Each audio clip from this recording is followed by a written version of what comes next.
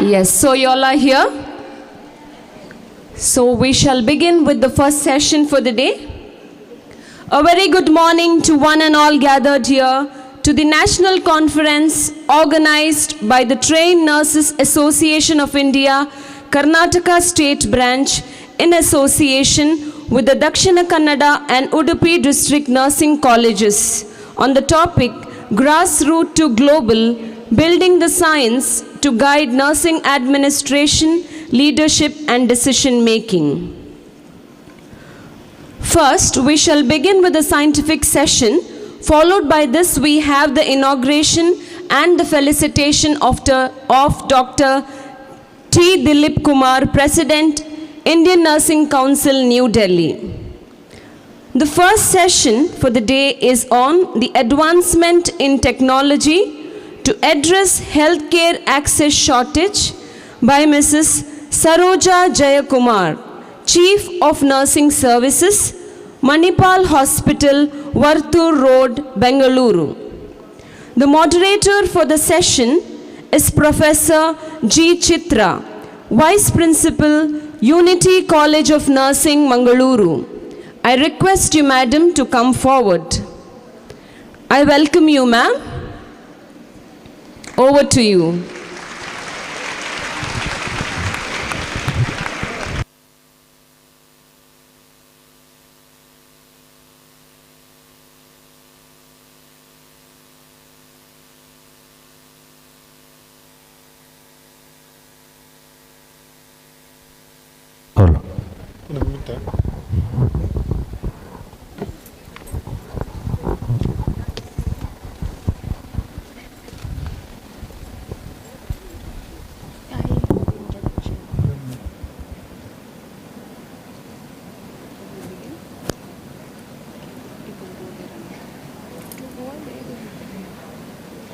Presentation is one there.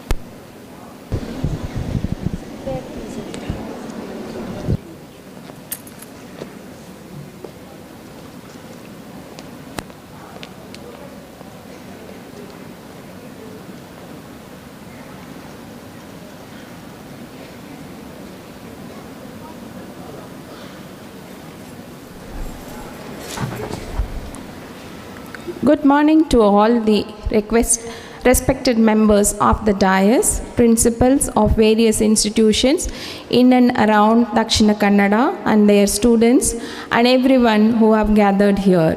It's my honor and pleasure to introduce an eminent speaker of today's conference, Mrs. Saroja Jayakumar, Chief of Nursing Services, Manipal Hospital, Vartur, Bangalore. And formerly it was known as Columbia Asia Hospital of Whitefield. She has completed her graduation from Bangalore Fort College of Nursing in the year 1994, then began her career as a nursing tutor from Gautam School of Nursing. Then for some time she worked as a cardiothoracic and vascular surgery nurse at Vacat Hospital. Then in 1997 joined as assistant lecturer at Manipal College of Nursing, UDUPI. There she was deputed for Masters in Community Health Nursing. In the year 2000 she has completed.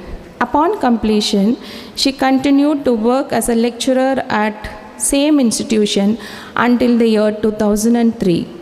Then in 2003, moved to Mangaluru and took up the role as a vice principal of Manipal School of Nursing. Later, she became the principal of same college. In the year 2007, she was one of the instrumental person in starting Manipal College of Nursing, Bangalore, and she has become the first dean of that college. In 2011, she has taken a major decision to move from academics to clinical and became the Chief Nursing Officer of Manipal Hospital at HAL Old Airport Road and worked there until the year 2019. Later, the same year by December, she has joined at Columbia Asia Hospital. Now it is known as Manipal Hospital, Vartur. as a Chief of Nursing Service and working till date. And I would like to highlight few of her achievements among many. She has been instrumental in setting up many nursing skill labs, development of nursing procedure manual, and to get nursing excellence certification for Manipal Hospital at HAL Road and the branch which she is working now, that is the Manipal Hospital Virtur branch. And she has many publications in the Index Journal, and she is a co-author of Nursing Procedure Manual Volume 1 and 2 released by Rajiv Gandhi University of Health Sciences.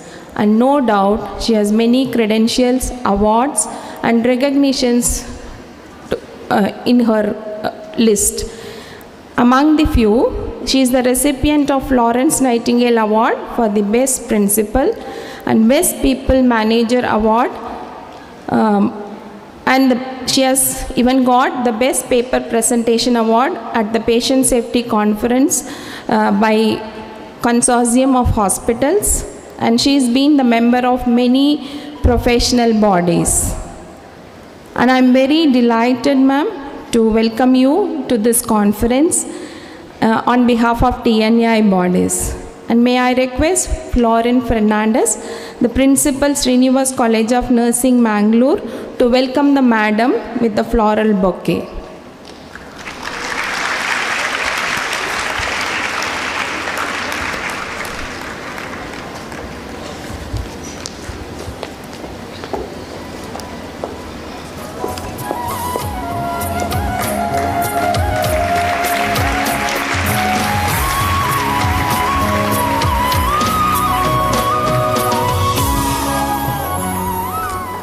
And she is going to highlight in her presentation about the advancement in technology to address the healthcare access shortage. Madam, the stage is over to you. Thank you. Which is it? It's here. This campus is right. Yeah. Use the left and right hands.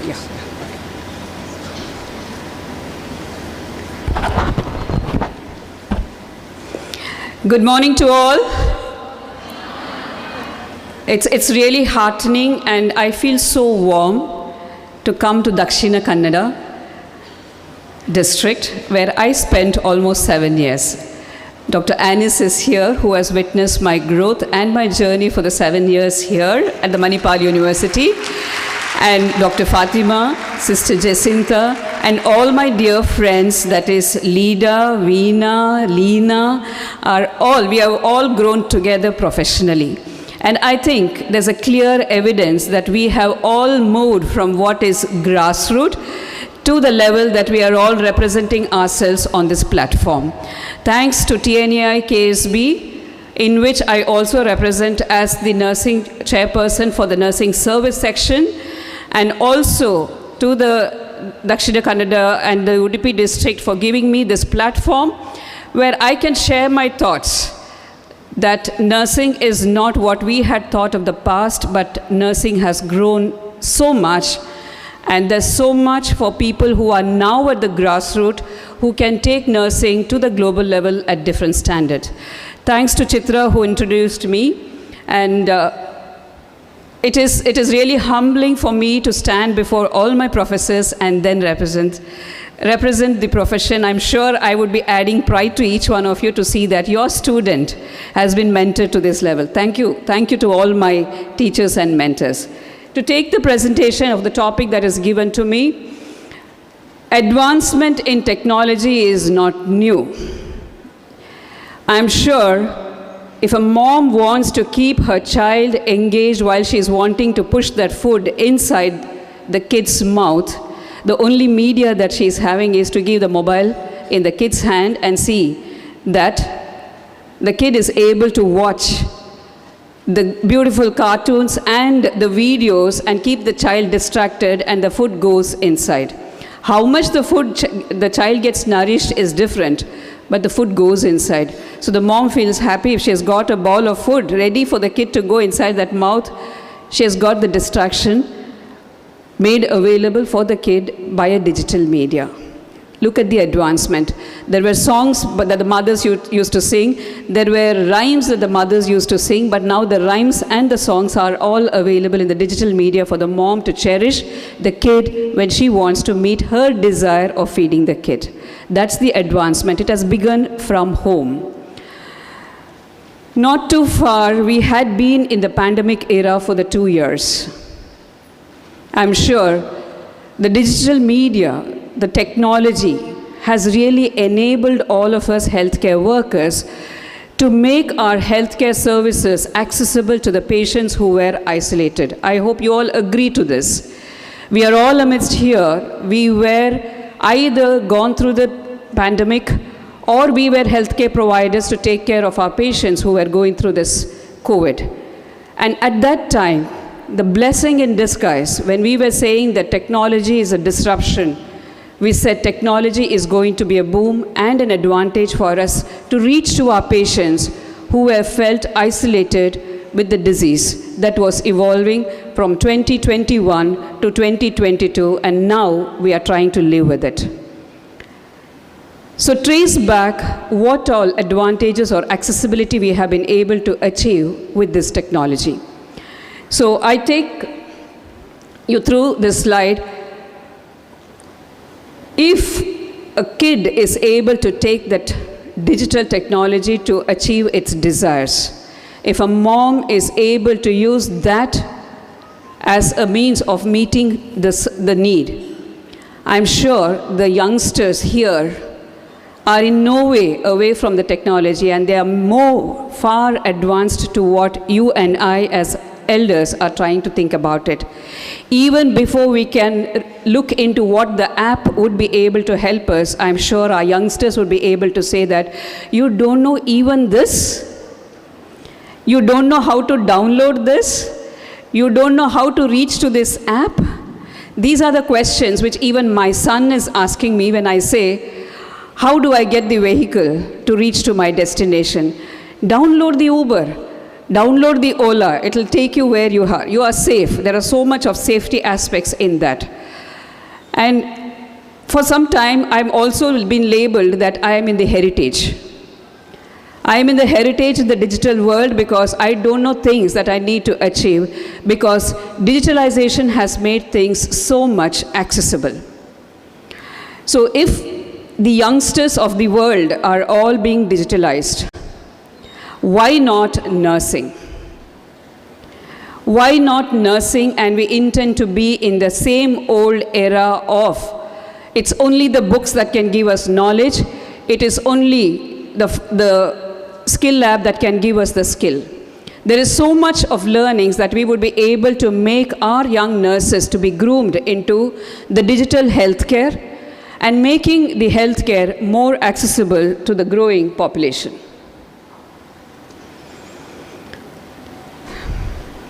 Is there a shortage in the access to healthcare?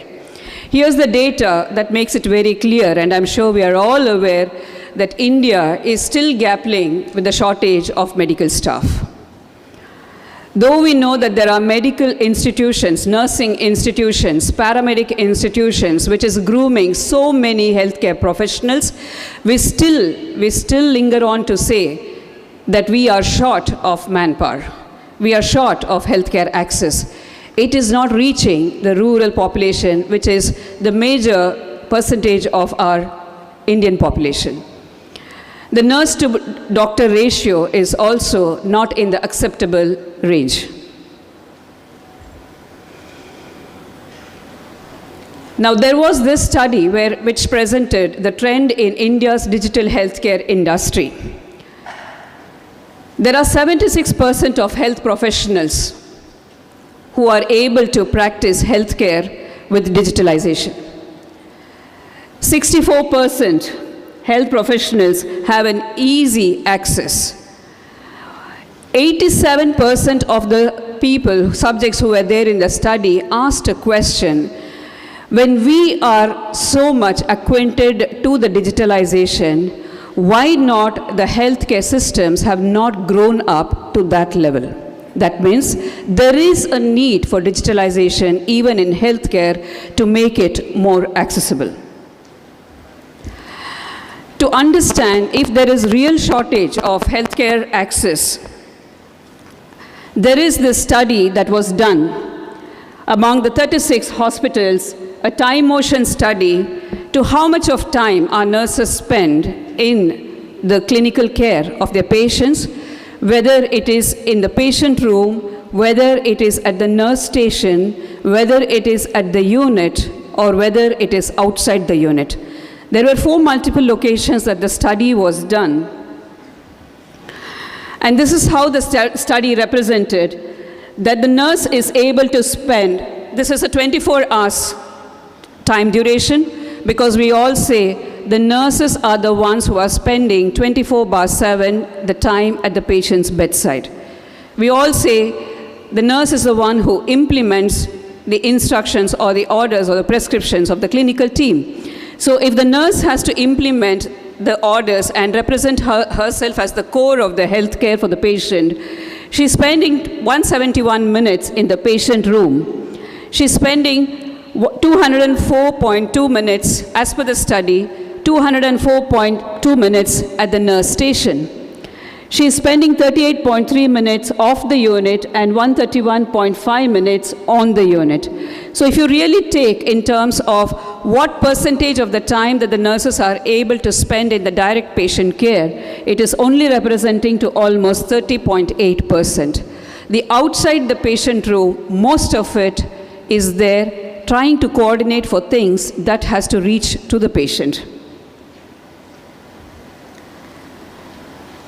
If we had to look into how much of time do nurses have for patients, a longitudinal study quantifying hospital nurses' pattern of task time distribution and interactions with health professionals, the direct patient care of a nurse is only 25%. The indirect patient care was 16%. The time spent on the medication, because that becomes the major core function of a nurse, which is 21%.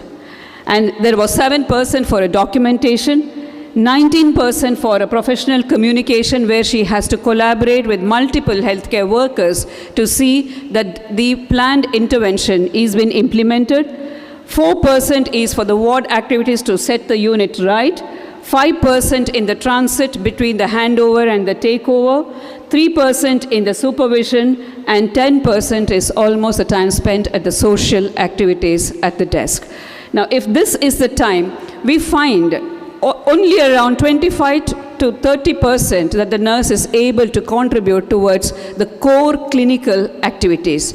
If you look into most of it, outside this 30% is representing the non-clinical activities. Can this 70% of the time taken by the nurse be able to be contributed digitally?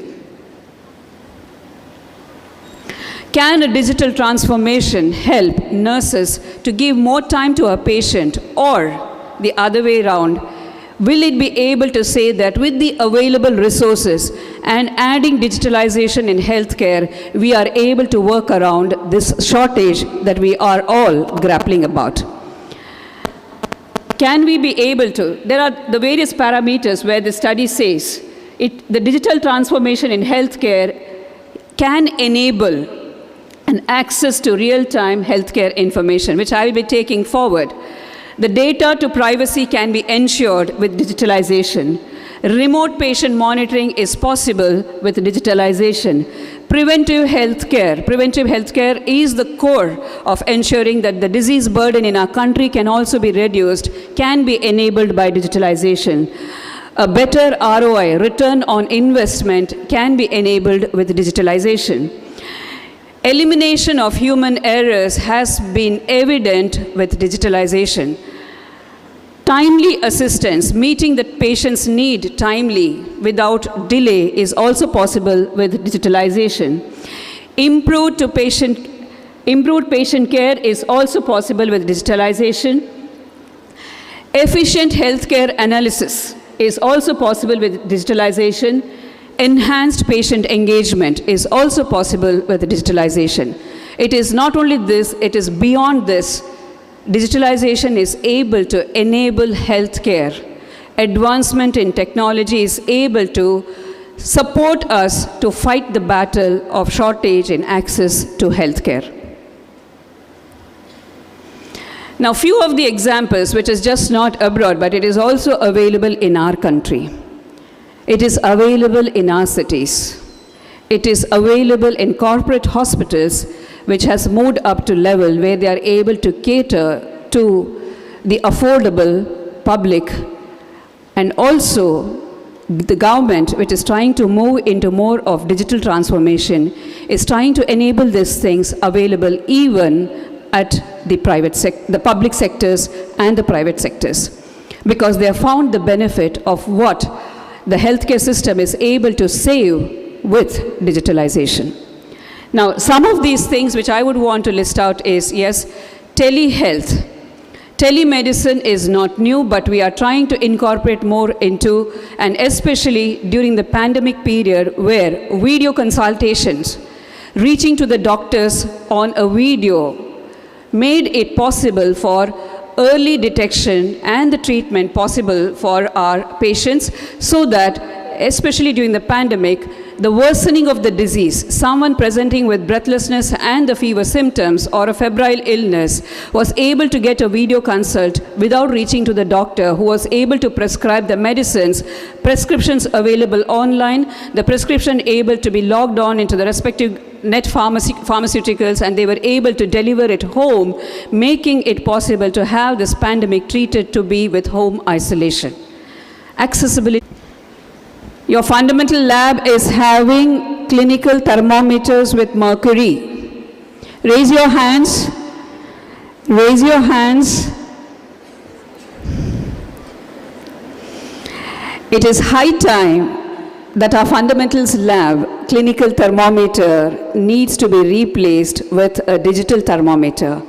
No hospitals are now entertaining clinical thermometers. It is a digital thermometers that is available. Clinical thermometers break and mercury is dangerous. It is poisonous, and we are freeing all healthcare, the hospitals, and making digital thermometers which is affordable to be available to the patients who can take it back home at the time of discharge. So we begin with this first digital equipment that can make a nurse feel digital. The digital thermometer is able to give the calibrated value, the time that you take to see the grading of the mercury level on the clinical thermometer, and get your student nurse to read that value. Already the score, the temperature of your patient is available, which is axillary. No more are the oral thermometers, it is available as axillary digital thermometers. This is basic, available to the public. You can see they would be available even at their home. Moving from this digital thermometer, who are all learning the vital signs, spending the time to check the temperature, the pulse, respiration, blood pressure, saturation. I am sure, I am witnessing our nurses. Respiration has not been a parameter that they're assessing. We have all taught our nurses to place the palm on the chest to see that there would be this abdomen going up and down, and you count the respiration. Gone are the days where our nurses at the bedside are spending that time, that keeping that palm on that abdomen and counting the respiration rate. But let me tell you, the most sensitive vitals to identify the early detection of deterioration of the clinical signs is the respiration. When the respiration alters, the saturation alters. When the saturation alters, you are able to see your heart rate alters. Your heart rate alters, your blood pressure alters. So the respiration becomes the most significant, the vitals that has to be recorded by our nurses at the bedside, and I'm sure this basic vital is not being in the parameter. I know how the documentation happens even without checking. Let me give you the live evidence that I'm witnessing. Patients' vitals are uniformly documented as a respiration of 20, 20, 20, 18, 20, ranging between 18, 20, 18, 20. Suddenly there will be a announcement of a medical emergency, a code blue announced in the ward. When you look into the documentation, when did the patient's respiration drop? Even at the code blue time, you would see that they would have manually documented a respiration of an 18 to 20. Would you agree it is a realistic score? I hope I am able to get the attention of everyone. Would you think the respiration of a patient would be an 18 to 20 when there is a medical emergency announced or a code blue announced in the ward? Just an answer. It would never be an 18 and 20 because it's all possible for the respiration parameters should have gone down to almost a 12 and below before you can announce an emergency, and the saturation would have gone down. But the documentation will show that the respiration had been 20 to 18 because we do clinical audits. When do clinical audits and look into the reasons for the code blue analysis, we find our nurses' documentation would be so erratic. So how can we enable prevention of these errors of our documentation? There are sensors. There are sensors which gets logged onto which is fixed on the patient. There are instruments that picks up the saturation, picks up the respiration, picks up the heart rate, and that is being fed into the clinical, the central monitors, so that the nurses who are there at the counter are not missing what happens of the patient in the room. Most of the hospitals are now either a multi-sharing of 4 beds or a twin sharing or single rooms. Most of our affordable patients would long to have a single room. The nurse trying to visit the single room for each visit, which normally a patient's vital signs we expect every 4th hourly. So there would be 2 readings at least within a shift. The 2 readings within a shift, if it has to be the realistic and without an error, it is high time that we move into a way of recording the vitals which is more reliable. The more reliable is seeing that this kind of digital access or the point of care access is available inside the room, so that the nurse at the counter would not have that multiple visits or being taken by surprise that the patient has deteriorated. I hope I am catching the attention of all our young students who are learning vital signs as your basic nursing procedure. Am I? Yeah. So advancement in technology has helped to prevent errors or the near misses of having patients collapse in the room even before the nurse can pick up these deteriorations. So this has helped us to move forward into more digitalization, and this is available at the patient's bedsides. As I had already told you about telehealth, which is more affordable, most of the healthcare clinics have made hospitals. Let me give this future scenario of a hospital. The future scenario of healthcare system, not too far. If your hospital beds is about 100, 75% of your 100 beds would be critical care beds. When I say critical care beds, it would be the ICU beds.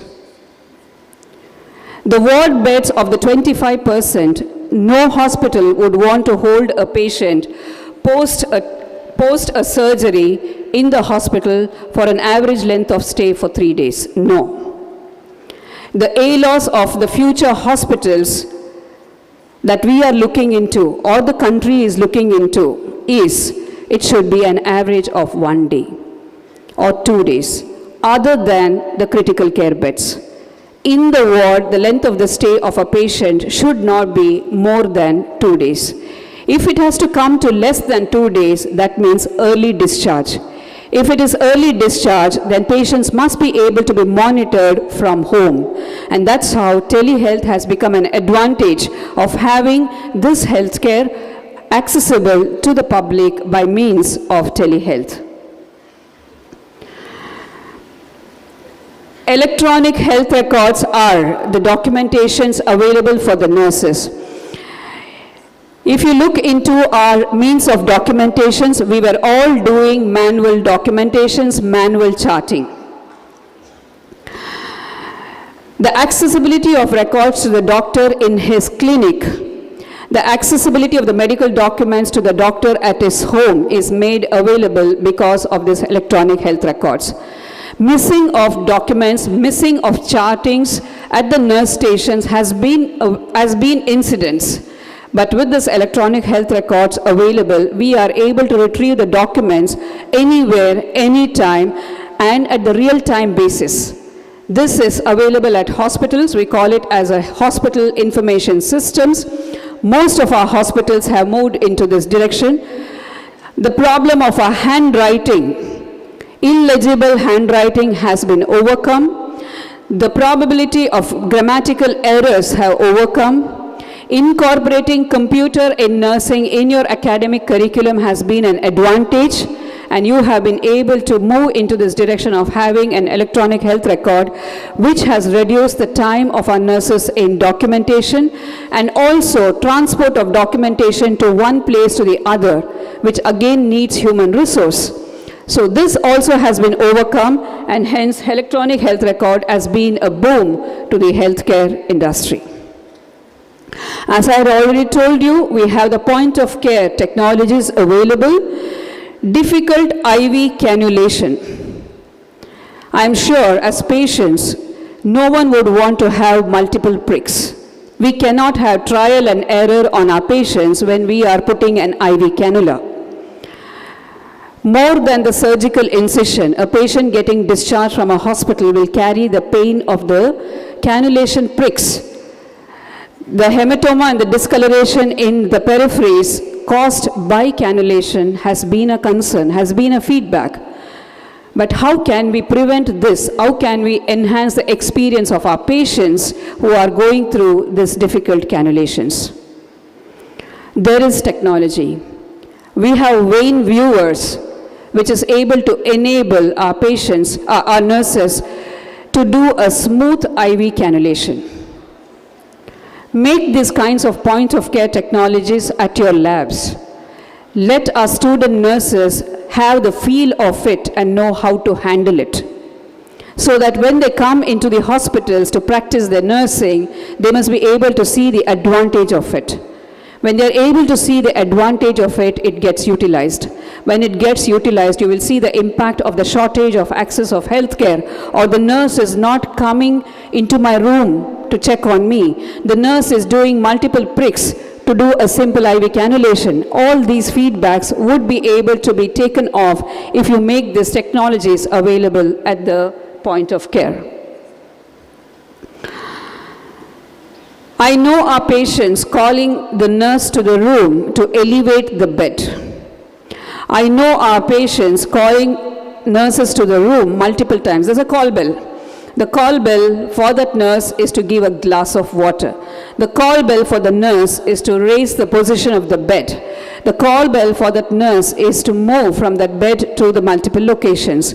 But technology has advanced.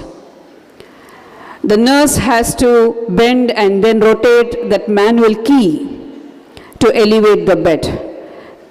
But there are electrical cords which are able to give the positions to our patients at multiple positions.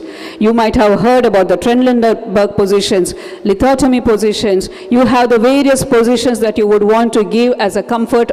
You make them supine, you make them at various angles. You are able to do by means of an electric cord. The body mechanics for that nurse in handling the patient on the cot can be protected by ensuring that your patient cots are electrically affixed. Further, prevention of pressure ulcer, change of position of patients every second hourly, provide back care, attend to the pressure points. Now, if a patient is on a cot for long durations with various kinds of incontinences, patient can end up having PU.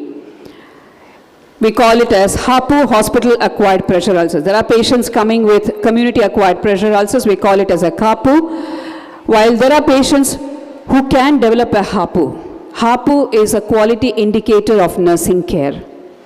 If you know that your patients are developing pressure ulcer because of the poor nursing care, it speaks the quality of the hospital.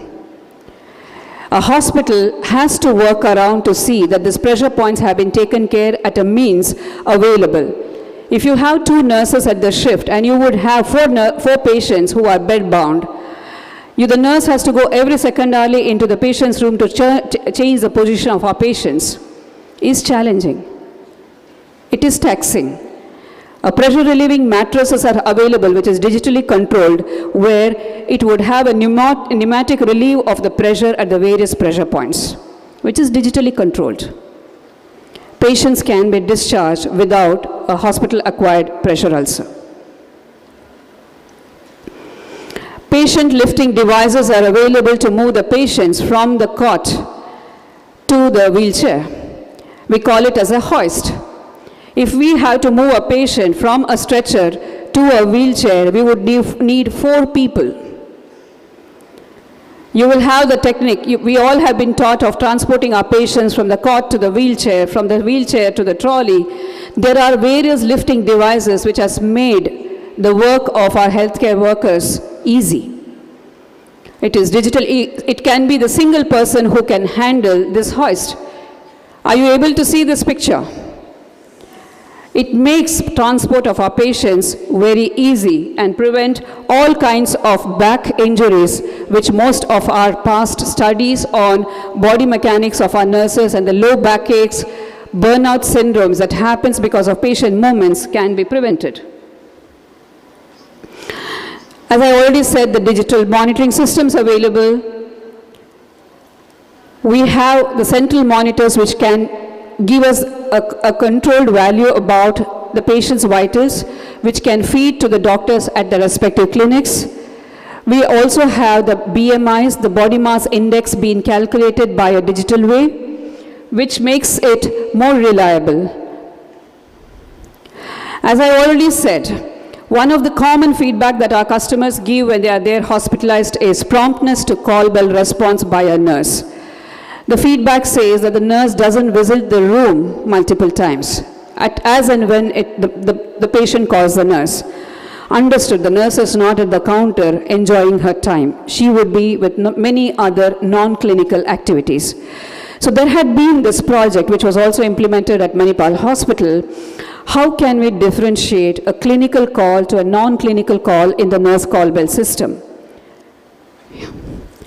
So we did this project of differentiating the clinical call and the non-clinical call.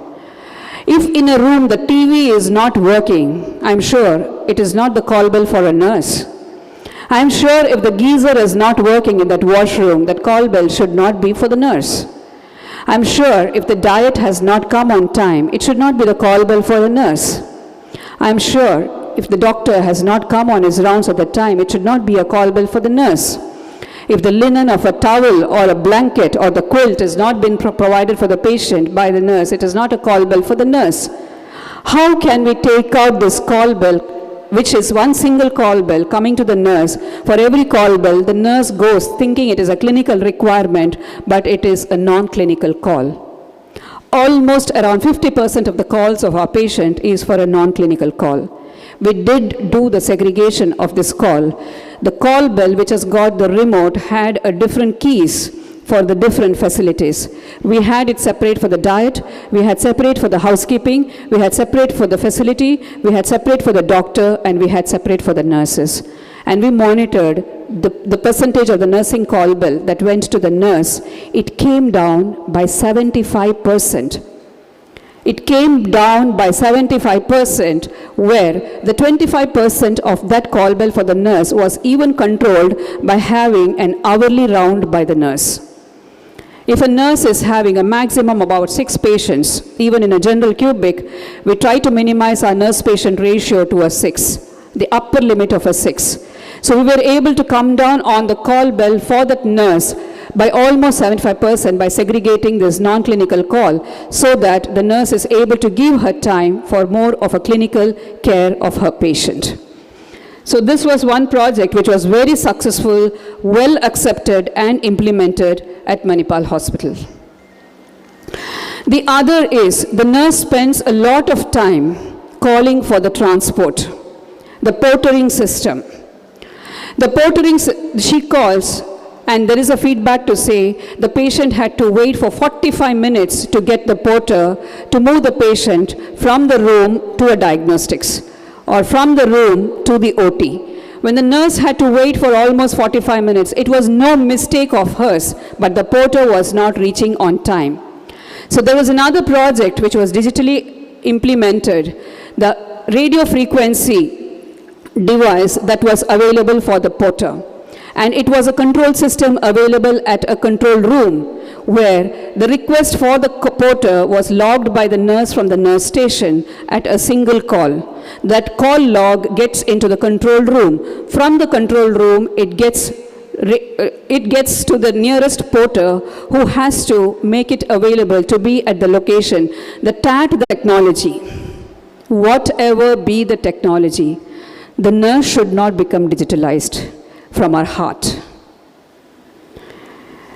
Technology is a boom. Advancement is a boom. But the core of our nursing profession is empathy. So I would want to end my slides by saying the benefit of a nursing care. You can come down on the time taken by the nurse on the non-clinical work, but we cannot come down on the feel and the attitude that she has to demonstrate in caring for the patient. The better care is with empathy, we will be able to get greater patient satisfaction, higher levels of hope, increased patient trust and ratings of clinical competence, improved provider well-being, greater job satisfaction, less burnout and absenteeism, and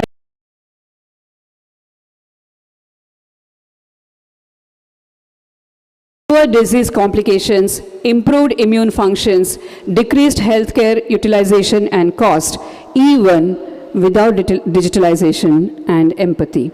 Though I spoke for this number of minutes on digitalization and advancement, I end my talk that empathy should not be away from nurses. Thank you.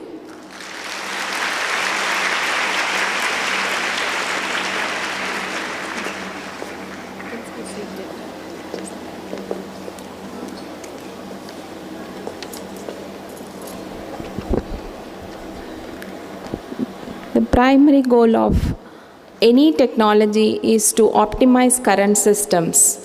What are the various ways the technology has transformed the healthcare and its benefits, its significance, and why it cannot be overlooked or can be ignored, how it is going to pave the way for the future healthcare system and for the nursing care has been well highlighted by the madam. We are delighted to listen your presentation, ma'am, and thank you for this wonderful presentation. May I request Professor Christina Sajuvarki, Principal, Dr. M.B. Shetty College of Nursing, to bestow the memento and certificate to Saroja Jayakumar, madam.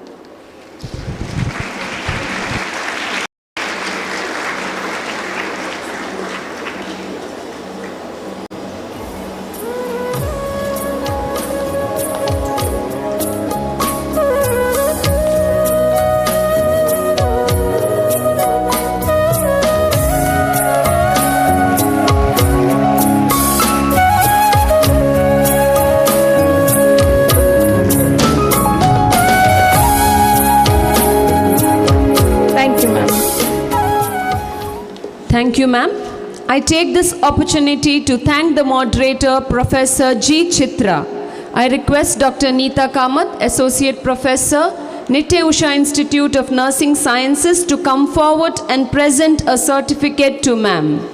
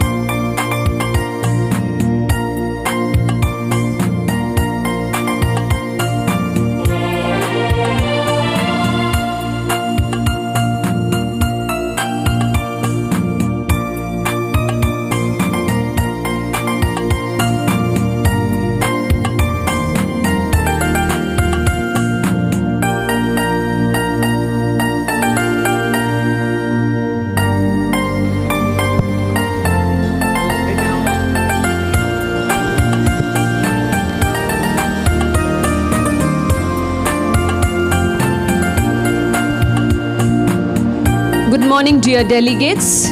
Dr. T. Dileep Kumar, President of Indian Nursing Council, New Delhi, has arrived at the entrance, and now we shall begin with the inaugural ceremony soon. I request all the delegates to kindly occupy your seats. Please remain seated.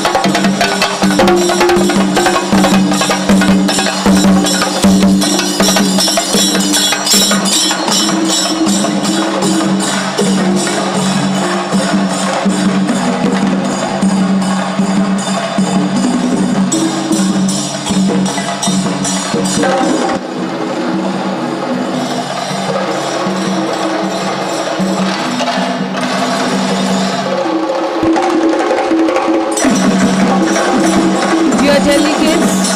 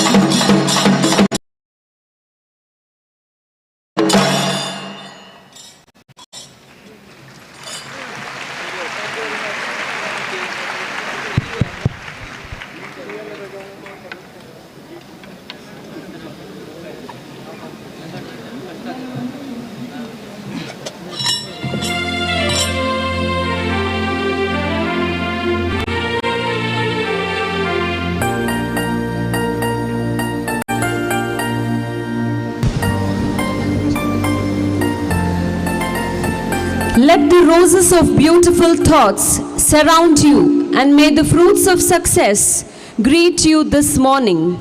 Not just a good day, but may you live a day of excellence and success. Good morning to one and all gathered here to the National Conference organized by the Trained Nurses Association of India, Karnataka State Branch, in association with the DAKSHINA Kannada and UDUPI District Nursing Colleges on the topic Grassroots to Global, Building the Science to Guide Nursing Administration, Leadership and Decision Making. I am Josmita De Silva, your MC for the day, extending a very hearty, cordial welcome to all of you lovely people out here. Let us give a round of applause and welcome ourselves to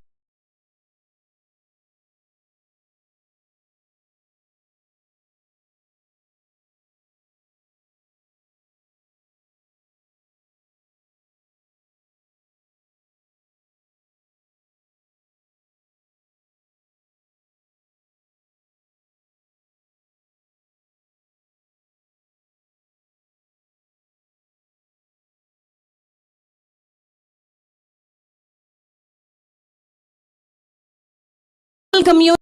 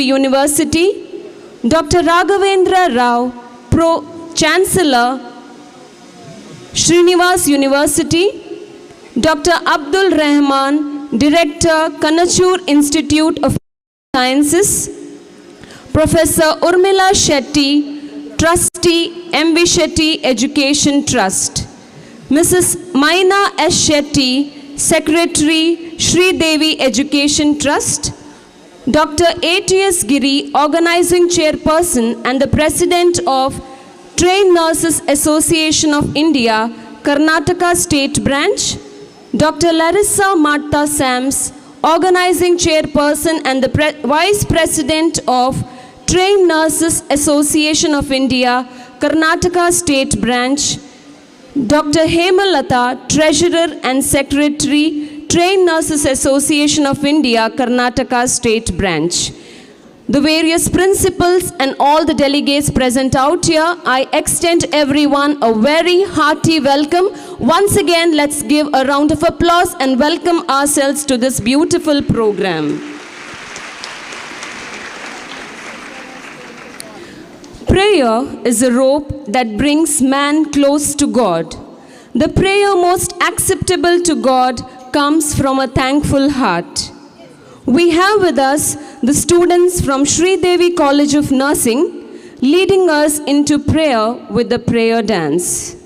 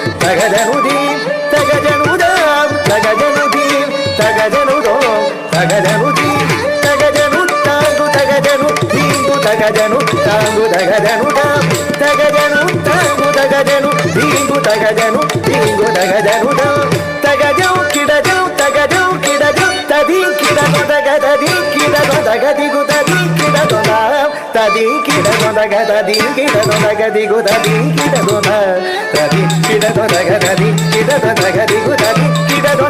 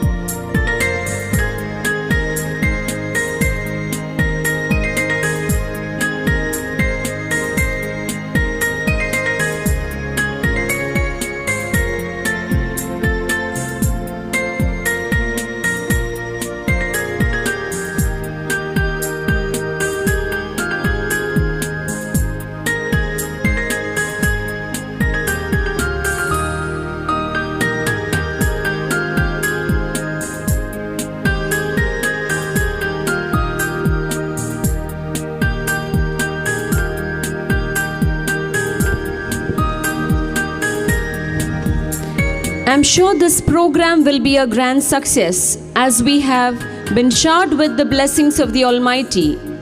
As we proceed with the inaugural program, may I now request the dignitaries to take their seats on the dais. As I call out your names, I request Dr. A.T.S. Giri and Dr. Larissa Martha Sams to escort the dignitaries on to the dais. Dr. T. Dileep Kumar, President, Indian Nursing Council, New Delhi.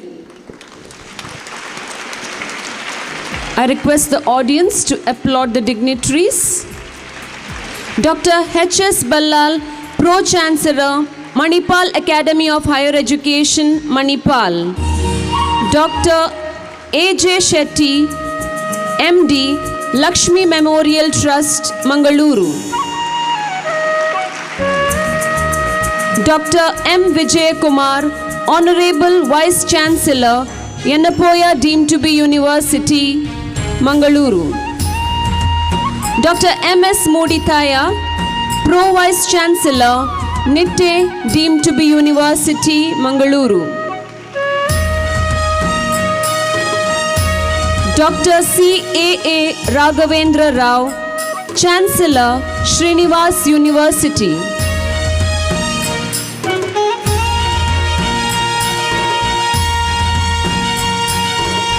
Mr. Abdul Rahman, Director, Kanachur Institute of Medical Sciences. Dr. Hima Urmila Shetty, Chairman, Dr. M.V. Shetty Education Trust.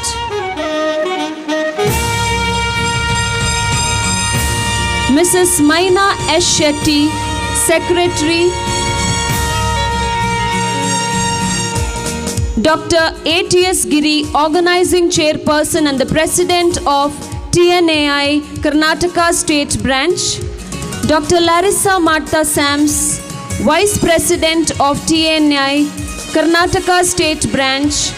And Dr. Hemalata, Treasurer and Secretary, TNAI Karnataka State Branch.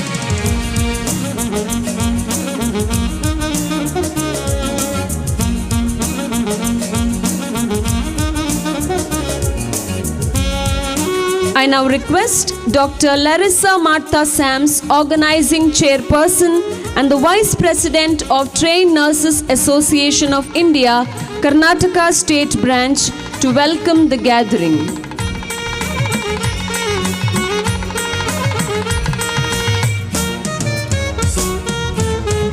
One and all gathered here. It's indeed a great pleasure and privilege for all the nursing fraternity to have such a wonderful occasion to come together and to have a national conference in the presence of our President of the Nursing Council, Dr. T. Dileep Kumar, and other esteemed guests in this August gathering. So it's my pride and privilege to welcome the dignitaries. First and foremost, I welcome Dr. T. Dileep Kumar, President, Indian Nursing Council, to Nammakudla and the Sea Coast, the Udupi district, on behalf of all the nursing fraternity who are present or who are not present and part of the Mangaluru and Udupi people to this August function. We welcome you, sir, and it's my privilege that I request Dr. H.S. Ballal, Pro Vice Chancellor of MAHE, to do the honors of welcome.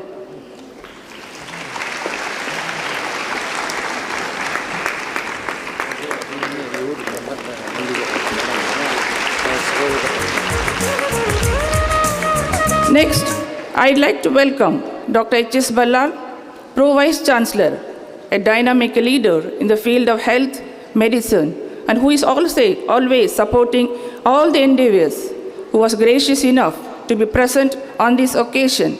I request Dr. A.T.S. Giri to do the honors of welcome.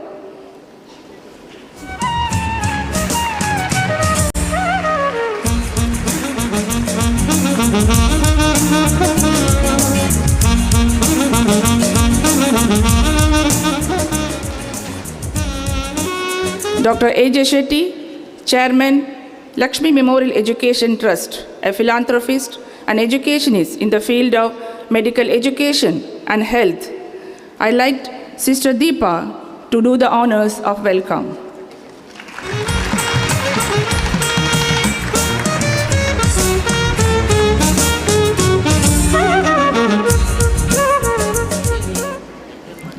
The Vice Chancellor of Anapaya, deemed to be University, Mangaluru, Dr. Vijay Kumar, who is an eminent person in the field of medical education as well as in the field of oncology.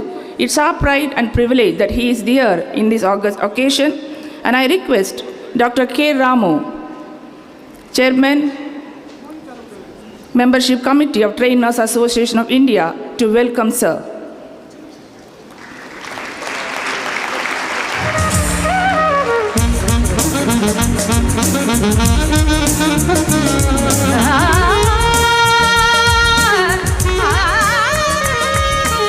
Dr. M.S. Mudithyaya, who is the Pro Vice Chancellor of NITTE, deemed to be University, to this August gathering. I request Mr. Shrikant Pulari, the Vice President of Belgaum Zone, to do the honors of welcome.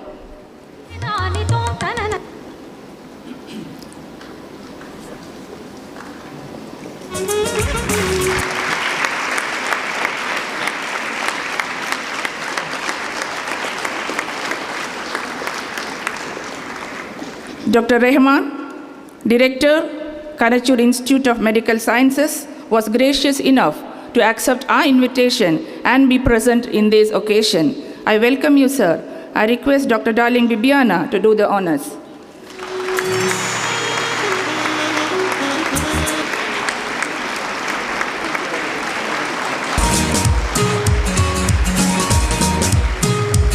Dr. C.A.A. Raghavendra, a senior member in the medical fraternity, who is also the chairman of the Srinivas University.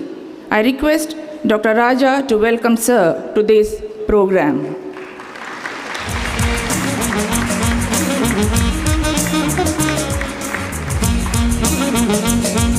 Dr. A.T.S. Giri, President, Trained Nurses Association of India, Karnataka State Branch, a dynamic nursing leader who is always forefront for the nursing fraternity, any issue related, and finding the solutions. It's our honor that Sir is here with us today. I request Dr. Sandhya D. Almeida to welcome Sir.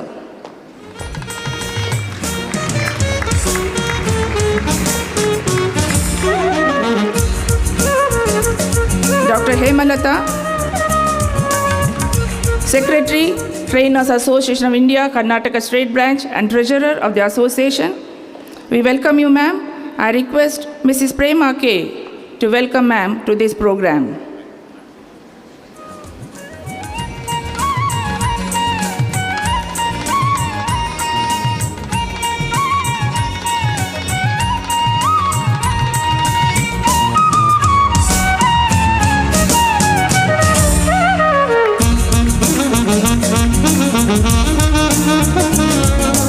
It's really a great honor, the senior member of the nursing management institutions who are instrumental in starting the pioneer nursing institution, M.V. Shetty Institute of Health Sciences. Srimati Urmila Shetty is with us today. Really, we are glad and happy to have welcome you, ma'am. I request Dr.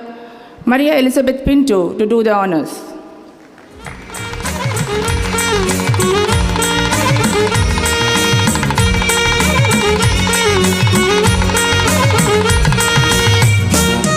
I also welcome Mrs. Swapna Joshi, who is the Vice President of West Region of Trainers Association of India and a speaker on the today's event.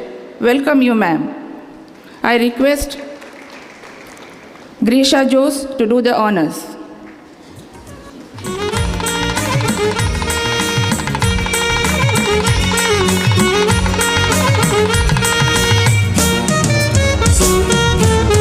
Importantly, all the nursing delegates who are present here for this national conference, so that you could benefit from this conference, I welcome each and every delegate to this program.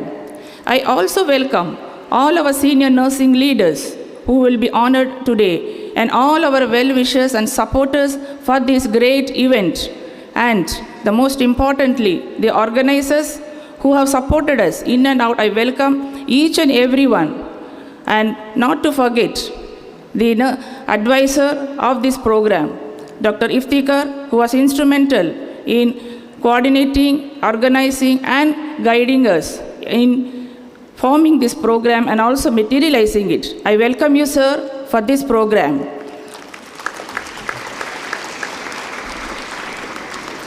And last not but the least, it's indeed our pride and privilege to welcome all the people who are present here. Welcome to each and every one. Once again, thank you.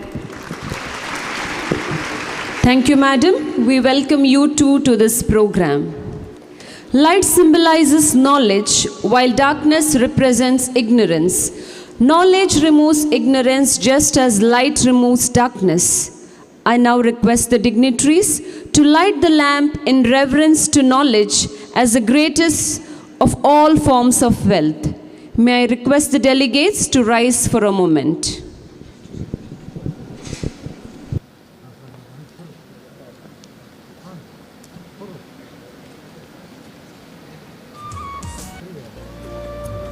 Shubham kurutvam kalyanam arogyam dhanasampadah. Shubham kurutvam kalyanam arogyam dhanasampadah. Shatru buddhi vinashaya dipajjyo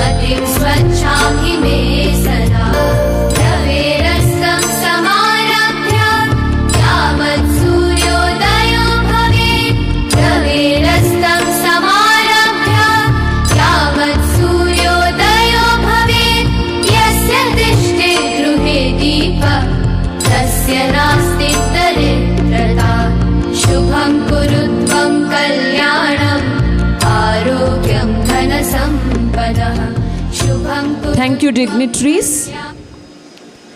It's a privilege to have with us an eminent personality, a dynamic leader, Dr. H.S. Ballal, Pro-Chancellor, Manipal Academy of Higher Education, Manipal. May I now request Dr. B.A. Yatikumar Swami Gowda, former Dean, Nursing Faculty, Rajiv Gandhi University of Health Sciences, and the Principal of Alwas College of Nursing, Moodbidri, to introduce Dr. H.S. Ballal to the gathering.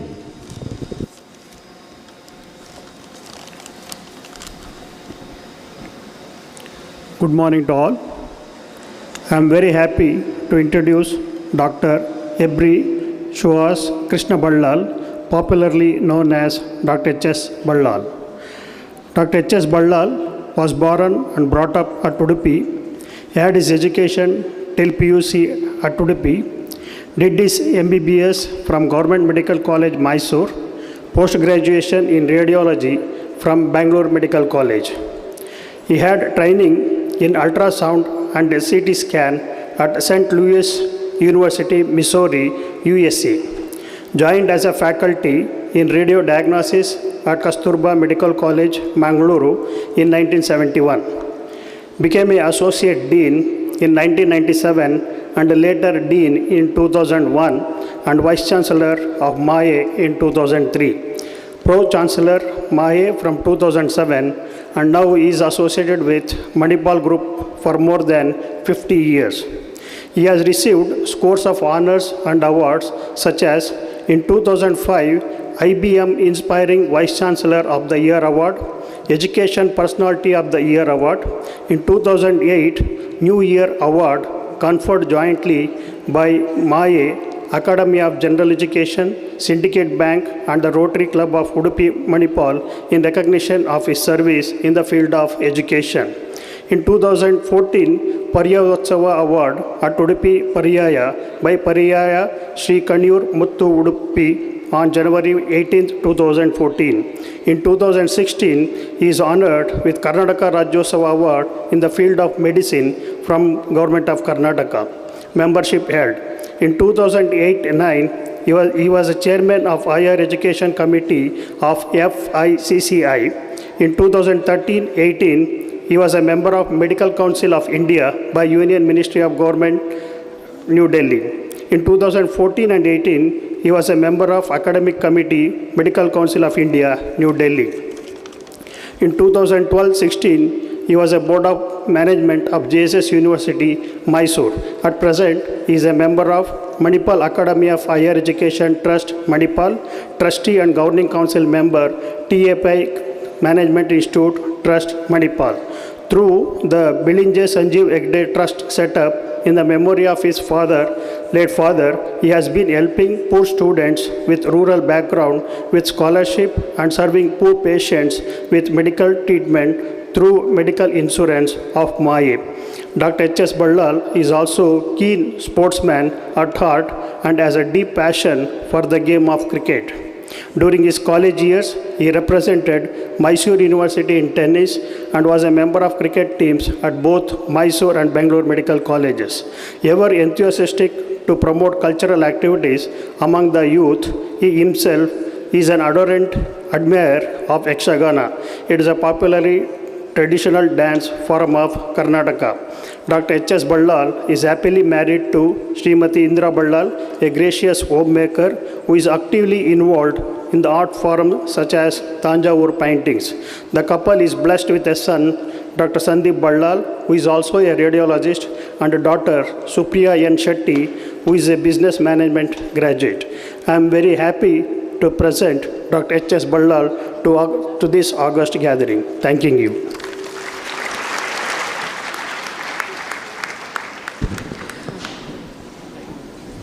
Thank you, sir. May I now request Dr. H.S. Ballal, Pro-Chancellor, Manipal Academy of Higher Education, to give the inaugural address.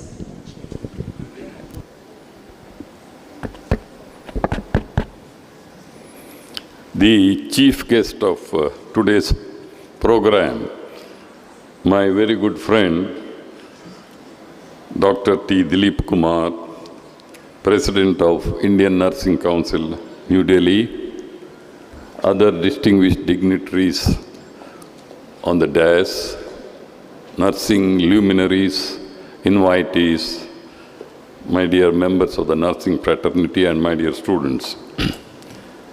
I am very happy to be part of this conference, Trained Nurses Association of India, Karnataka State Branch, in association with DAKSHINA, KANNADA and UDUPI District Nursing Colleges, have organized this very important national conference on grassroots to global building the science to guide nursing administration, leadership and decision making. About a week ago, the organizing committee members came to Manipal to invite me to participate in this conference. And they said, Nursing Council President Dileep Kumar, who has been my old friend, we have been associated with more than 3 decades now. And they said he's coming all the way from Delhi to participate in this conference. I readily agreed, because I always consider nursing fraternity as a very, very important component of healthcare delivery. There is no two opinion about that. Especially during the COVID-19 pandemic, for 2 years, the amount of contribution from the nursing fraternity has been immense. I really do not have words to express my gratitude for the contribution that you have made.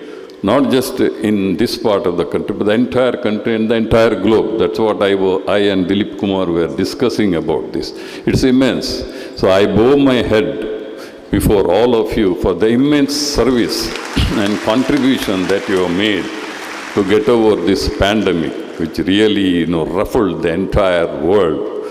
And especially, you were wearing those PPE kits, personal protection kits, equipments, which is very, very cumbersome. Actually, I wore it for a very short period of time when I wanted to visit one of my very, very close friends who had COVID-19. For about half an hour, I was not able to tolerate that. It was so suffocating and things like that. But that you people were wearing for more than 8 hours, and some of them for about 16 hours.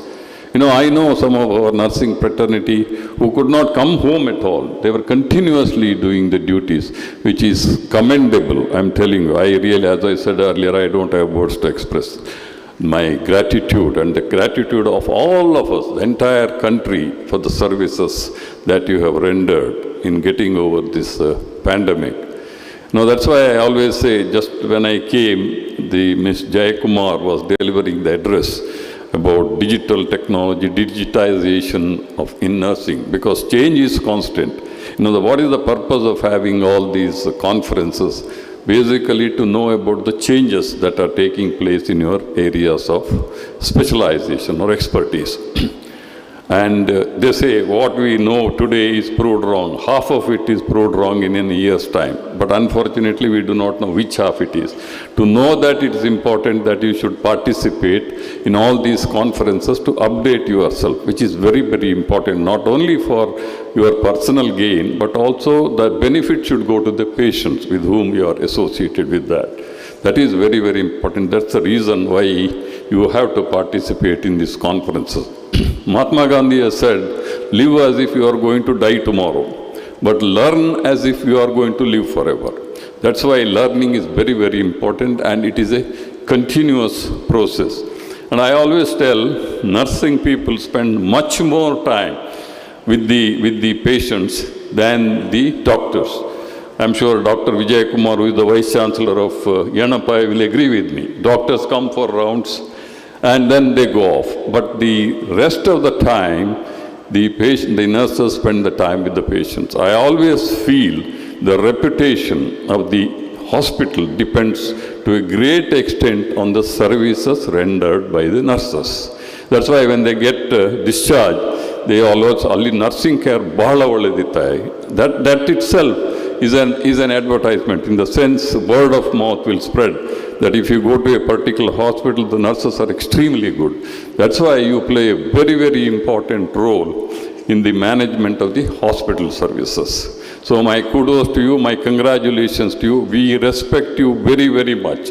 The problem is there is acute shortage of nurses in this country, not only in this country, everywhere. One is attrition rate is very high. We have been observing that in Manipal, because you get better opportunities outside the countries. Fair enough, we have to go. So we have large number of institutions now. Number of institutions also have increased considerably. I am given to understand that in undivided Dakshina Kannada, we have 49 BSc nursing colleges and 60 general nursing and maternity nursing colleges. And the annual intake is about 40,000. But still that is not sufficient. And the number of hospitals are also increasing, plus more other home care, old age home, and then it's end of life care. All these things, require nursing care, very much nursing care, because these are important. Today, the lifespan has increased considerably. That's why the older people like me is increasing and they need more medical services. Geriatric patients are increasing in number, so they require your services. So you are very, very important for the healthcare facility, and I consider you as the backbone of the healthcare facility that you are giving to the entire nation. See, we have a shortage of nursing. That's what our Jai Kumar was telling, about 1:6 or something. That is the requirement, but we are much lower than that. And technology, you must change with technology. There is no doubt about that. But she mentioned that empathy, which is very important. You must have one-to-one reaction. That's why even in teaching today, during especially COVID times, there was online teachings, but offline and online, that personal touch cannot replace the online.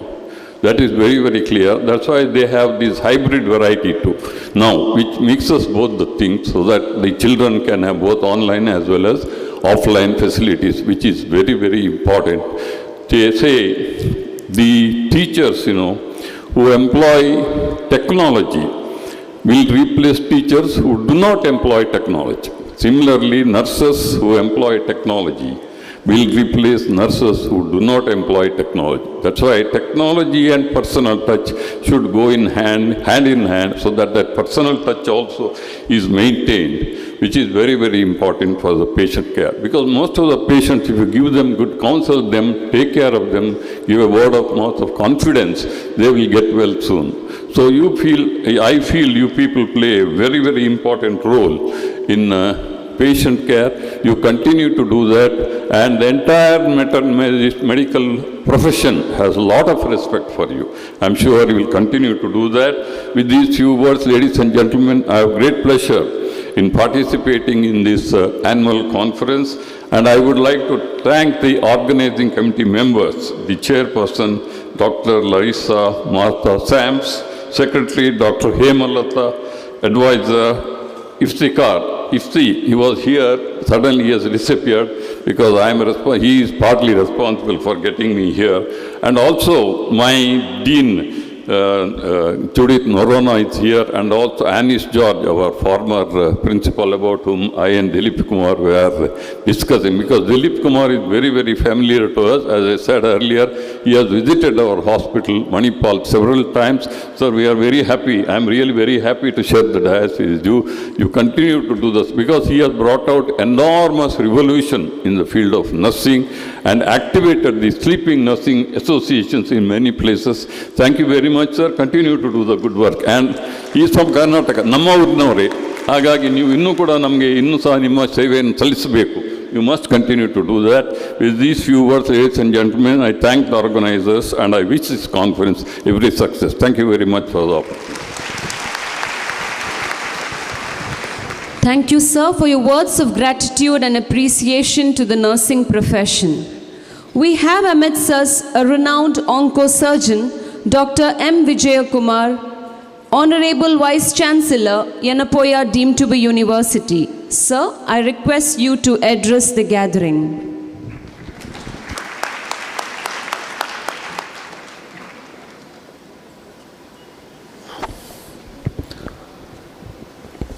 Good morning, everybody. Namaskara. It's indeed a pleasure to be here and sharing the dais with other dignitaries here, particularly Dr. Dileep Kumar, the President of the Nursing Council of India, New Delhi.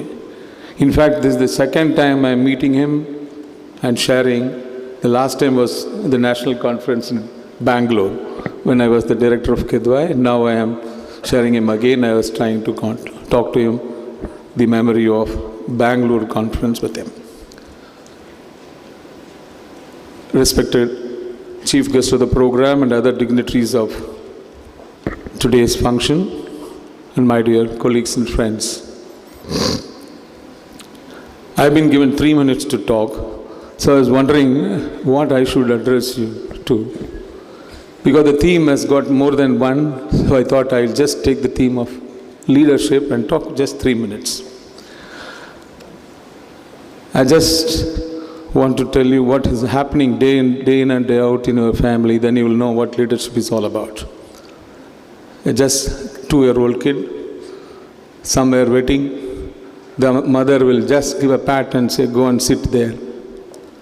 That's the mothering first step. The same kid grows, 10-year kid, not doing so well in maths, the teacher says, same mother calls and tells, look, you wanted a cricket bat, if you want it, you do well in the annual exams, I'll give. The same child goes and says, I want to marry so-and-so. Let us all go together and see the girl and then arrange that marriage and move on. The fourth stage comes, the same child grows to an adult, now a businessman, and he wants to start a business on his own, comes for advice. That same mother says, you're grown up, my blessings and prayers are there, you do what you want. If you look at these 4 stages, this is what Arindam Chaudhary's module of leadership is. The first one, giving a pat and making them sit, is called diction. Giving the bat, make them study, is seduction. And then going and getting them married along with that decision is association. And last is delegation. So diction, seduction, association and delegation are the 4 phases of the module which you do day in and day out at family, but I don't know why you can't say that in the institutions. And this is the module described by Arindam Chaudhary. We can't take one brush and paint the same in the same different canvases. If you understand this, a lot of problems during leadership and followership will not be there. Today, me as a director of KIDWAI and professor was behaving one way. If I probably behave the same way today, I'll be thrown out of the students because their requirement, their way of behavior today is totally different when it was 40 years ago when I was a student. So that is what probably as a leader we have to change, and we have to accept the change without changing the basic principles. In the name of discipline, we try to be a little more strict, and you know what happens. And if you are very loose, you know what happens on the other end. So this is one thing which we will have to understand in the leadership is the differential behavior of the leader, choosing to behave the way the circumstances wanted. Do properly at the right time, right way, right time, and right person. As Aristotle said it long back, to get angry is very easy, but to show it in the right person, at the right time, in the right way, is not that easy. And that is what probably you may have to learn as you grow to become a leader. And I am sure every one of you who are sitting in the family as a leader can turn out to be a leader in the profession also. Thank you very much for calling me here and inviting me to be a part of it. 3 minutes is over. Thank you very much. God bless. Thank you, sir. I now call forward Dr. M.S. Mudithaya, an excellent orator, an eminent academician, the Pro-Vice Chancellor of Nitte deemed to be University, to speak a few words.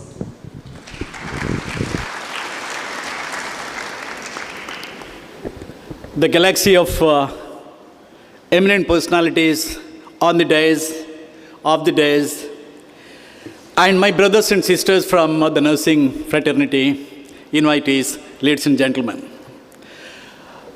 When I got the invitation to participate in this conference, I had a discussion with my Chancellor Sri N.V. Hegde and also Vice Chancellor Dr. Satish Bhandari. And they said, in the 3 minutes that you are going to get, 3 messages you should give to the participants in the conference on our behalf. Of course, I am trying to, ensure that these are in my words. First, continuing the sentiments expressed by the 2 speakers before me, Dr. H.S. Ballal and Professor Vijay Kumar. They are from the health sciences field, and therefore anything they say about what you have done over the years, it is almost like telling something about their own profession. But I am not from your field, I am from the management field. And the first thing that I wish to tell you is that we are all really grateful to you, salutations to you, because Robert Schuller had said somewhere in 1930 that tough times never last, tough people do. Whereas making it practical during the tough times, during COVID, situation, the whole world was worried, and so much of, the difficulties the world has to undergo. But if at all you made, if at all one profession, if it made this time something that when we look back, we feel, we have passed through, that is your profession. Thank you, and great salutations to you. And as far as, today is the theme, the very theme that you are having. If at all, India's growth story, if one profession has given great contribution, that is health sciences profession, and in our journey from local to global, if one profession has done, you find any part of the world you go, you will find the nurses trained in India and even the doctors are making great contribution in this regard. And therefore, as we are progressively moving towards an integrated and interdependent global economy, and in that your profession has been great, and you are making India's growth story a reality because of your contribution. That is the first thing that I want to tell you.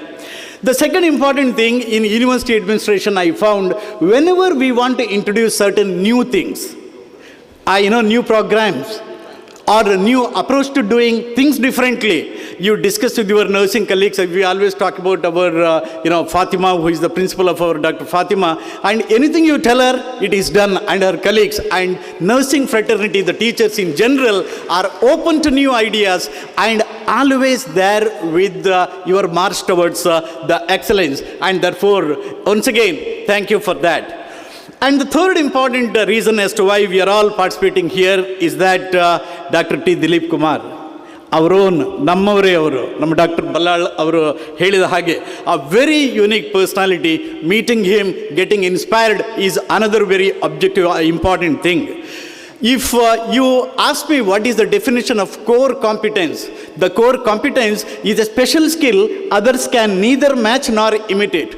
As far as a nursing profession, he is an erudite speaker, he is an able administrator, and above all, he is a very fine human being. And as far as, if at all there is anything to be spoken about the nursing profession, and if one person can represent that, that is Dr. T. Dileep Kumar, and who is being felicitated today, and therefore this is a great opportunity, and that's the third reason. Ladies and gentlemen, without taking much of your time, I once again wish to congratulate you on organizing such a great conference, very well organized, each and every aspect has been looked into, a great conference. Have a wonderful time. Thank you for this opportunity. Thank you, sir. May I now request Dr. C.A.A. Raghavendra Rao, Chancellor, Srinivas University, Mangaluru, to speak a few words.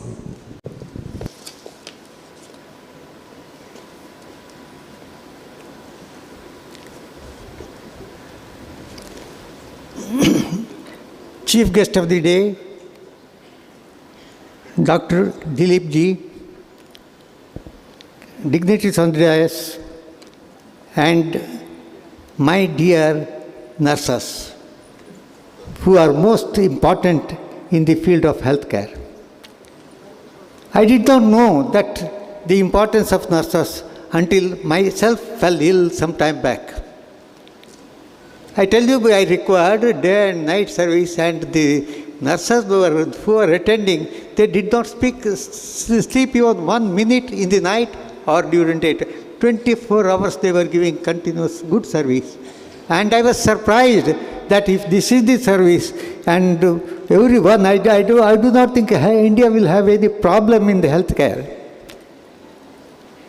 The highest credit should go for all this training, good training, and skill development in the education, nursing education field should go to our chief guest of the day today, Dileep ji, who has introduced skill development in the field of nursing education and has invited all our nursing faculty to come and attend the skill development in Delhi. This is an opportunity given to all. And why this profession is so important? It is ruled by ladies only. So many ladies who are economically in the middle class or lower middle class, they are employed very well, they are commanding good respect, and they are required all over the world. The employment opportunity for the nurses is so much. There is acute shortage of nurses in almost all the hospitals and at least I know the South India, there is acute shortage in almost all the hospitals, particularly good nurses. And the job opportunity, there is no problem. All over the world they are required, and they reap the benefit once they reach the top in the profession. The main link that is required is the patience, human behavior, and a good smile when they speak to the patient. I always, whenever I interview nurses, I say that keep up this smile when you meet the patients, and your smile will give a long life for the patient even if he is in the deathbed. See, this is what is required. Meet everyone with a good smile, and that could cost you nothing. And I think almost all the successful nurses have been following this, and they have been very considerate in achieving and a good healthcare particularly in India, and the demand for nurses Indian nurses are all over the world. And we should also remember at this time northeast states in India and the southwest state Kerala in India, which is contributing the maximum number of nurses to all over the world. Wherever you go, in every hospital you see, you find either from North India or from South India, some nurse working there. See, they are always taking a lead there, and such a lead should help the humanity very well, and they will be able to take care of the health of the patients very well. And that is why I feel the mortality rate of India has gone up from 27 years earlier to now about 72, 73 years at present. So with this, I congratulate you, and I am sure by the end of the session, this conference, all of you will be reaping best benefit, best knowledge in the field of nursing, technical knowledge, and you will be developing the grassroots level of management skill, which is very much required for the day-to-day management of the nursing profession. With this, I once again thank I am meeting him for the first time today, Dr. Dileep ji, and before I met him, I asked him what he is. And I was told that he is a man who has spent all over life, more than 30 years, in the field of nursing. He is the main cause for giving good nursing education in the country, and he has been served in different capacities in the Nursing Council, more than once as president also, and the skill development, education development in all the sector, particularly nursing sector, is because of him, and I wholeheartedly congratulate him for having given this service given this model to the nursing fraternity of India, which has contributed to the betterment of the healthcare of the society. Thank you very much.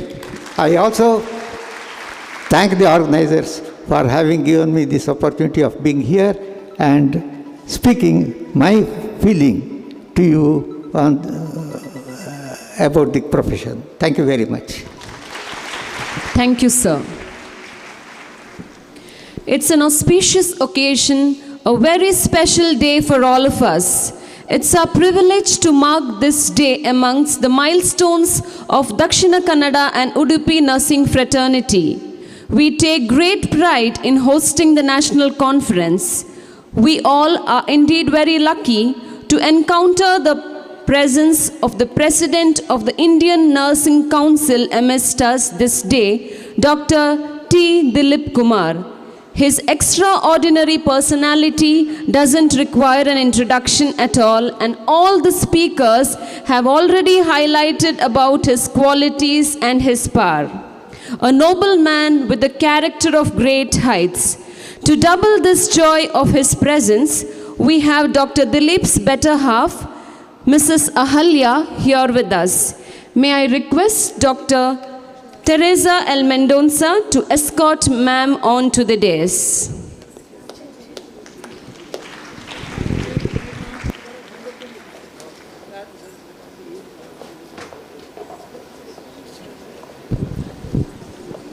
Let us give a round of applause to Mrs. Ahalya.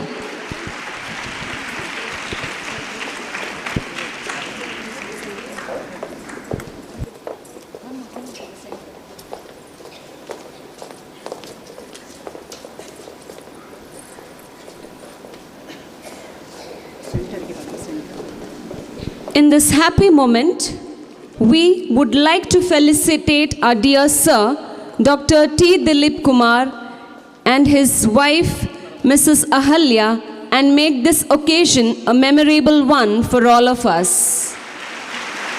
May I request Dr. A.T.S. Giri and Dr. Larissa to escort the dignitaries for the felicitation. I request Dr. H.S. Ballal, Pro-Chancellor, Manipal Academy of Higher Education, and all the dignitaries on the dais to honor sir and ma'am. Let us all give a round of applause to Dr. T. Dileep Kumar and Mrs. Ahalya.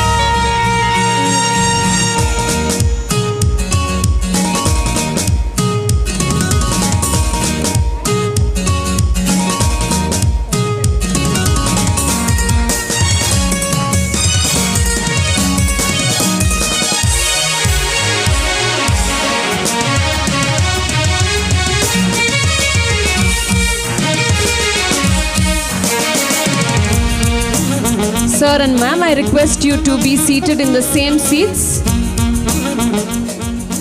Dear sir and ma'am, I request you to remain seated.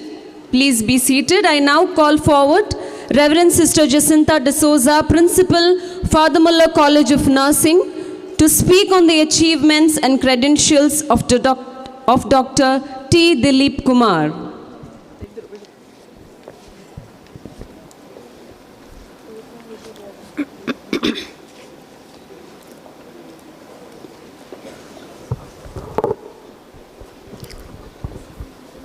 Good morning to one and all gathered here.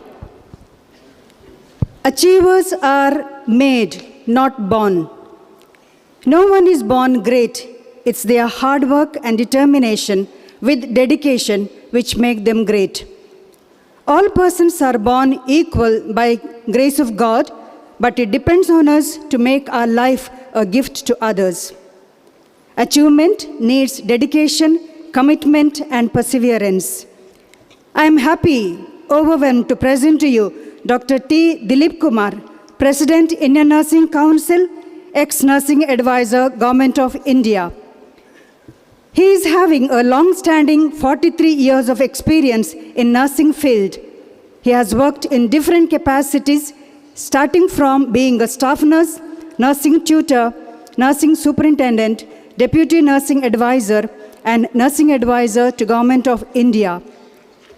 Born on 9th June 1951 at Dammi Gollarhatti, Holakere Taluk, Chitradurga district, Karnataka, to noble parents Sri Tippanna and Srimati Lakshmamma.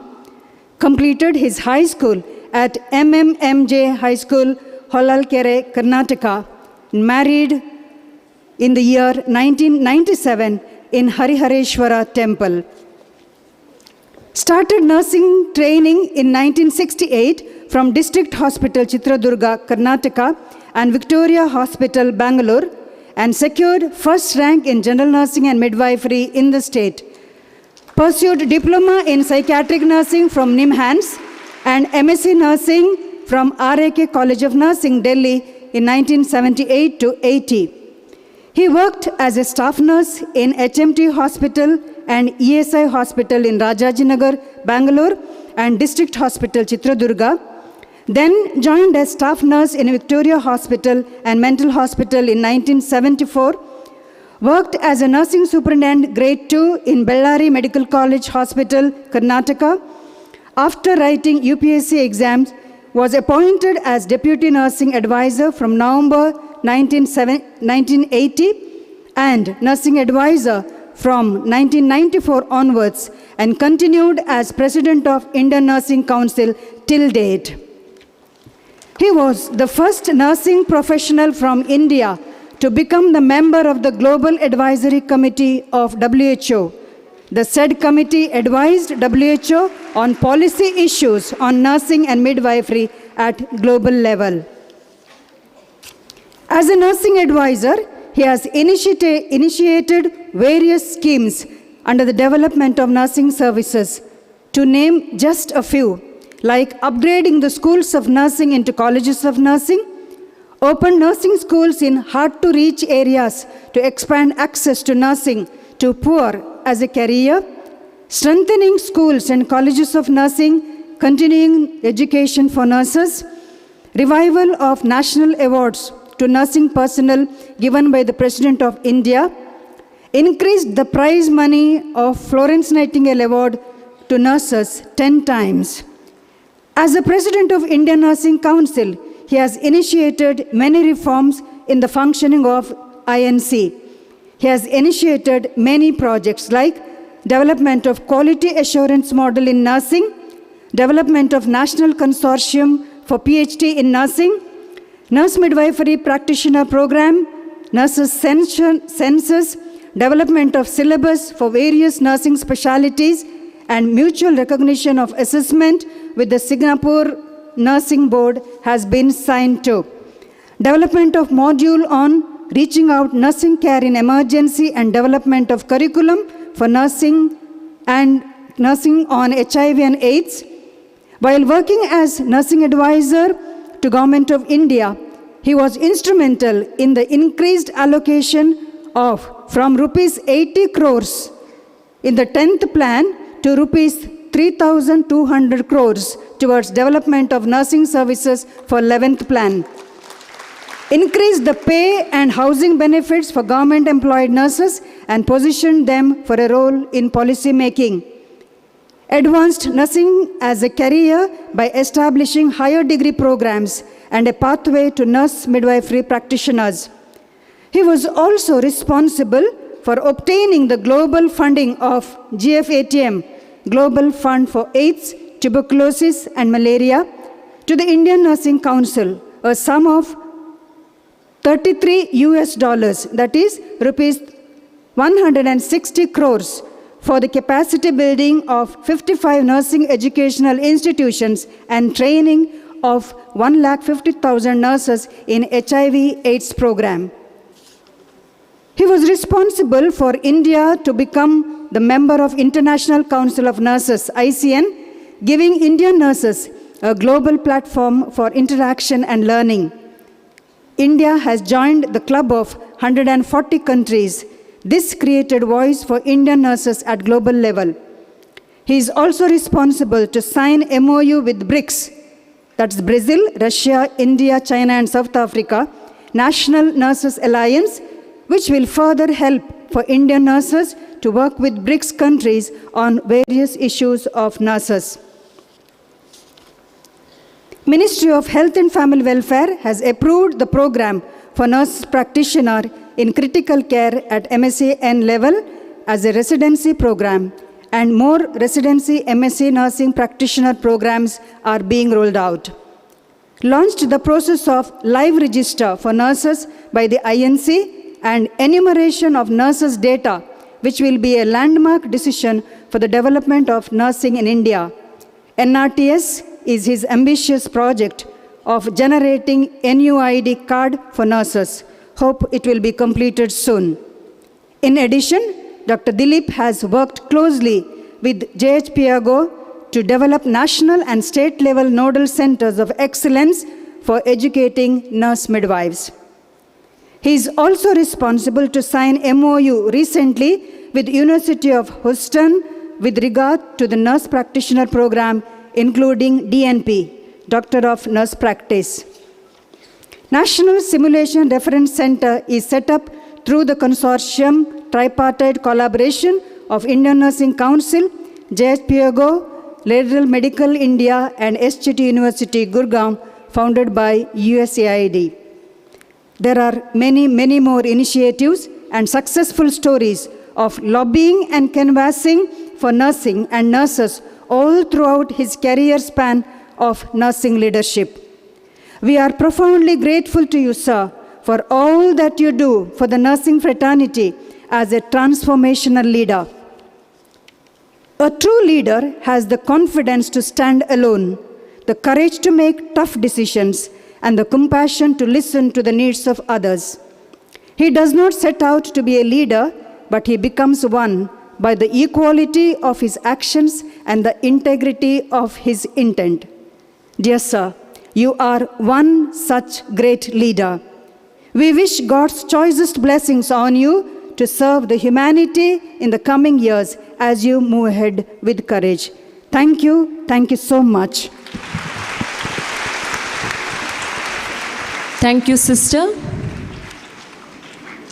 Now we are proud to present before you a musical dedication, a dedication song composed by Mr. Ivan Montero, husband of our own Dr. Fatima De Silva, principal of Nitte Usha Institute of Nursing Sciences.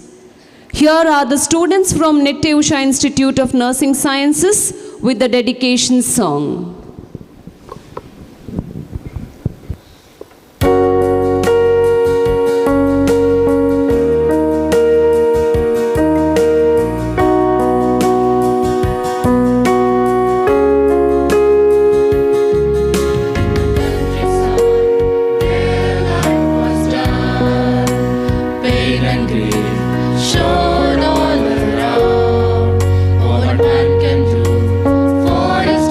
Come true.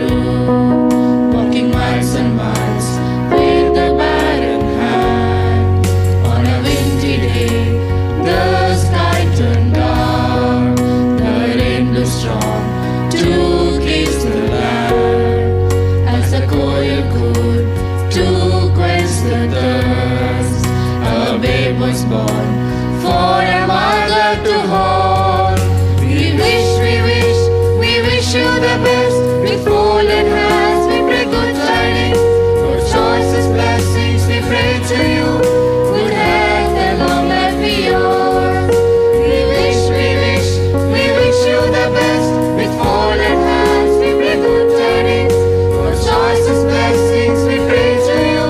Good health and long life be yours.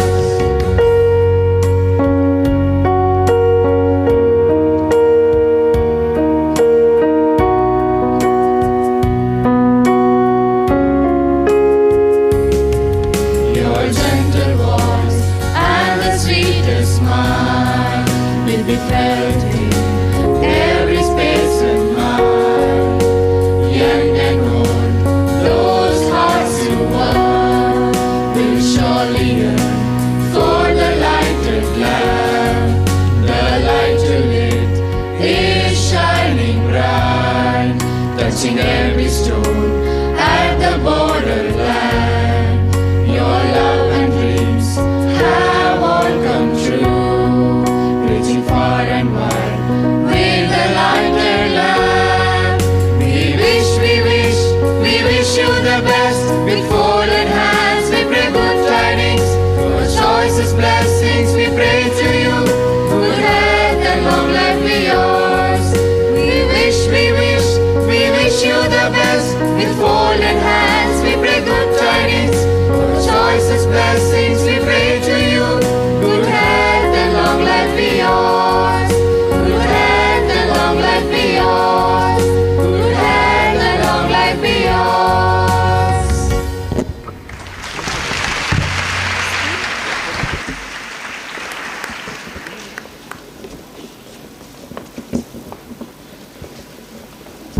They are not done. They have another song in our very own language, Kannada.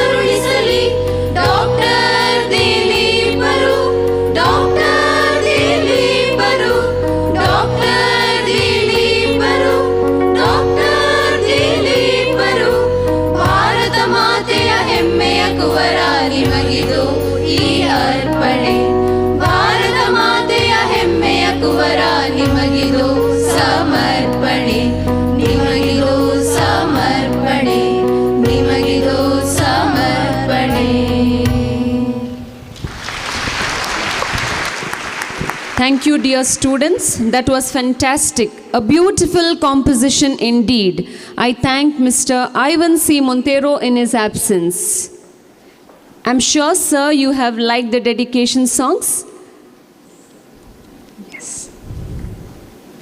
May I request, ma'am?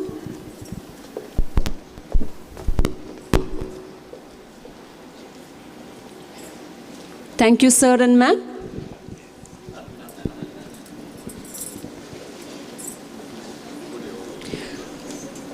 We would now like to offer a memento to Dr. H.S. Ballal as a token of our love and gratitude. I request Dr. Larissa Master Sams to do the honors. Thank you, ma'am. I now request Dr. T. Dileep Kumar to give the keynote address to the gathering on the scenario of nursing in our country.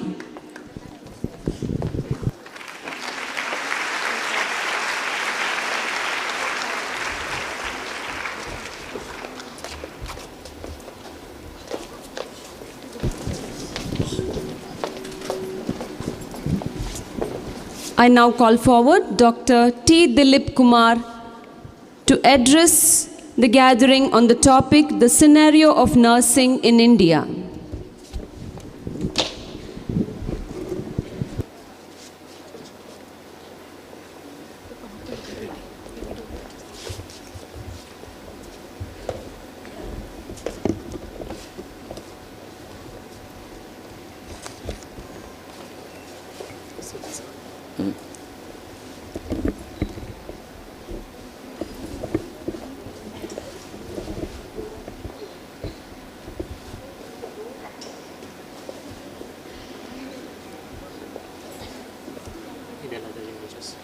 These are other images which are Yes, yes. TNAI-DK-UDUPI. First ಹಾಕಿದ್ರಲ್ಲ rakhi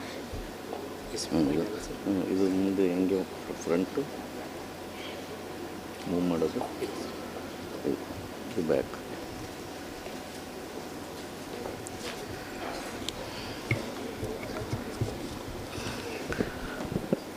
Respected Dr. Ballalji, distinguished dignitaries on the dais, of the dais, distinguished invitees, press, my dear students, and ladies and gentlemen.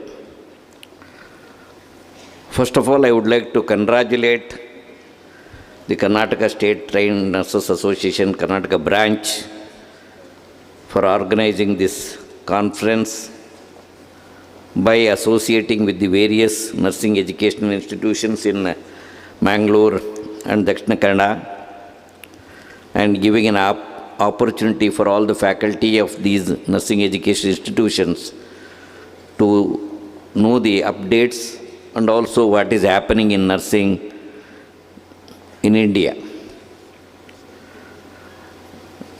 The amount of love and affection which I just now received, I don't know whether I deserved it. I have done my duty as a nursing advisor to the Government of India and also as a president in the Nursing Council. Nursing sector, which I think Dr. Ballalji was very rightly mentioned about the backbone of the healthcare industry. But this is one sector which needs lot of support, especially from the, at least in my journey of 43 years, I can see now I have come to the stage of telling still the political representatives needs support to us to raise the issues of the nursing in the assemblies and also in the parliament, with to consider how in my talk I am going to mention about the investment for nursing. Still it is not coming. The majority of the investment which is coming up in the private sector, but still a lot to be done. At least in my experience I can tell you, we have done a lot, but still lot to be done. I think in that perspective, the nursing sector requires a lot of support in the policy making. I think you all know that by this time, the global reports which have been published by the World Health Organization, we are all familiar with the State of the World Nursing Report and the State of the Midwifery Report. And moreover, in order to celebrate the 200-year birth anniversary of the Florence Nightingale in 2020, World Health Organization, so far they have not declared to any other professionals except for the nurses and midwives, they declared 2020 as the International Year of the Nurse and Midwife, which is you know that the World Health Assembly of the World Health Organization is a big organization globally. I think now during COVID you might have heard more about WHO, which normally Dr. Tedros DG was addressing in the various TVs. So the visibility of the WHO has been seen during the COVID-19. So it is represented by the 190 countries, 190 health ministers, 190 health secretaries, 190 DGs of the countries. Literally they go to, in the month of May, to Geneva to attend the World Health Assembly. And this World Health Assembly generally discuss the global health trends and comes out with the various resolutions and pass it on to countries for the implementation. Such an organization, which is very rightly the National Health Service, NHS, you all know that one of the good, the country where the public sector is providing the healthcare facilities to all, that is United Kingdom. The NHS Secretary, Health, now ex-Health Secretary, NHS, I think he must have understood the intricacies of the nurses and midwives in the United Kingdom, how they are providing the healthcare delivery system. And also he felt that this nursing sector and this nursing fraternity is not getting a due recognition from the various forum. So therefore this Lord Nigel Crisp, he was the ex-NHS secretary, took up the issue to the World Health Assembly and to the International Council for Nurses and made a fervent appeal and bringing out the evidence how nurses and midwives can be, without them, I think Tedros made even one of the statement, no nurses, no universal health coverage. That is his, the topic which many times he has addressed globally in the different platform. If at all, if we have to achieve the universal health coverage, which is the agenda of the United Nations and the Sustainable Development Goals, which we have to achieve, without the nurses and midwives we can't achieve. So therefore, the World Health Assembly and the IC, an International Council for Nurses, jointly took the decision to name 2020 as the International Year of Nurse and Midwives, and also coming out for the first time an evidence-based report how nurses and midwives are contributing globally in the healthcare industry. So they took the lot of research and the evidences collected, and they published the report that's called SON report, we generally call, and you can see the SON report in our Indian Nursing Council website. And this report generally 4 themes, and one of the important theme is investment, and the second theme which has been covered in this whole report is creation of the positions. The third theme is related to this theme of this today's conference, the leadership and the service delivery. These are the 4 themes which encompasses whole issues and challenges the nursing fraternity facing at the global level. And for me, working as a chief nurse of the Government of India and also the chief of the regulator, these are the music to ears to me, these 4 themes. We are, I think, when I joined 1994 as a nursing advisor, the budget for the whole country under the name of the development of nursing services was only 40 lakhs. 40 lakhs and not having any scheme, any financial pattern to spend that 40 lakhs. That was the time I joined as a nursing advisor in 1994. In the 10th plan, we were able to reach with having more schemes with 80 crores. And again in the 11th plan, we were able to get the Government of India's support for the 3,220 crores. And for the first time, the nursing budget went to the CCA, that's called Cabinet Committee for Economic Affairs. Because it cannot go to, no scheme can go to the cabinet until unless that scheme covers 150 crore in 5-year plan. So that was the first time we could take the budget to the CCA to get the 3,220 crores. For a country like India, this money is very insufficient for the amount of the healthcare industry we are running. So therefore, these themes are, the investment is very appropriate. We need more investment for the nursing. I know that how Manipal is opening of the many of the hospitals. I think definitely they are investing, and nursing is one of the largest nursing human resource in the healthcare industry, if you take any hospital also. So therefore, the investment which is very badly required for the growth of the nursing sector, this is the theme, a global theme. This is not the India theme. This is a global theme, but very rightly it is applicable to India also. The next is creation of the nursing positions. We know how bad nurse-patient ratio what we have. The staff inspection unit under the Ministry of Finance has come out with the nurse-patient ratio. Still, many of the states are not able to implement the nurse-patient ratio. In the absence of not having the optimum nurse-patient ratio, the quality dilutes and the outcomes in the hospitals will suffer. So therefore, the global report is telling you should have a more, create the positions. Not having only syllabuses are not going to be sufficient until unless those syllabuses has to be put into practice in the clinical level. You need the positions. Therefore, creating the positions is which is one of the very important the demand of the Trained Nurses of India, All India Government Nurses Federation, all our professional association making a fervent appeal to the Government of India for creating the positions. So that has been captured even in the global report. The leadership.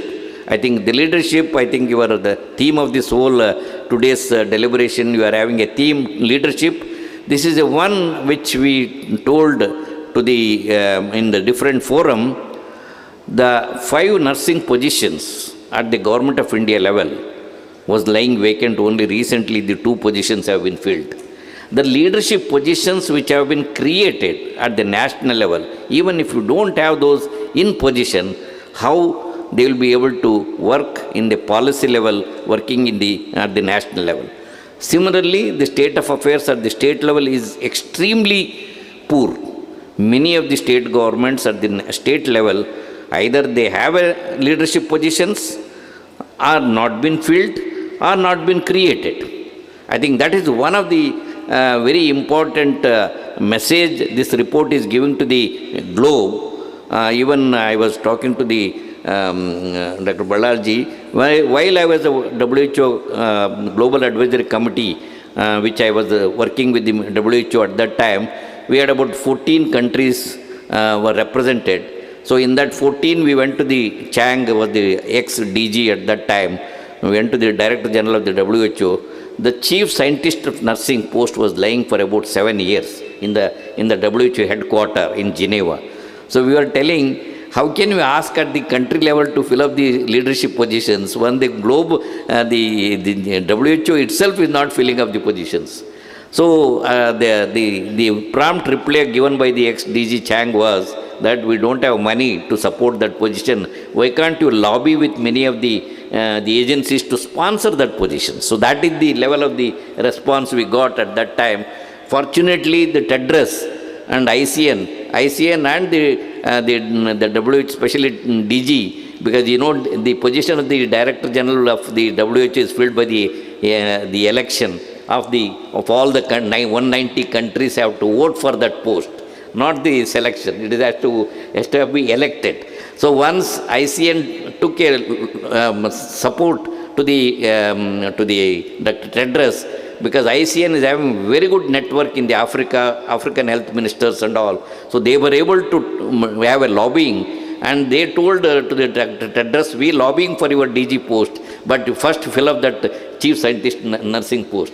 And immediately, within a month after joining, he filled that post, and that too, I think many people will, for the young students, should be a motivating factor. We have in some countries, a nurse is also a secretary of that country, secretary of health.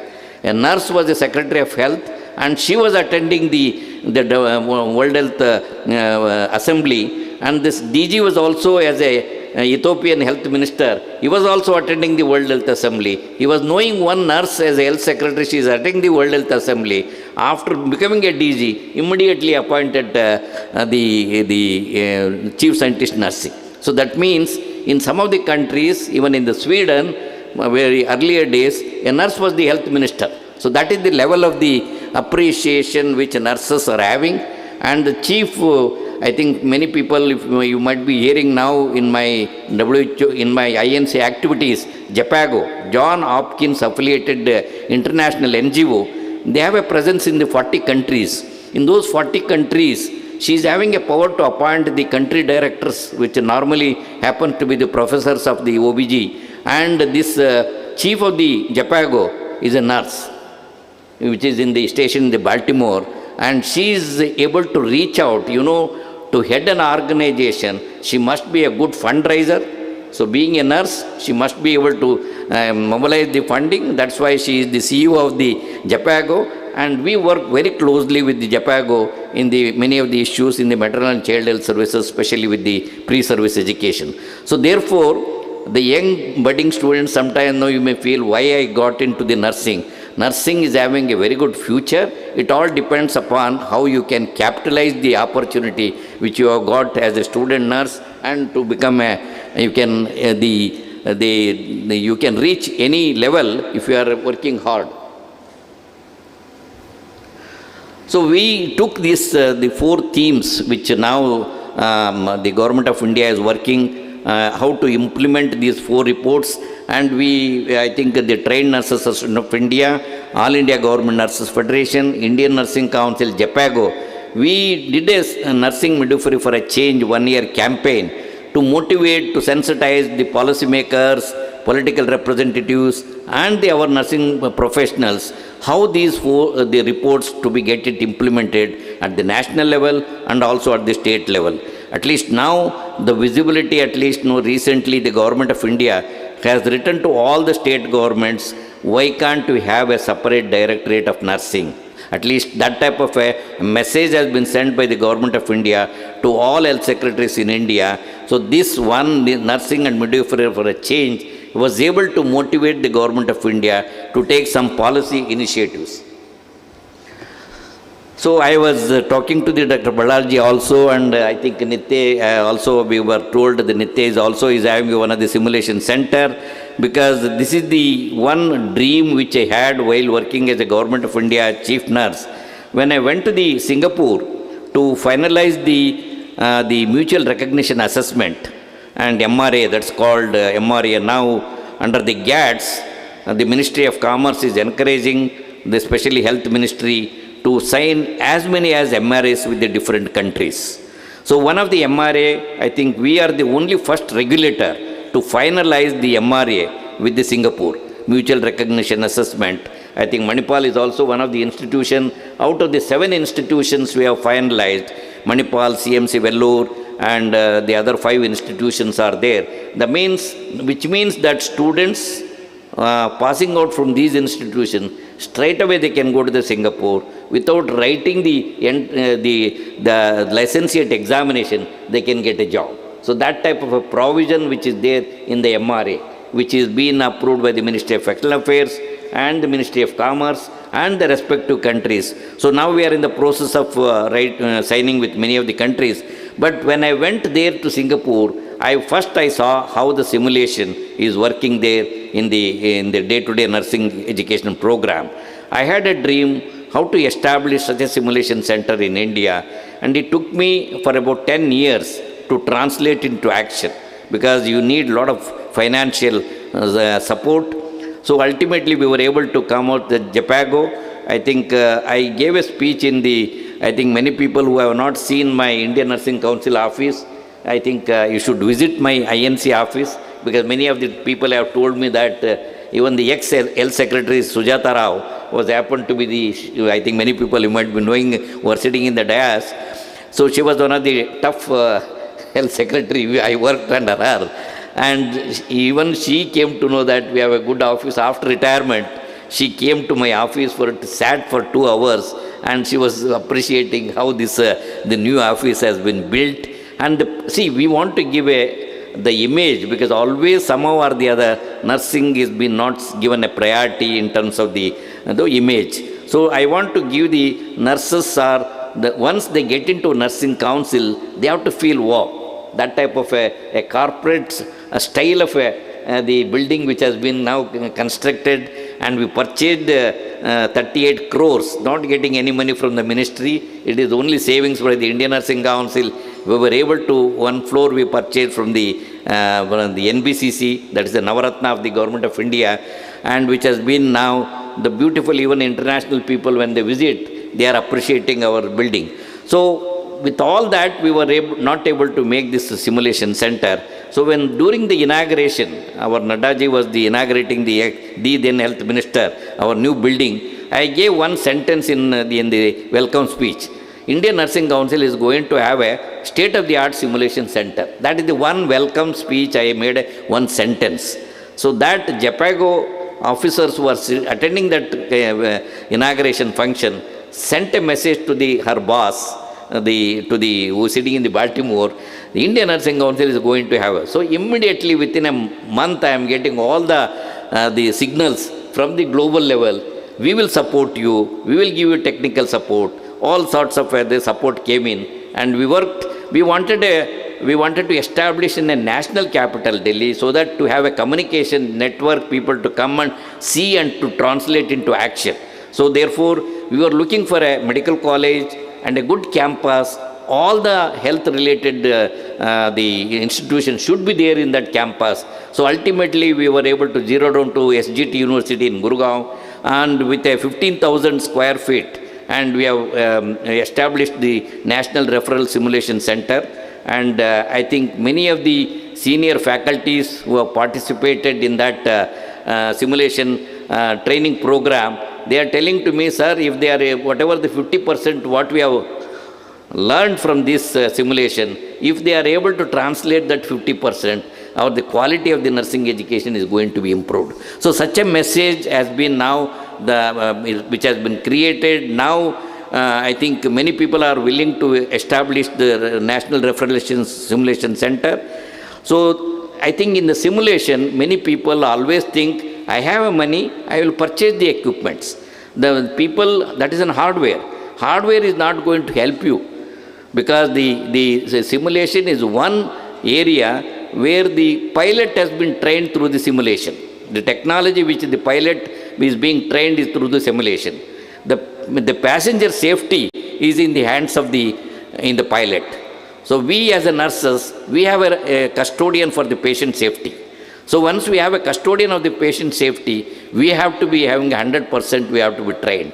Those days have gone where we were learning trial and error method. So now the methodology is that you allow the student to make any number of errors till she acquires the competency in that procedure. And especially another important component of the simulation is case scenarios. The case scenarios has to be recorded, and we should have a briefing and debriefing. If you don't have a briefing and debriefing, learning will not take place. So therefore, all these components, one of the major thrust what we are giving is, until unless if we don't train the faculty in how to integrate the simulation as a method of teaching in the teaching learning process, it is not going to be successful. So that methodology, one is hardware we have come in. Even the architectural plan, we got it from the National Council for State Board Examination from New York. We have improved that architectural plan. Even the wiring architectural also we have got it, so that everything has been put in place. So now successfully we are implementing. We have trained about 300 faculty in the master training program. Our aim was to train 1,000 people. I think due to COVID, we could not continue this whole process, but now offline has been started. So the simulation is going to be one of the solution for improving the quality. Yes, each nursing school, college may not be able to afford such a costly equipments. But what is our solution is, each state, if you have at least 4 to 6 reason-wise in each state. So what the economic model which we are suggesting is, schools of nursing which are there, they don't have medical colleges, they don't have their own hospitals. What they can do is, yes, they are training their student nurses through the skill labs. But before leaving the portal of their nursing educational institution, what they can do is, they can work out the minimum basic competencies which are required to work as a staff nurse. They can make a list and send it to that simulation center. These are the 50 students. These are the 10-15 very important competencies a nurse has to acquire, and send to that simulation center with a 5 days or a 10 days. And each student, they can charge the amount for the fees, so that it is a win-win situation for the institution. At the end, they are ensuring that their students going with a competent nurses from that institution, and ultimately the investment which that center has made for the simulation is also they are able to get returns. So ultimately, so the simulation is going to be one of the solution for the improving the quality of nursing education. So that I am now propagating, and I have received about at least 15 people have already come out to seen there, and 15 people have given consent to establish such a same simulation center. And I have not brought any overseas faculty. My own MSc study students from India, and they have acquired that specialty. Even many of even they are training the postgraduates in medicine in SGT University. They are all been trained by our faculty. So therefore, my fervent appeal in this conference is, simulation as a method of teaching, we should promote, not only promote, we should inculcate, and faculty should take more interest of learning these competencies and also propagating during their teaching learning process.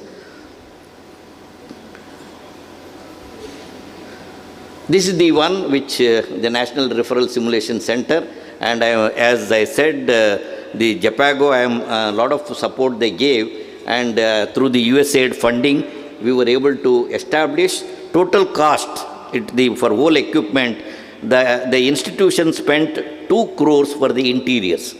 The equipments, we got it from the lateral, which was costing about 5 to 6 crores. And even we can, through the glasses, we have such a system.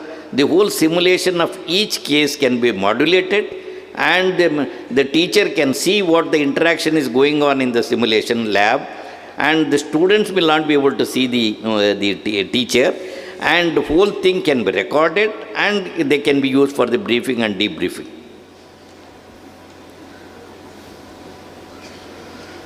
Another important, coming to the nursing scenario, I think as and when always we remember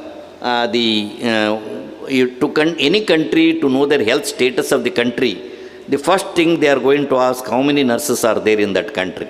Like for example, in USA, 145 nurses and midwives are there for 10,000 population, whereas Japan is having 121.7 for 10,000 population.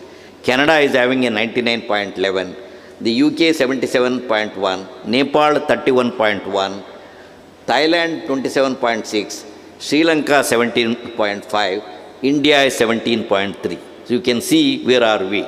So this itself indicates, I think Dr. Ballal was rightly mentioning that we have a shortage of nurses.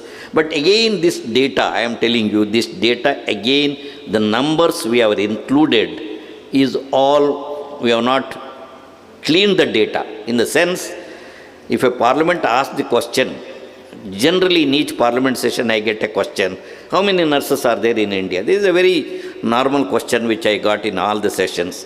What we do is, not only Indian Nursing Council, even Medical Council, all the councils, they give a reply stating that they don't say how many are there. We just give a very good sentence we use is 20 lakh 70,000 something like figure, 20 lakh 70,000 nurses are registered from 1947 to date. So we are giving the data, but we are not telling how many are there. So from 1947 to date means how many have died, how many have gone abroad, how many are sitting at home. All this data is not deleted. So therefore, even this figure, what 17.3, which is going to be still worse if once my nurse registration tracking system, which I am going to tell you after some time, once we implement that, we are now enumerating literally each nurse photo, each nurse SMS, the mobile and email, all we are collecting in that nurse registration tracking. Literally we are doing the census. So that process is almost 60 to 70% as over. Once the data is completed, then we are going to be able to tell you, again it will be worse. So therefore, yes, there is a shortage. We have to train. We have gone in a quantification expansion of the nursing education institutions. Yes, we wanted numbers. We have gone in the quantification of numbers, but now we have to concentrate on the quality. That's why Indian Nursing Council is coming with various solutions how to improve the competencies and the quality. Another important indicator in any country, if you have to see the health status of that country, what is the nurse-physician ratio? The international norm is we should have 3 nurses per physician. That is the international norm, even the WHO is prescribing to the country. So even in there, we are very sad that our nurse-physician ratio is also not good. So we have 1.9 physician, 1.9 nurse per physician we have, which means again that 1.9 I am telling you, again the data is not a correct data. If you have a reliable data, that ratio is also worse. So still, if any country, that is the one of the reason, still we have to do a long way to improve our nurse population ratio, nurse physician ratio to come to the some standards. I think we have, I am not going to dwell much about we have about 3,000 diploma nursing schools, about 2,000 BSc nursing colleges, about 650 MSc nursing. Yes, we have numbers. We have also gradually we have now the states like northern part of India, which was not focusing for the nursing. Of late now, the UP and Bihar and Madhya Pradesh also has given their priority. And recently, the present the chief minister is in Uttar Pradesh is giving a high priority for the health and especially for the nursing. Recently organized a state level meeting where he has identified 10 institutions who are going to be mentors in that state so that they can take further improvement of the nursing education institutions in Uttar Pradesh. This is what I was telling, that again I am telling you so in order to promote nursing research compared to the many of the countries, we are in an infancy stage. So therefore we brought the Thailand model of the National Consortium of PhD Nursing.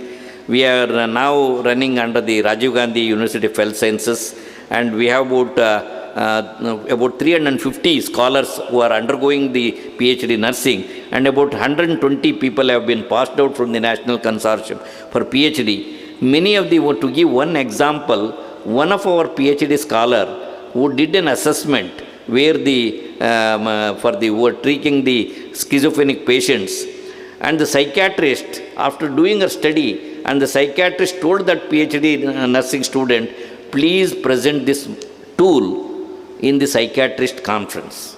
So he made her to present in the Psychiatrist Association conference. Now they are using that model in that Dharwad and in the Nimans. So it means our nurses are able to develop many of the tools and also many of the interventions, how we can some of the solutions like having more number of nurses. How can you reduce the length of a stay in an hospital? How can they reduce the cost to the hospital? So these type of solutions which our PhD scholars, but compared to the developed countries, we are still far away in the nursing research. That's how we have developed this PhD nursing. Another important critical care, I think, which was mentioned in my introduction, the critical care, many of the intensivists has told me that if at all, if we have to improve the working of the intensive care units in developed countries, nurse practitioner critical care looking after the whole ICUs. So therefore, we need more nurse practitioner critical care program in India. And again, as an Indian Nursing Council president, we have empowered to come out with the syllabuses. But I did not do that. What I did was, in India, to work as a team in the healthcare industry, until unless if we don't work with the physicians, it will not going to be successful. So therefore, we took this proposal to the ministry, and Ministry of Health called a meeting of the IAS officer from the 3-4 health secretary.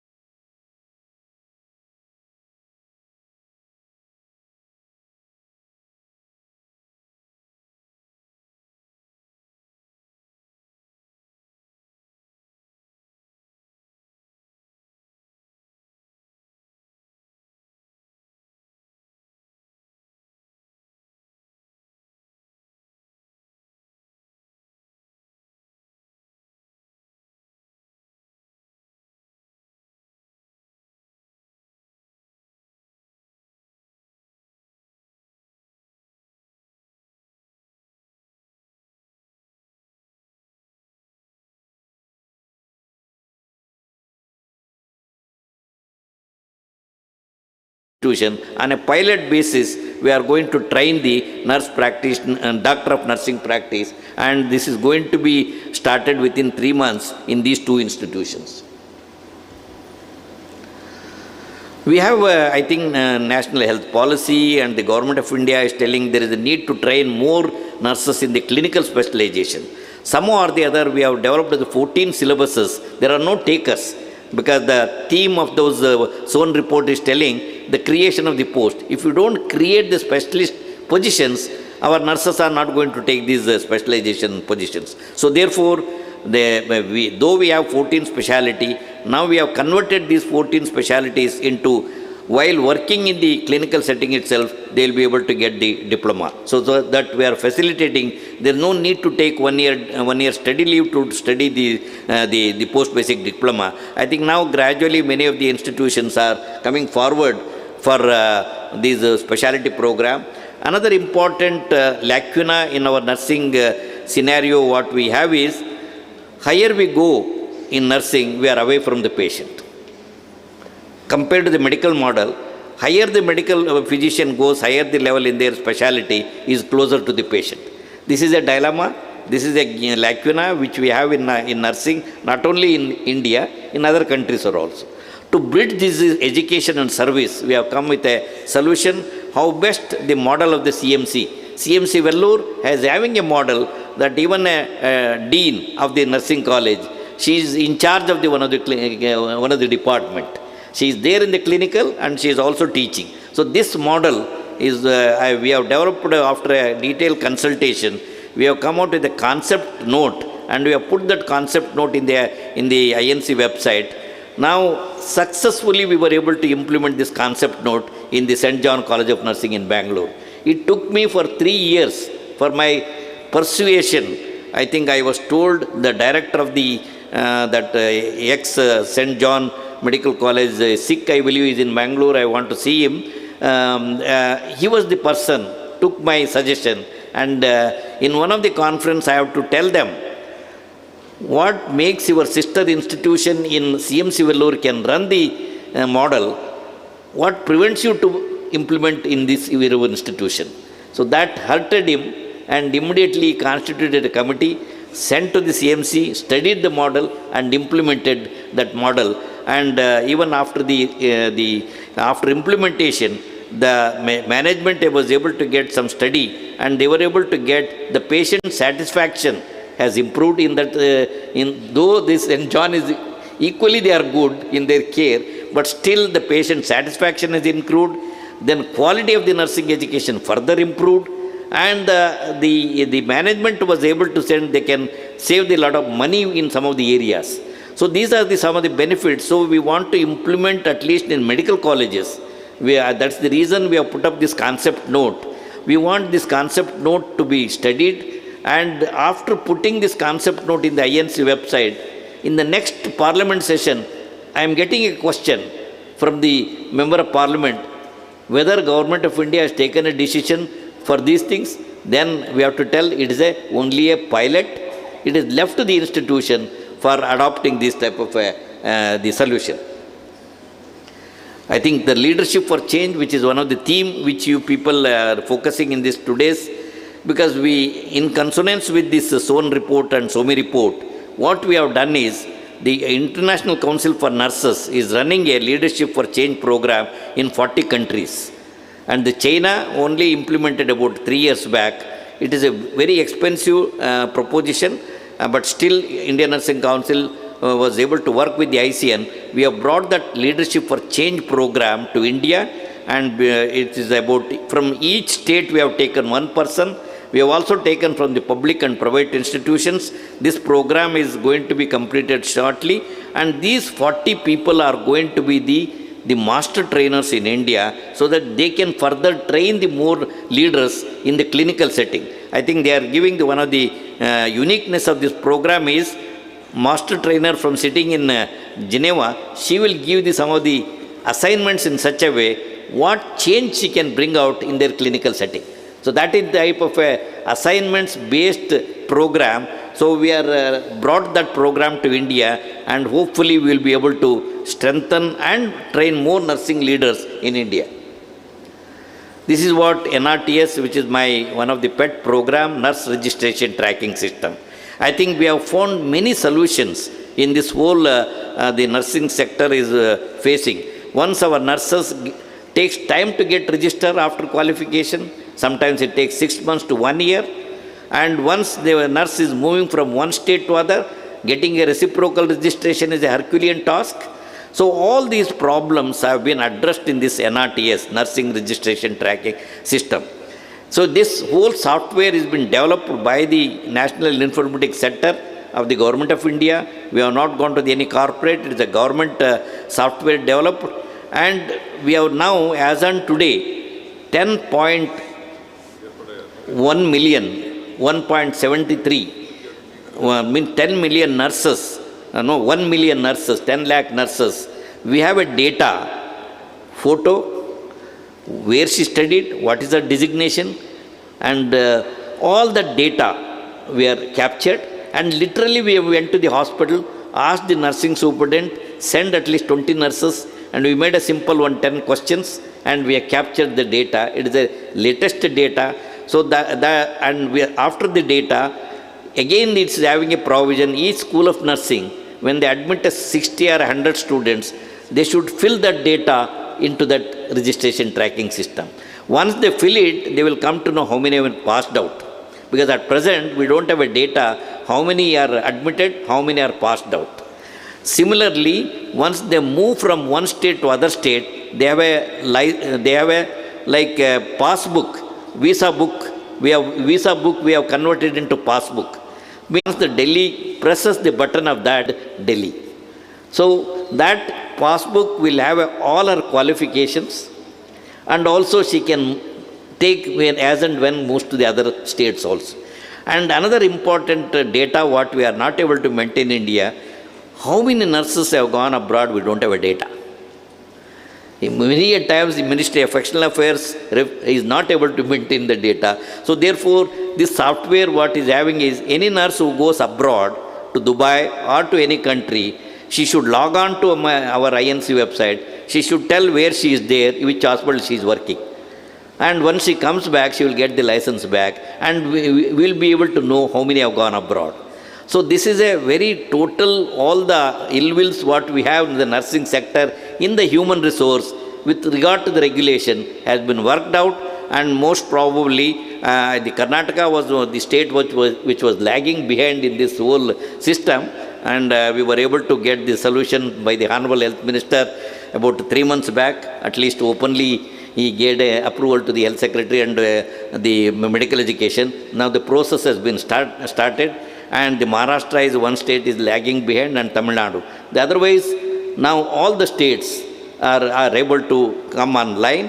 And again another provision is there. Now the principal of the nursing college can upload the 40 or 60 qualified the certificates straight away to the INC website, and with that they will be able to get a registration. There is no need for them to go to the physically, only biometric, and in that biometric now OTP system has been introduced.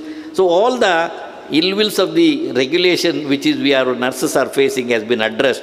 Hopefully this will be able to solve the problem of nursing fraternity. This is called live register. At any point of time, and even a district like Udupi, if the Udupi collector presses Udupi, writes Udupi, he will be able to get all the nurses and midwives' names along with the qualification, specialization, because at present we don't have a data about the specialization. All the data they will be able to get it.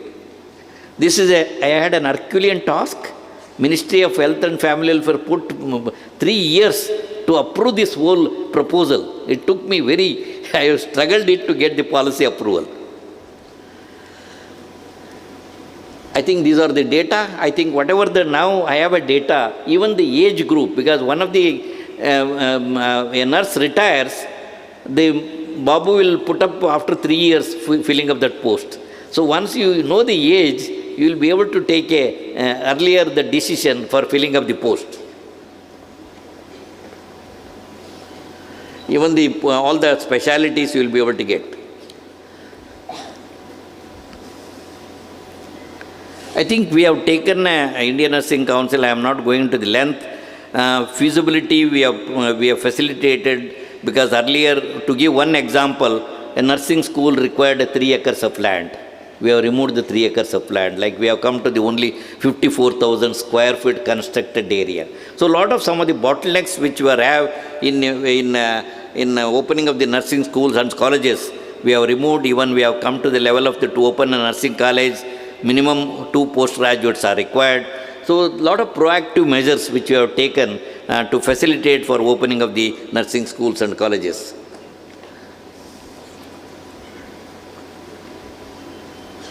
I think I have already spoken about the MRA with the other countries. The talks for MRA is going on with South Korea, Congo, Israel, and Indonesia. Philippines is one of the country which is at the global level, they are competitor to India, because a lot of Philippine nurses are getting the jobs in the UK, and so after Philippines, India comes next. So therefore, there is a need to strengthen our competency-based training to get a market at the global level.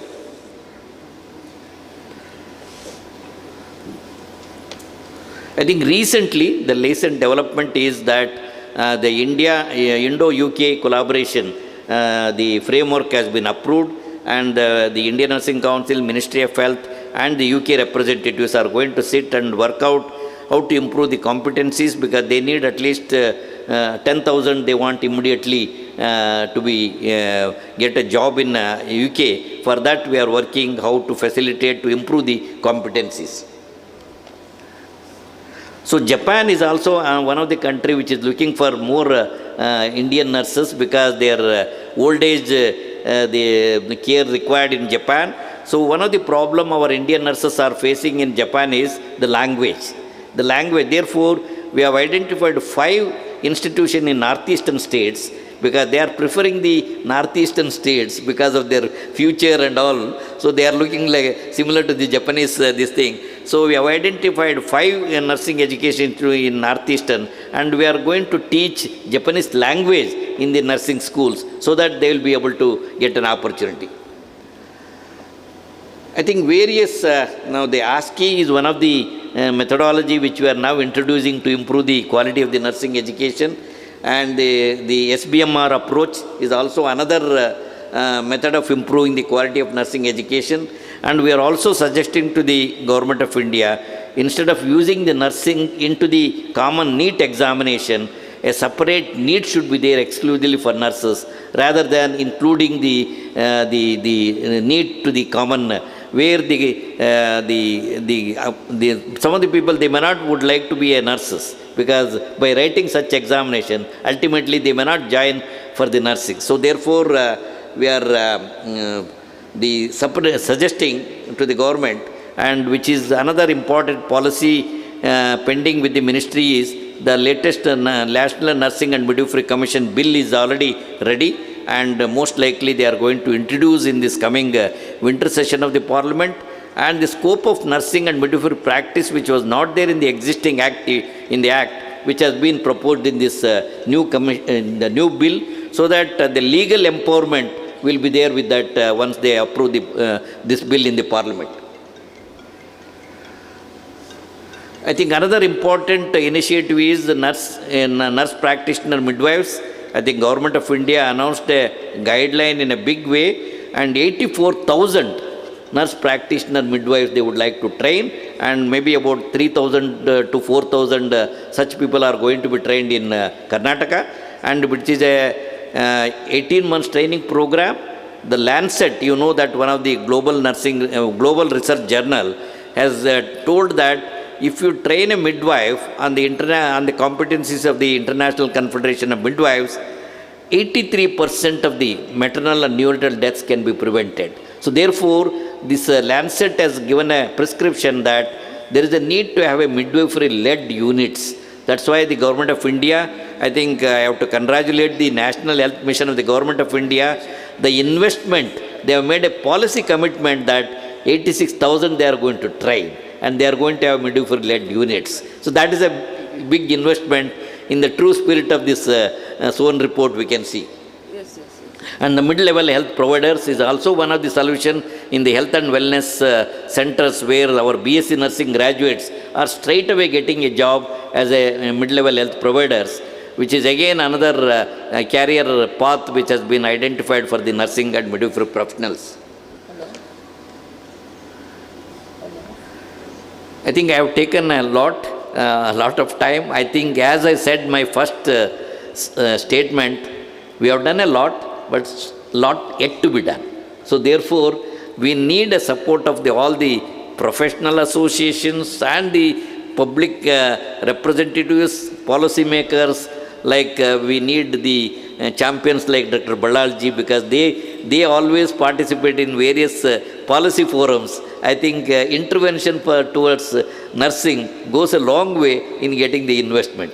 Thank you very much. Again, I would like to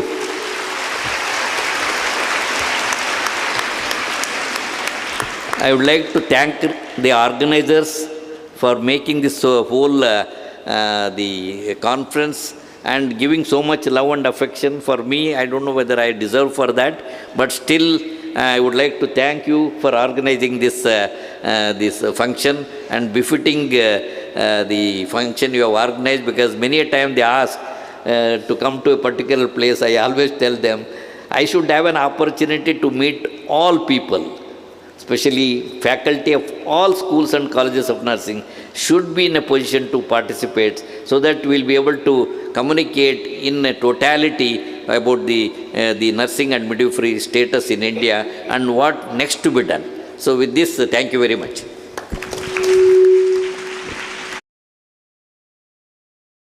Thank you, sir, for highlighting on the scenario of nursing in our country. Hear from you. I now request Dr. A.T.S. Giri, a dynamic nurse leader and the president of TNAI Karnataka State Branch to address the gathering.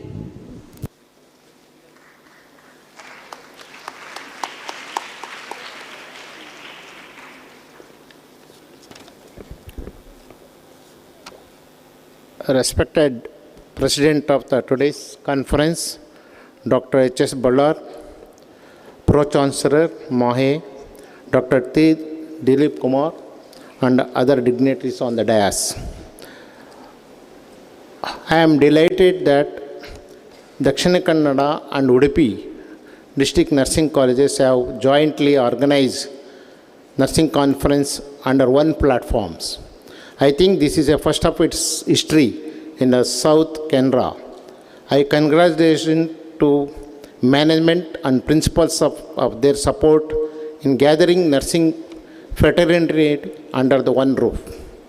The organizers have taken a theme that a grassroots to global, building the science in guide nursing administrations, leadership and decision making.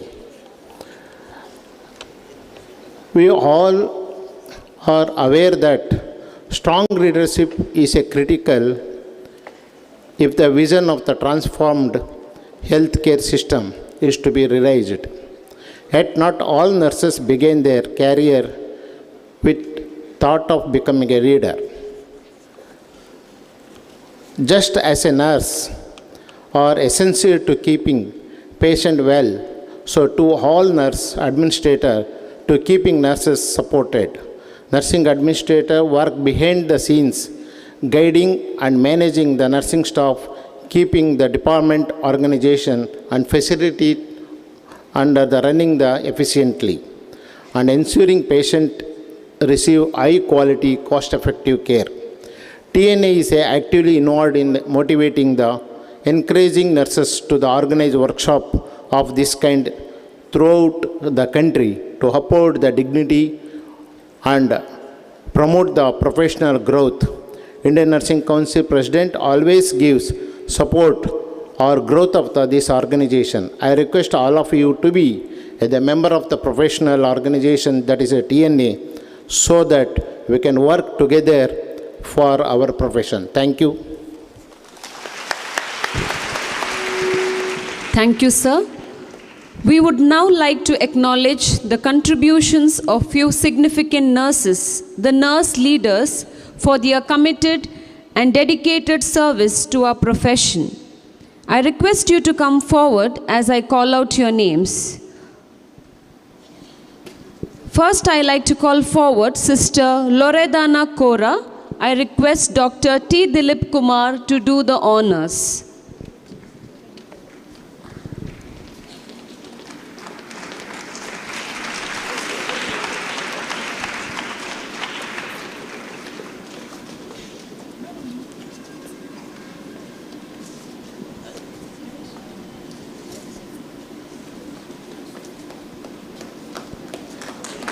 Dear delegates, Sister Loredana Kora.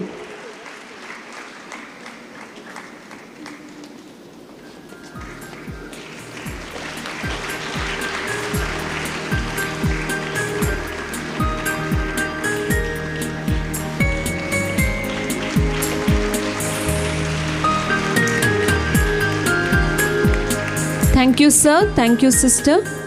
I now call forward Dr. Irene Vegas.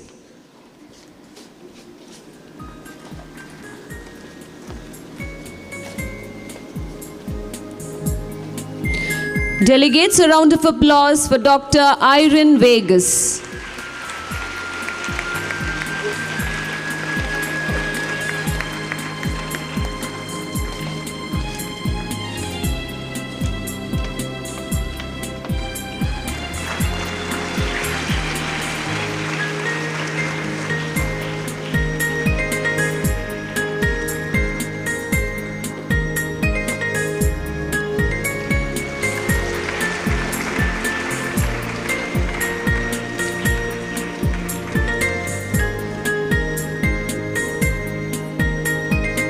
Thank you, sir. I now call forward Dr. Hema Urmila Shetty, Trustee M.V. Shetty Education Trust, to kindly come forward. May I now call forward Dr. Linson C.C. Dr. Tobin Joseph.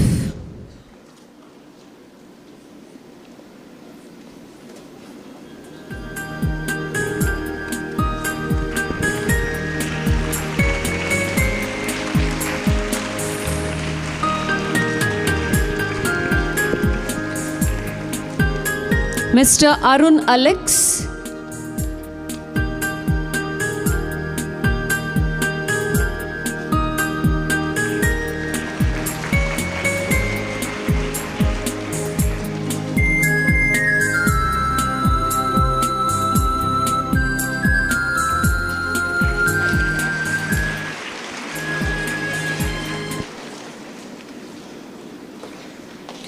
Mr. Arun Alex.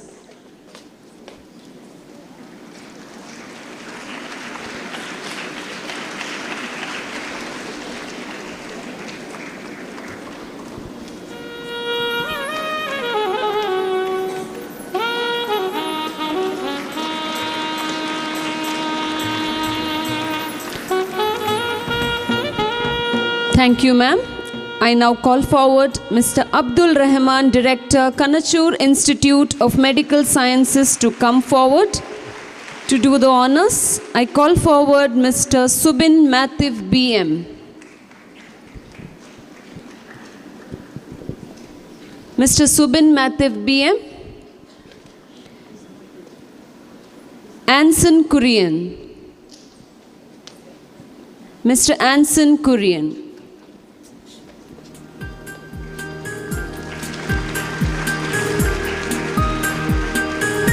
Mr. Sanish.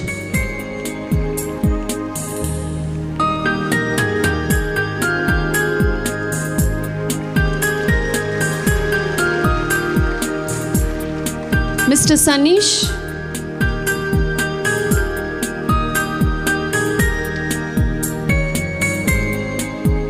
Thank you, sir.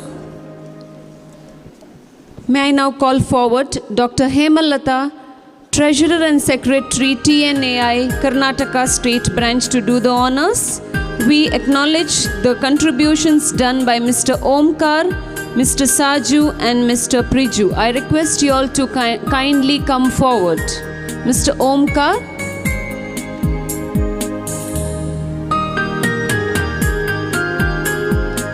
Mr. Saju.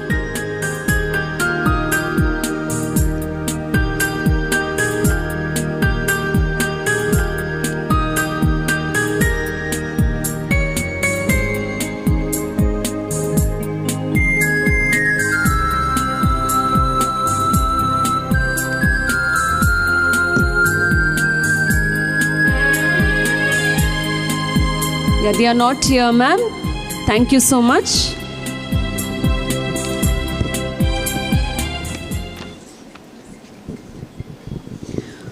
We would now like to recognize the principals of the various institutes of Dakshina Kannada and Udupi district. As I call out your names, I request you to come forward to receive a token of appreciation from the dignitaries. May I call forward Dr. M.S. Muditaya, Pro Vice Chancellor, Nitte deemed to be University, to do the honors.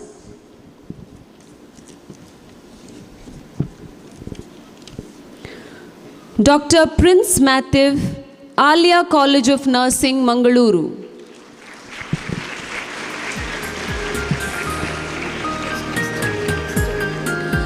Dr. B.A. Yatikumar Swami Gowda, Alvas College of Nursing, Moodbidri. Dr. Sister Deepa Peter, Athena College of Nursing, Mangalore.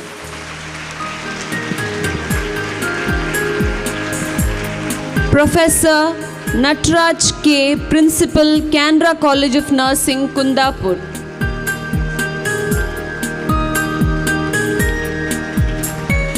Professor Renilda Shanti Lobo, City College of Nursing, Mangaluru.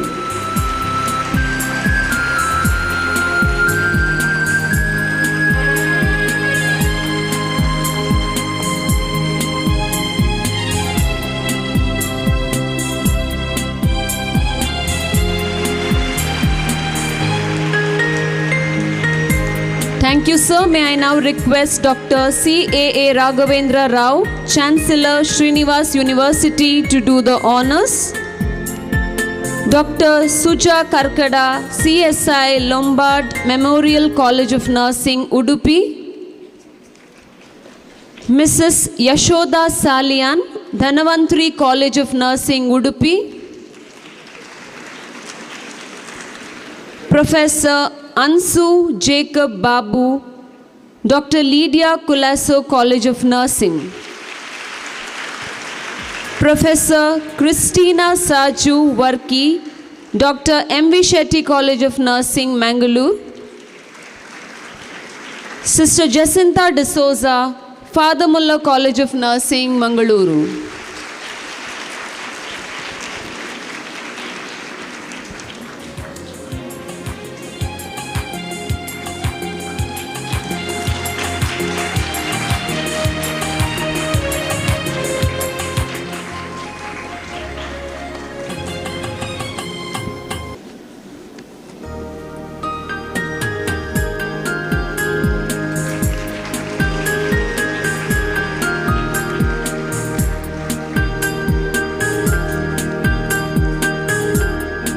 Dr. Grisha Jose, Indira College of Nursing, Mangaluru.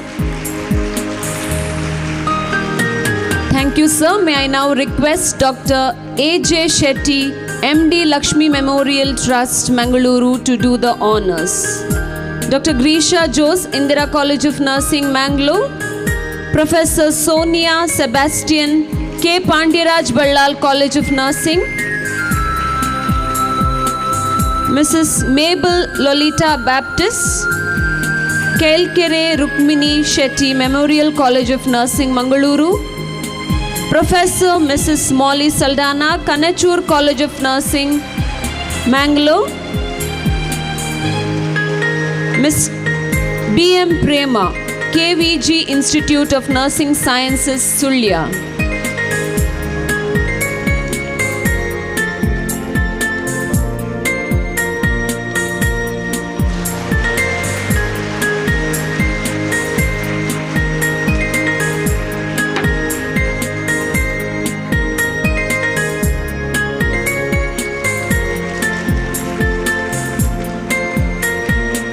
Thank you, sir. May I now call forward Dr. A.T.S. Giri, the President of TNAI, Karnataka State Branch, to do the honors. Dr. Larissa Martha Sams, Lakshmi Memorial College of Nursing, Mangaluru. John C. Pia Shushma Rodriguez, Mangalore College of Nursing. Dr. Judith Angelita Noronna, Manipal College of Nursing, Manipal.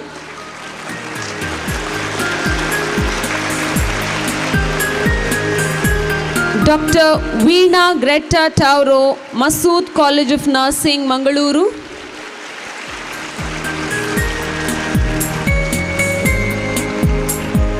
Mrs. Jennifer Frida Menezes, Moodlakatte College of Nursing, Kundapur. Dr. Mary Elizabeth Pinto, New Mangala College of Nursing. Selvi Teresa Jose, New RK College of Nursing, Mangaluru.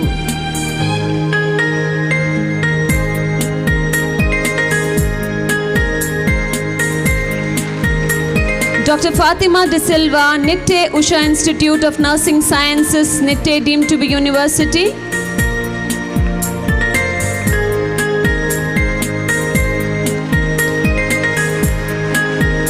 Professor Jubi Mary Chacko, Sayadri College of Nursing, Mangaluru.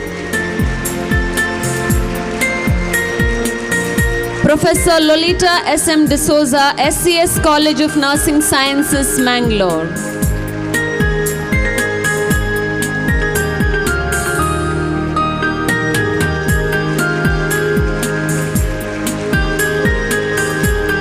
Thank you, sir. May I now call forward Dr. Hemalata, Treasurer and Secretary of TNAI Karnataka State Branch, to do the honors. Dr. Darling B. Bibiana, Sridevi College of Nursing. Ms. Sudina M. Shri Adarsha College of Nursing, Udupi. Dr. Florin Clara Fernandez, Srinivas Institute of Nursing Sciences, Mangaluru. Mrs. Helen Claret de Souza, St. Anne's College of Nursing, Mulki. Dr. Aldrin Was, Tejaswini Nursing Institute, Kudupu, Mangaluru.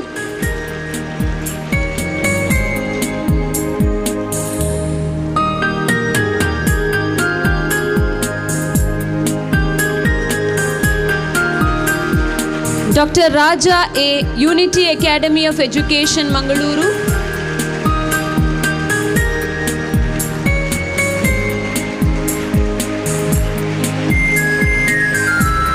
Professor Irene Vegas, Udupi College of Nursing.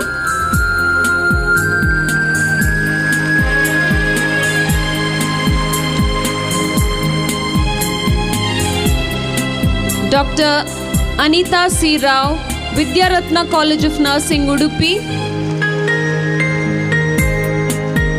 Dr. Leena K.C., Yenapoya Nursing College, Yenapoya deemed to be University.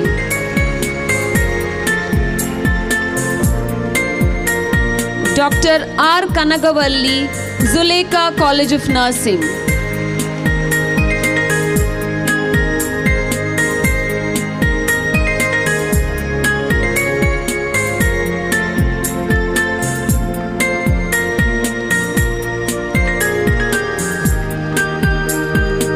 If I have left out with any colleges, if the principals are here, please come forward. Anyone who has not taken the memento, I request the principals to kindly come forward.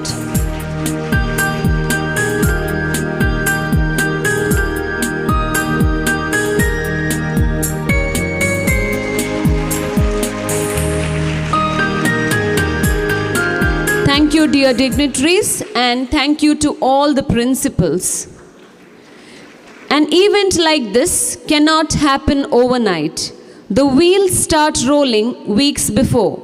I now request Professor Molly Saldana, Principal, Kannachur College of Nursing, to express her gratitude by proposing the vote of thanks.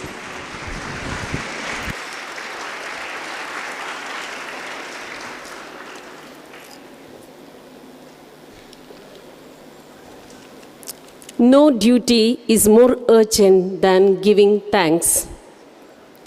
Good afternoon to one and all gathered here.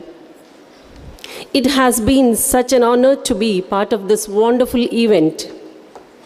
On behalf of Trained Nurses Association of India, Karnataka State Branch, and Dakshin Kannada and Udupi Nursing Colleges, I would like to extend my heartfelt gratitude to all our esteemed guests present here on the occasion of National Conference and felicitation of Indian Nursing Council President Dr. T. Dileep Kumar. God has been there every step of the way. I praise God for His strength in all things. I thank God Almighty for making this occasion an indelible one. With overwhelming joy, we would like to thank the Honorable Chief Guest of today's program and President of Indian Nursing Council, Dr. T. Dileep Kumar. First of all, sir, we congratulate you for your achievement and got re-elected as President of Indian Nursing Council. Sir, ಈ ಸಭೆಯಲ್ಲಿ ನಾನು ನಿಮ್ಮ ಬಗ್ಗೆ ಎರಡು ಪ್ರಮುಖ ವಿಚಾರಗಳನ್ನು ಹೇಳಲು ಇಷ್ಟಪಡುತ್ತೇನೆ. ಮೊದಲನೇದಾಗಿ, ನೀವು ನಮ್ಮವರು, ನಮ್ಮ ಕರ್ನಾಟಕದವರು. ಇದು ನಮಗೆಲ್ಲರಿಗೂ ಹೆಮ್ಮೆಯ ವಿಚಾರ. ಎರಡನೇದಾಗಿ, ನಿಮ್ಮಿಂದ ಕೇಳಿದ ಪ್ರಕಾರ ನೀವೆಲ್ಲರೂ ನನ್ನನ್ನು ಕಾಣಲು ನವದೆಹಲಿಗೆ ಬರಲಿಕ್ಕೆ ಆಗುವುದಿಲ್ಲ. ಆದರೆ ಅದಕ್ಕೋಸ್ಕರ ನಾನು ನಿಮ್ಮನ್ನು ಕಾಣಲು ಮಂಗಳೂರಿಗೆ ಬಂದಿದ್ದೇನೆ. ಇದು ಒಂದು ಬಹಳ ನಮಗೆ ಖುಷಿ ಕೊಟ್ಟ ವಿಷಯ. ಸರ್, ನೀವು ಜ್ಞಾನದ ಭಂಡಾರವಾಗಿದ್ದೀರಿ. ಈ ಜ್ಞಾನದ ಭಂಡಾರದಿಂದ ನಮಗೆ ಕೊಟ್ಟ ಹಿತವಚನವು ನಾವು ಎಂದೆಂದಿಗೂ ಮರೆಯಲಾಗದು. You are treasure to our nursing profession. Thank you, sir, for accepting our invitation and for your precious presence.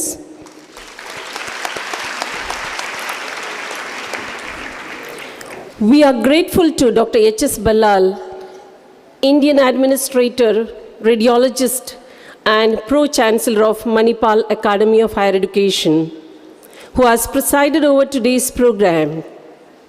He had happily consented to be present and executed the felicitation of our beloved President of Indian Nursing Council and made available for the pretentious activity. Thank you, sir, for your valuable presence and words of encouragement.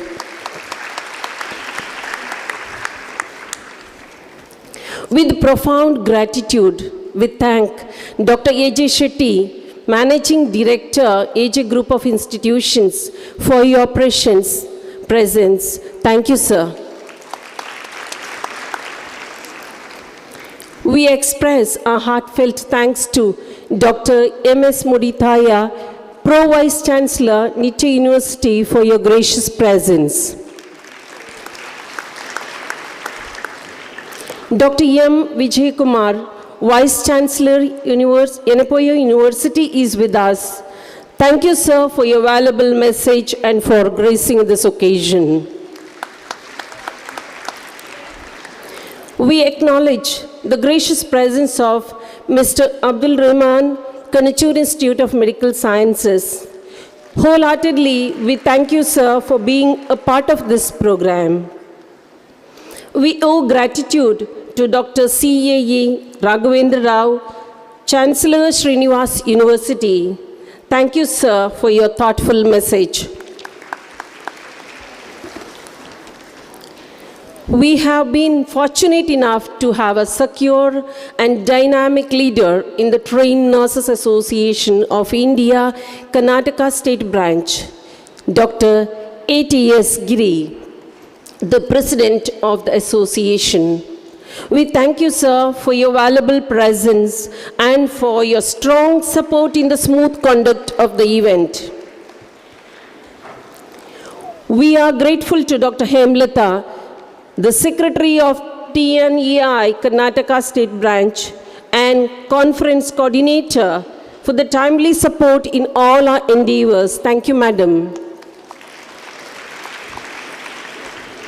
Our sincere thanks to Dr. Urmila Shetty, Managing Trustee, Dr. M.V. Shetty, Group of Institutions. Thank you, Madam. I must mention a deep sense of appreciation to all the management heads of Dakshin Kannada and Udupi District Nursing Colleges who have furnished powerful aid in grand run of the program. Thank you, sir. Thank you, madams. We are grateful to Dr. Iftikhar Ali, President, Indian Association of Physiotherapy, Karnataka, and the advisor of the event for bracing with the complete affair of today's productive venture. We are indebted to you, sir, and wholeheartedly we thank you for your great support.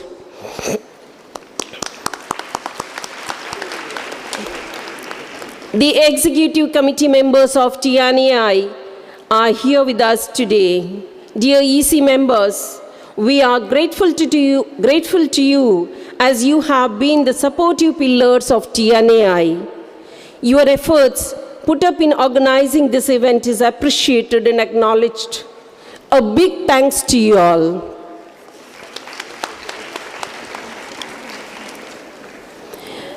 I owe gratitude to Dr. Larissa Martha Sams, Vice President TNAI, Karnataka State Branch and Organizing Chairperson of the National Conference and Felicitation Program.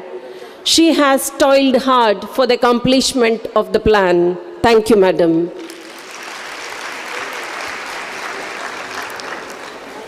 Dear principals of various nursing colleges, you are our pillars and mainstay for organizing this event. Without your efforts and wisdom, we wouldn't have executed the extensive program. With a deep sense of gratitude, we acknowledge your endeavors and convey our sincere thanks to you all. We also thank Madam Ahalya Dileep Kumar for gracing this occasion. Thank you, Madam.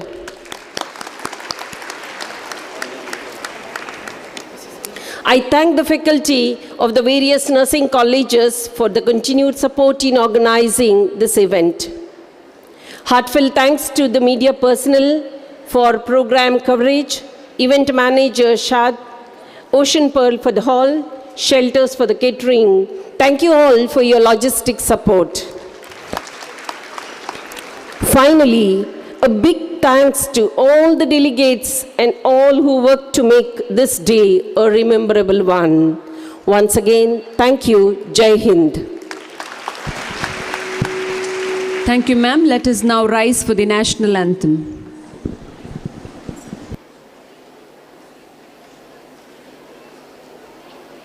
Jana Gana मन अधिनायक जय हे भारत भाग्य विधाता पंजाब सिंध गुजरात मराठा द्राविड उत्कल बंगा विंध्य हिमाचल यमुना गंगा उच्चल जलधि तरंगा तव शुभ नामे जागे शुभ आशीष मांगे गाहे तव जय गाथा जन गण मंगलदायक जय हे भारत भाग्य विधाता जय हे जय हे जय हे जय जय जय जय हे.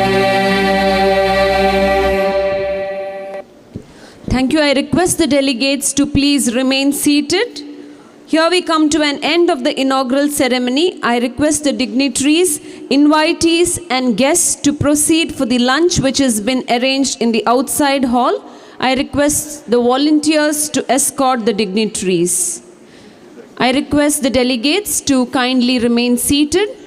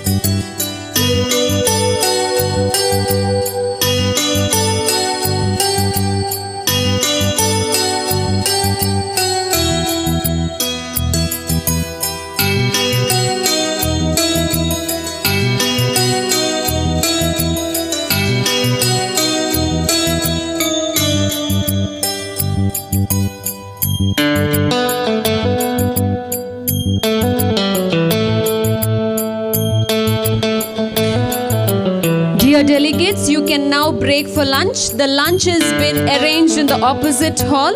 Please carry your barcoded ID cards along with you while you are going for lunch. And post lunch we have 2 scientific sessions and the poster presentations. The posters are being displayed on display outside this hall, and those who have not displayed their posters yet, please report to the poster venue immediately. I repeat, please break for lunch. Post lunch we have 2 scientific sessions and the poster presentations. The posters are being displayed outside this hall. Those who have not displayed their posters are requested to report to the poster venue immediately.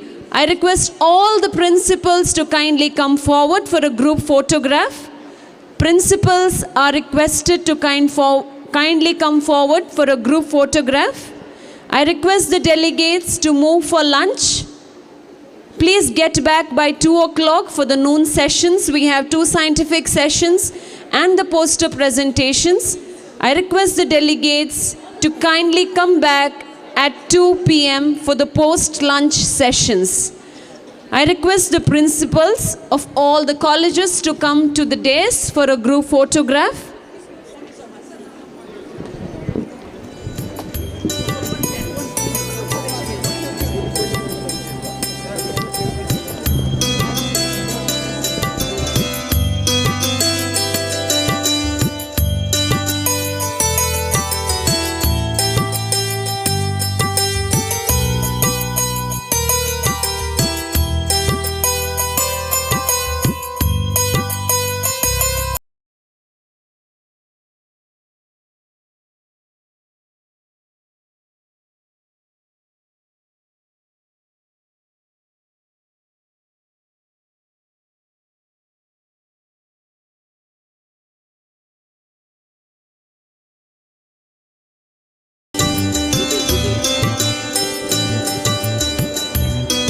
It's past 1:15. Dear delegates, I request the principals to kindly move on to the dais for a group photograph.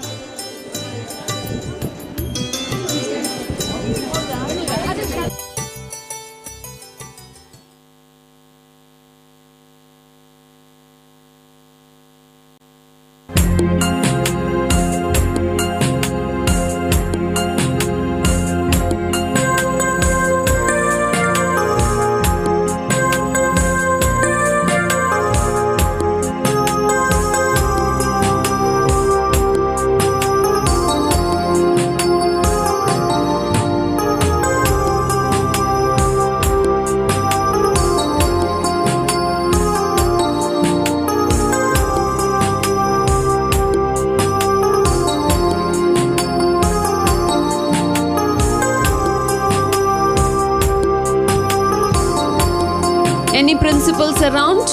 Please come forward, come to the dais for a photograph.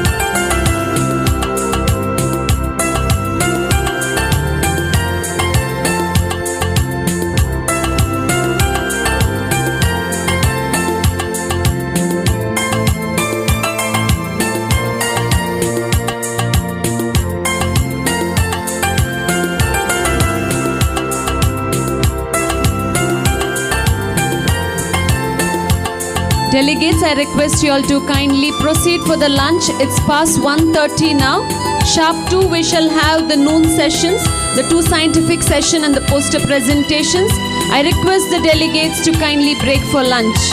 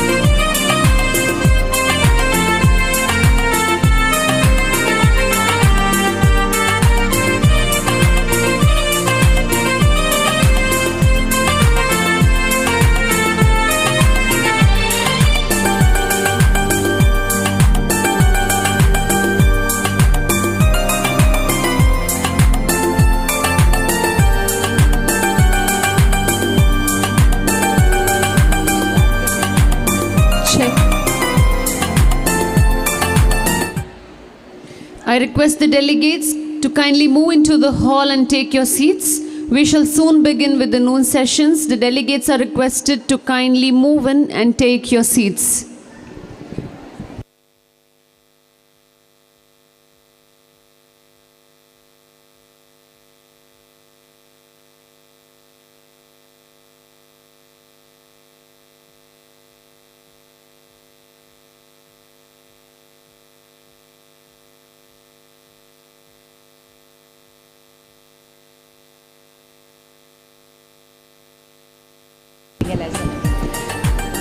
I request the cultural in charges from the respective colleges to kindly give your pen drives or the copies of your performances to the concerned people. Kindly come forward.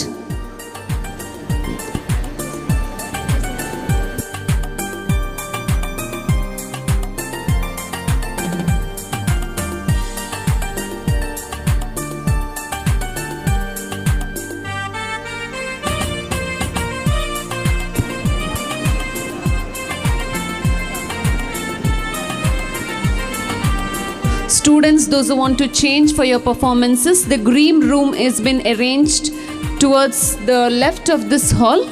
Towards the left of this hall, there are 2 rooms available. You can proceed to those rooms and you can dress for the culturals. The exit board that is marked over here, from there you can proceed to the 2 rooms, which are the green rooms for you all to change for your culturals.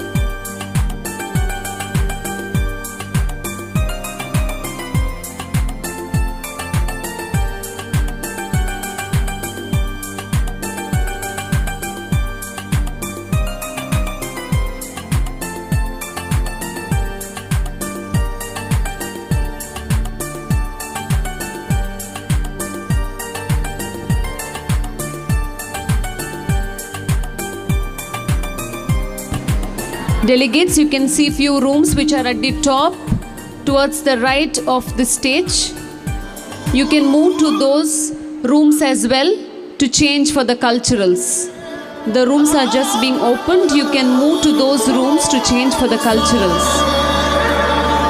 I request the delegates to kindly move in and take your seats. We shall begin with the noon sessions. I request you all to kindly take your seats.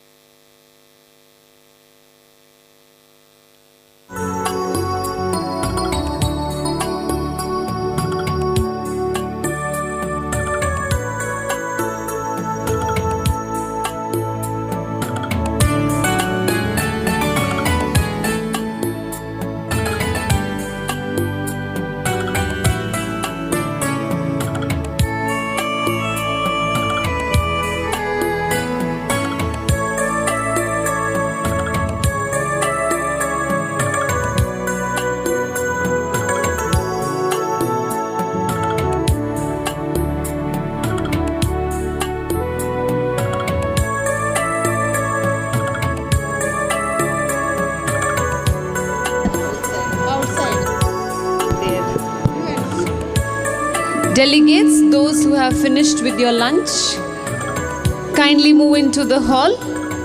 Delegates who have finished, delegates who have,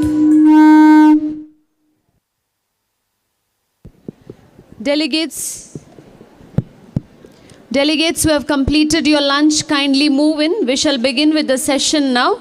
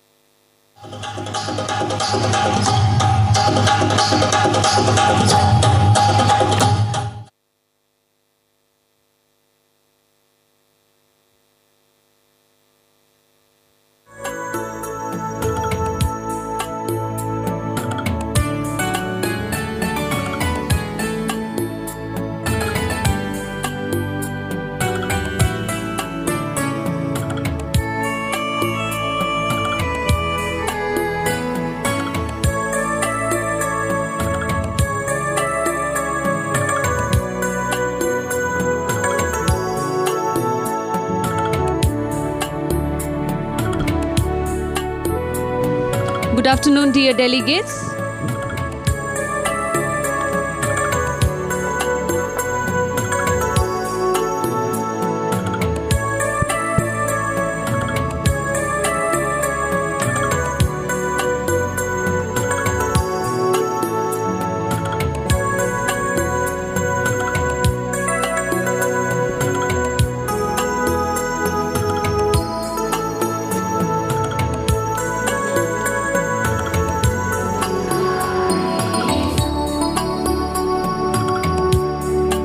Delegates, I request you to kindly take your seats.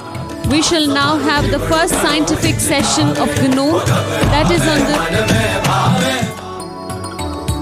Can we check the audio post sessions? I request the students to go back.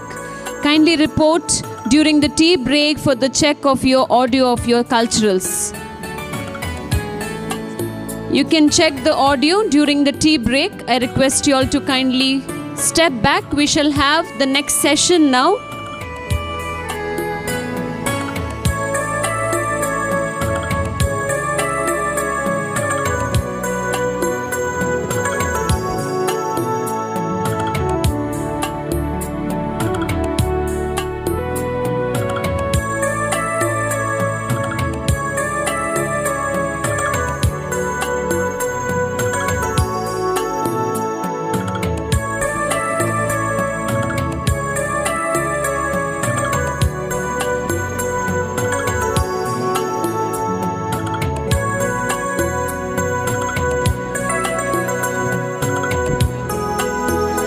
Good afternoon to all and a warm welcome to the noon sessions. Now we have a session on the need for nurse leaders to prepare innovative interprofessional healthcare delivery by Dr. Anis George, Professor, Manipal College of Nursing, Manipal. I call forward Professor Seema S. Chauhan, HOD, Department of Pediatric Nursing, Father Muller College of Nursing, Mangaluru. As the moderator, I request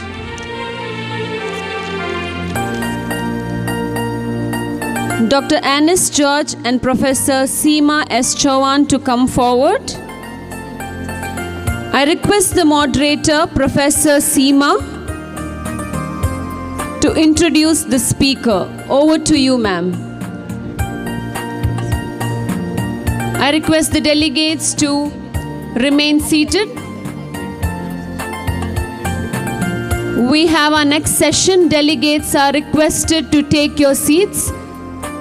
Please stop moving around and take your seats.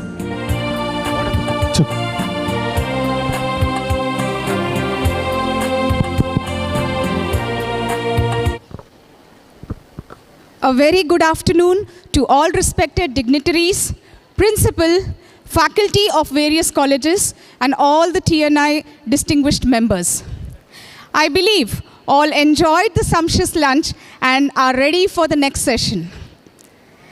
I'm assigned a pleasant job to introduce an eminent speaker.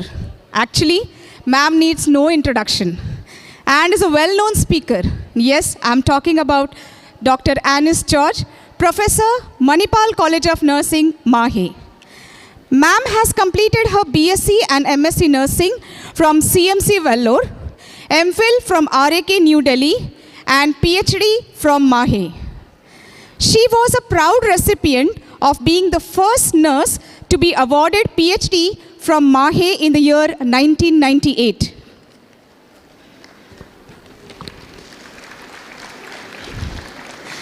She has 130 publications to her credit and has been a speaker in 2 international and 75 national conferences as a resource person.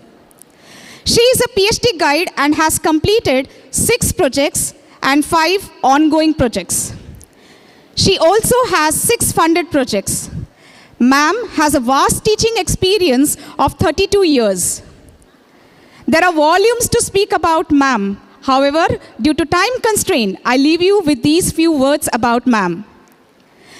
She'll be dealing with this session on need for nurse leaders to prepare innovative interprofessional healthcare delivery.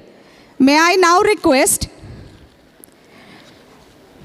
Dr. Darling Bibiana, Principal, Sridevi College of Nursing, to offer a floral welcome to Dr. Anis.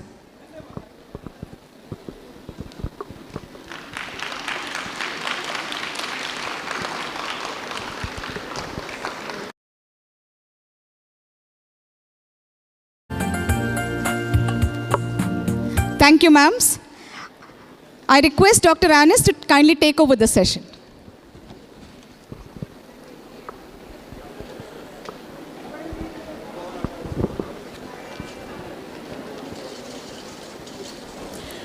Organizers of the conference, officials of Karnataka State Trained Nurses Association of India, the head of institutions of DAKSHINA, KANNADA and UDUPI districts, my colleagues from the profession, and the future nurse leaders, the students who are present here inside the hall and those who are having lunch outside, a very pleasant afternoon to all of you.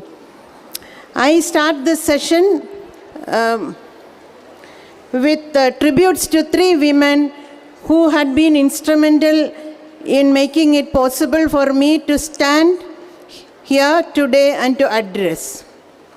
2 nurse leaders whom I respect and regard so much, for my administration skills, to Professor P.P. Bhanumati, the founder principal of Manipal College of Nursing, and to my research and education abilities, to Dr. Aparna Baduri, who was the PG coordinator at Manipal College of Nursing, and in my life, my mother, who has led the way to me to be at this place.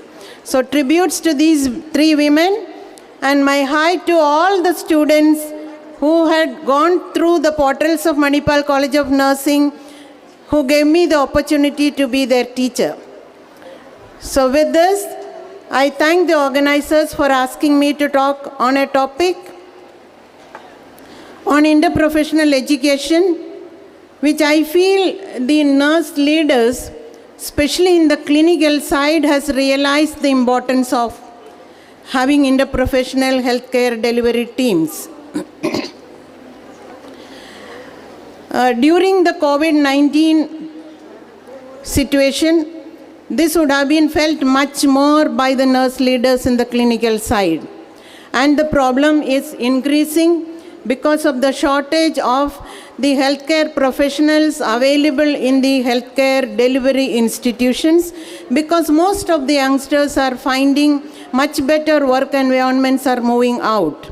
So it's very essential for the leaders to make sure that human resources available in the hospitals mainly are made the best use of. Interprofessional education is something which we say that need to start at the undergraduate level. Since majority of the audience are the undergraduate students, I thought it is essential for all of us to have a little bit brief about interprofessional education.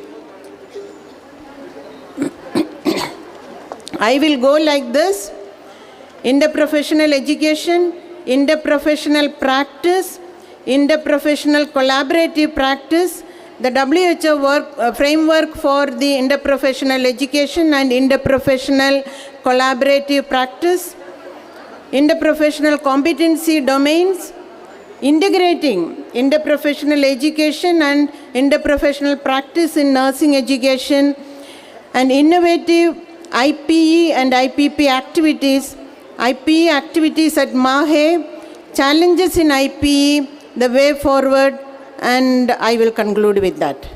Why I said I will conclude? Because in the afternoon, after a lunch, to keep you awake is difficult, so the term conclusion is something very nice to listen to. So you know I will conclude, but I will take a little bit time before concluding. The students who are walking in, please move in quietly and sit so that others will be able to listen too. Now we are talking about interprofessional education.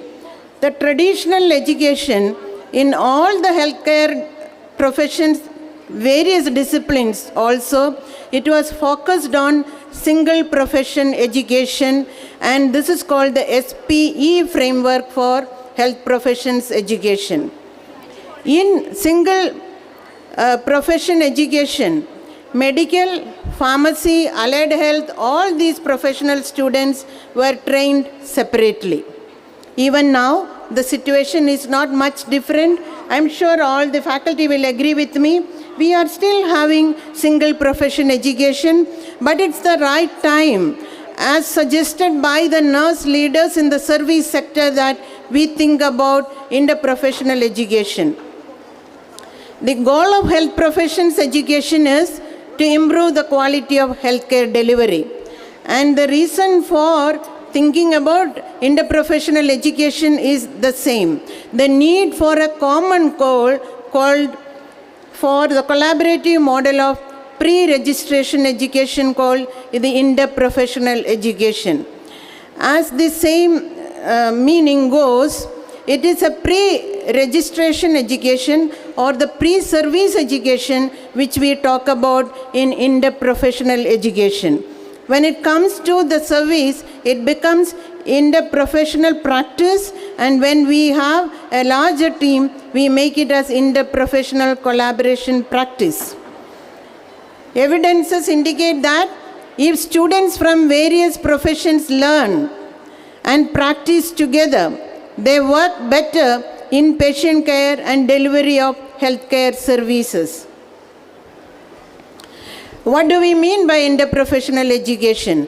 The students learn with each other, the students learn from each other and about each other. That means students from various professions need to have their education together.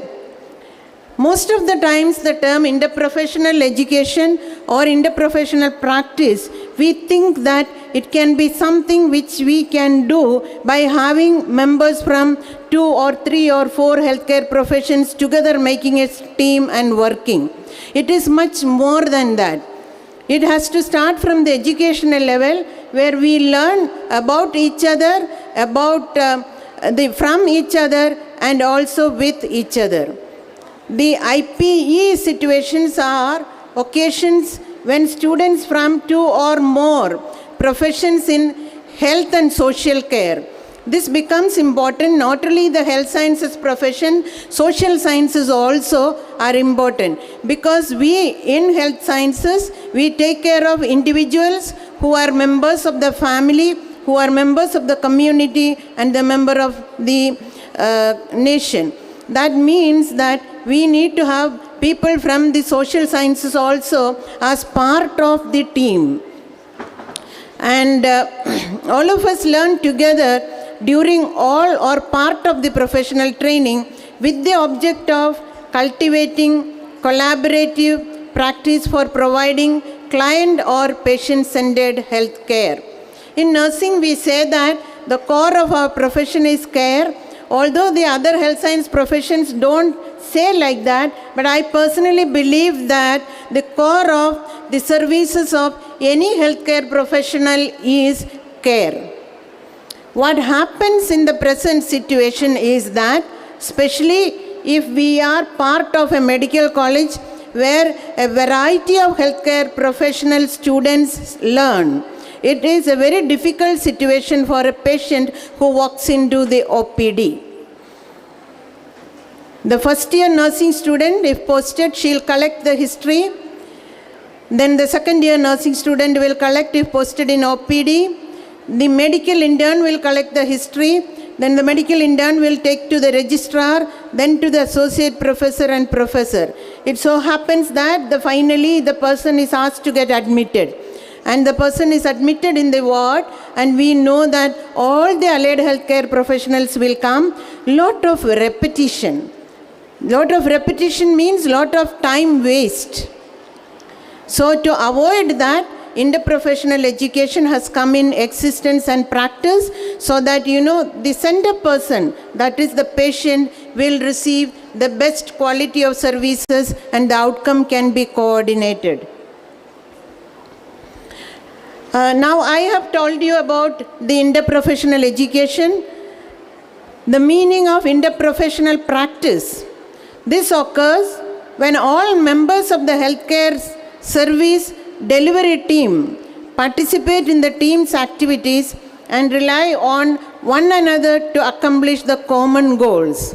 When a patient is admitted into our care services in the hospital, there is a common goal that the best is done for the patient and the patient moves out in a positive outcome. So for the common goal, there are a number of professional teams working. So we need to work together in collaboration. That is what is called as interprofessional practice.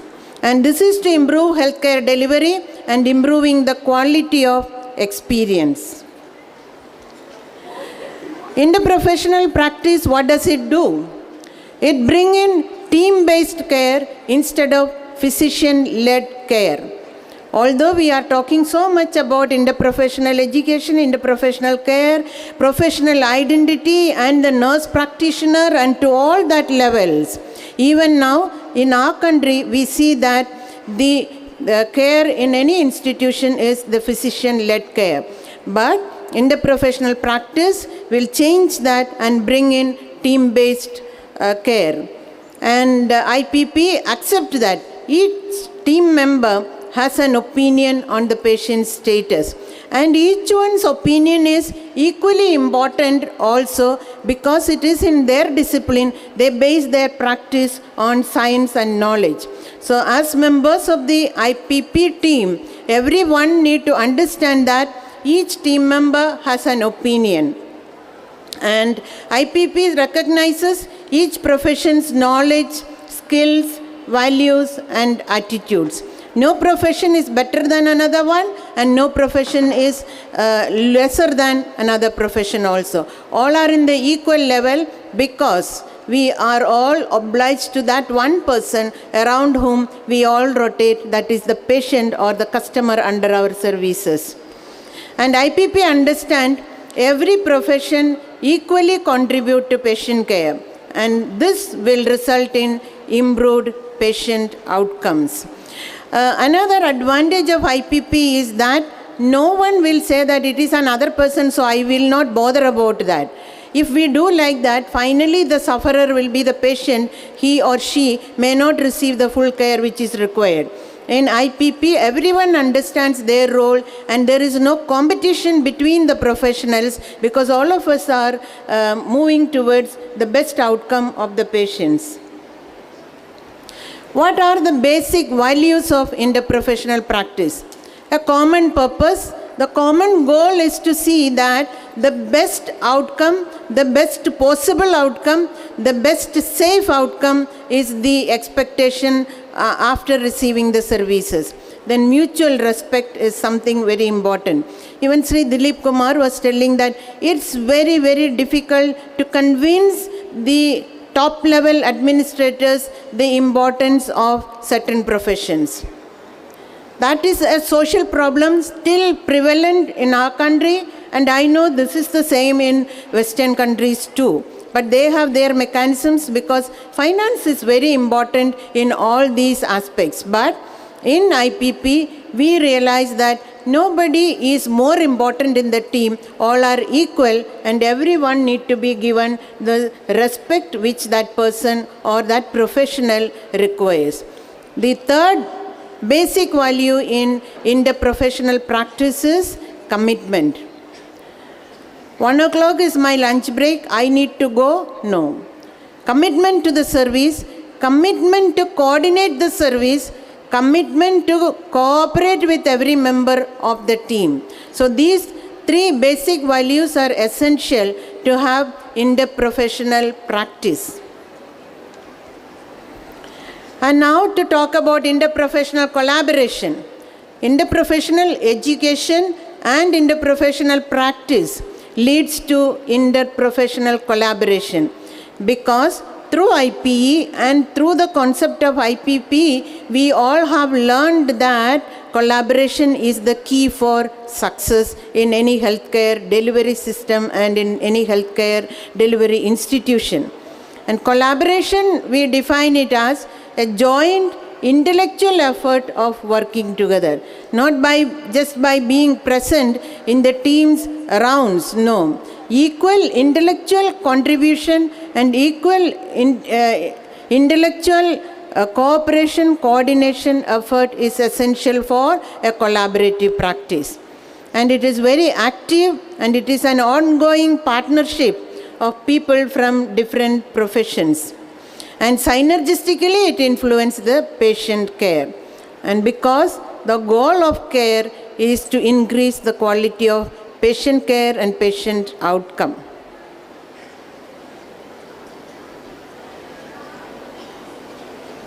Please settle down, those who are walking in.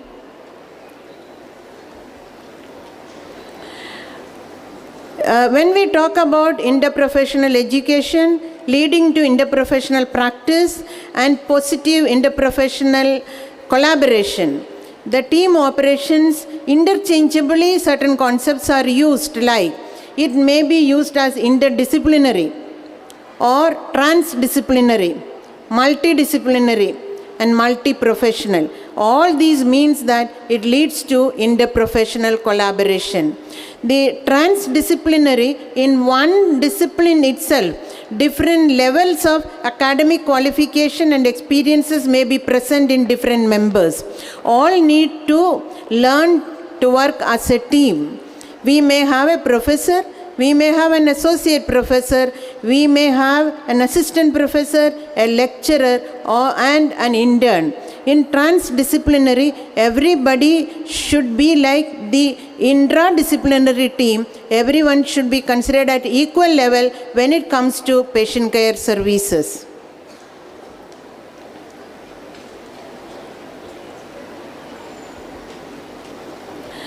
This is an article which has come out in the Journal of Interprofessional Care, working together. That is working on interprofessional education, that is working together. A systematic review on how healthcare professionals contribute to interprofessional collaboration. The three main findings were, it bridges the professional gaps. Practically speaking, we all have experienced it, the differences of opinion and thinking that my opinion is better or it should be getting the most priority, those sort of situations. But in interprofessional collaboration, this problem can be reduced. It will bridge the professional gaps and negotiable overlaps on roles. One of the difficulties which I have mentioned in the beginning is that lot of duplication of services, lot of mixing up of activities. So that can be avoided because role clarification and role clarity will be there when the teams are developed for the interprofessional collaboration. And the third key finding was that IPE and interprofessional collaboration will lead to create spaces for collaboration, not encroaching into another professional space. I remember, when all these, I'm not taking any profession as example, but I want to give an example of a situation. When I was a student, there were in many allied health professional programs. So the nursing students used to get a lot of opportunities to take care of the patients. When the different allied health professional disciplines had come up, then the common complaint I used to hear from the students is that, they are doing that. The physiotherapy person will take care of the chest physio, diversion therapy will be taken care of by the occupational therapists. So what are we there? In IPE, role clarifications are there and no one will encroach into the working space and boundary of another professional. But at the same time, each of the professional in the team will know what is my priority and according to my profession, what is the first step which I need to take for this patient. So in that way, everyone will collaborate, coordinate, and that ego of that I am superior, my profession is superior, I am needed more, all those will go away. The advantages of interprofessional collaboration to continue, it will bring in nurtured collaboration and encouraged innovation. The topic which the organizers had given us, innovation, IP as an innovation. Many innovation methods can be utilized. But I understand that IPE and through IPE, interprofessional collaboration is considered as an innovation in healthcare delivery system because of the need of the hour.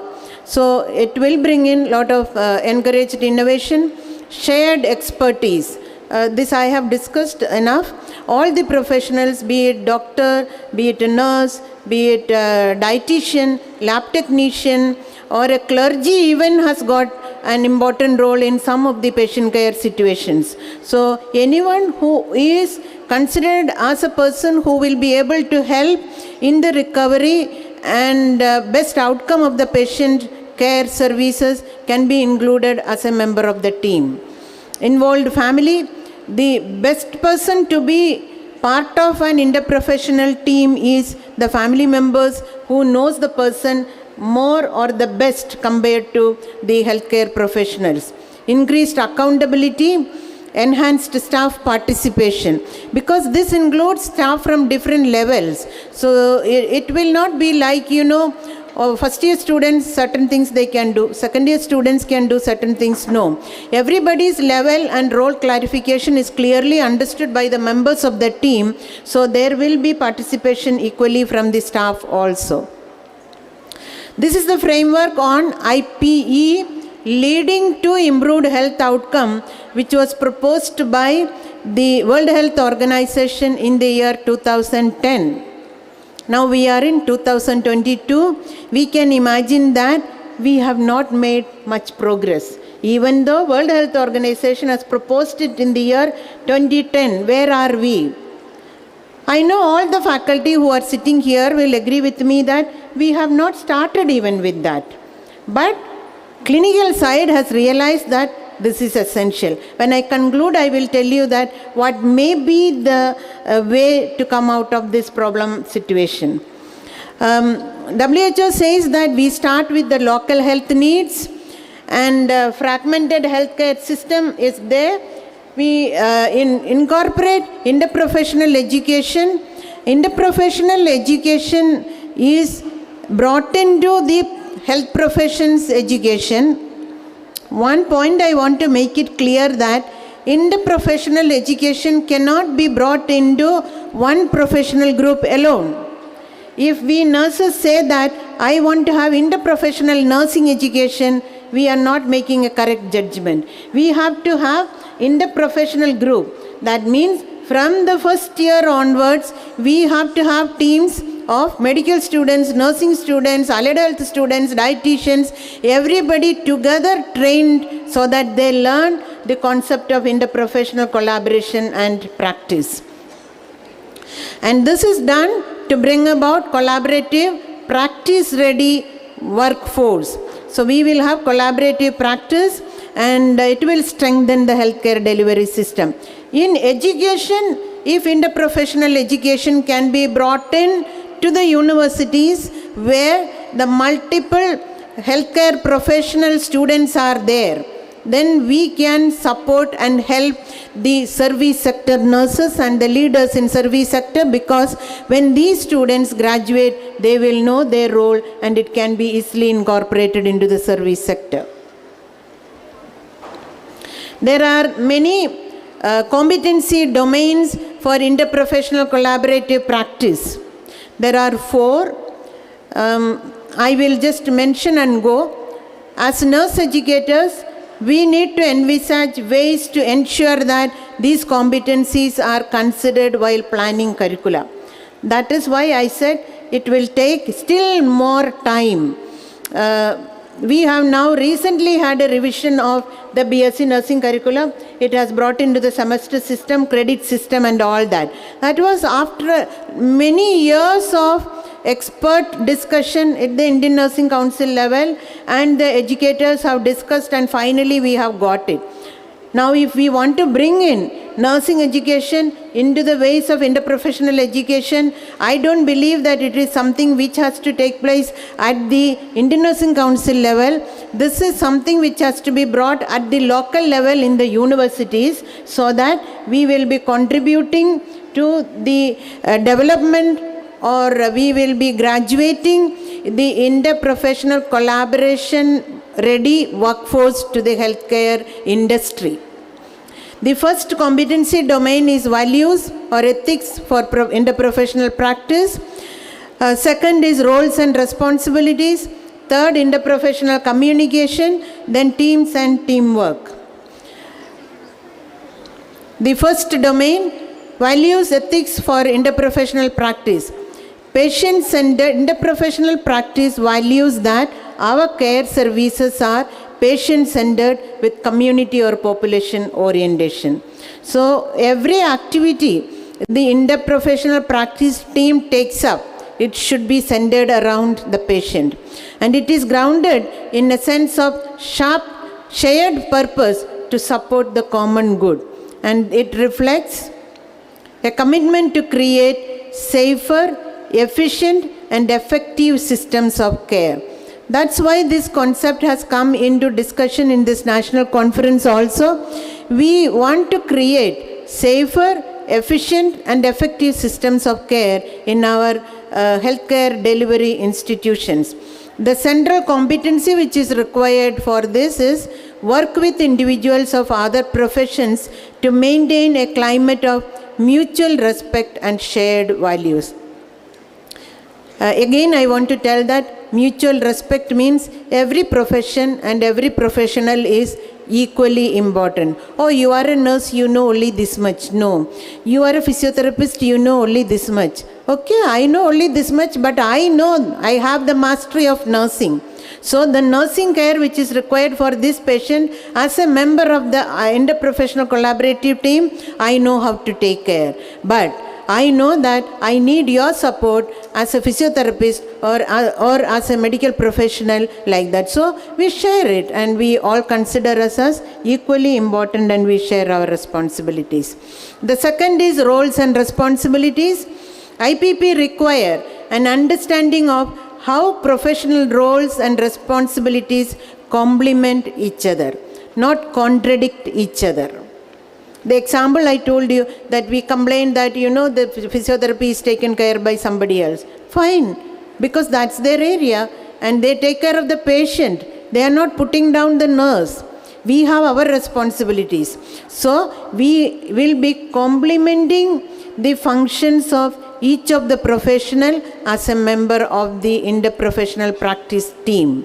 The central competency required for this is use the knowledge of one's own role and those of other professions. For what? To appropriately assess and address the healthcare needs of the patients and populations served. The new Indian Nursing Council syllabus, a number of competencies are listed. Equally important are these IPP competencies if we are going to implement IPP in our hospital. That's what I want to tell to the leaders who are in the hospital service. These competencies need to be developed from the basic nursing education or basic healthcare professional education onwards. The third is interprofessional communication. This is the most important among the 4 domains of the competencies which are mentioned. Why is it the most important? Because it's a team. We have to communicate to each other. We cannot work in isolation as a member of the team. And all of you, the students and the staff, all of you will agree with me, most of the problems in the work situations are because of problems related to communication. And it can become more when we are in a team. So, good competency in communication is essential. And as we say, core of nursing is care. Communication is the core of interprofessional collaborative practice. Communicate in a way everyone understands, communicate with respect, communicate with mutual respect and understanding, and communicate with the realization that we are complementing each other's role. And there, no one can order another person, you do this, because everyone knows, but they share that I feel this may be the one. So communication need to be in a very friendly and collaborative manner. Teamwork and team-based competency for better patient-centered care requires mastery of numerous new communication technologies. Mrs. Saroja was talking about the role of technology and advances in technology in patient care situations. Definitely, the technology has brought in a lot of advantages for all the healthcare professions, especially in terms of the time availability for providing better services. I agree with that. And as she has rightly mentioned, whatever is there, it's not only technology-based communication which is essential. Communication in person, communicating with the core member of the interprofessional collaboration team, the patient, is very essential. So each of the healthcare professional member need to communicate to each other and need to communicate to the patient also. The central competency required here is communicate with the patients, families, communities and other health professionals in a responsive and responsible manner. In many situations, problems in communication arise even if we respond, but we have to be responsive to the other person and responsible for what we communicate. And that will support a team approach to the maintenance of health and the treatment of disease. The fourth one is teams and teamwork. This is very essential, the ability to work as a member of the team.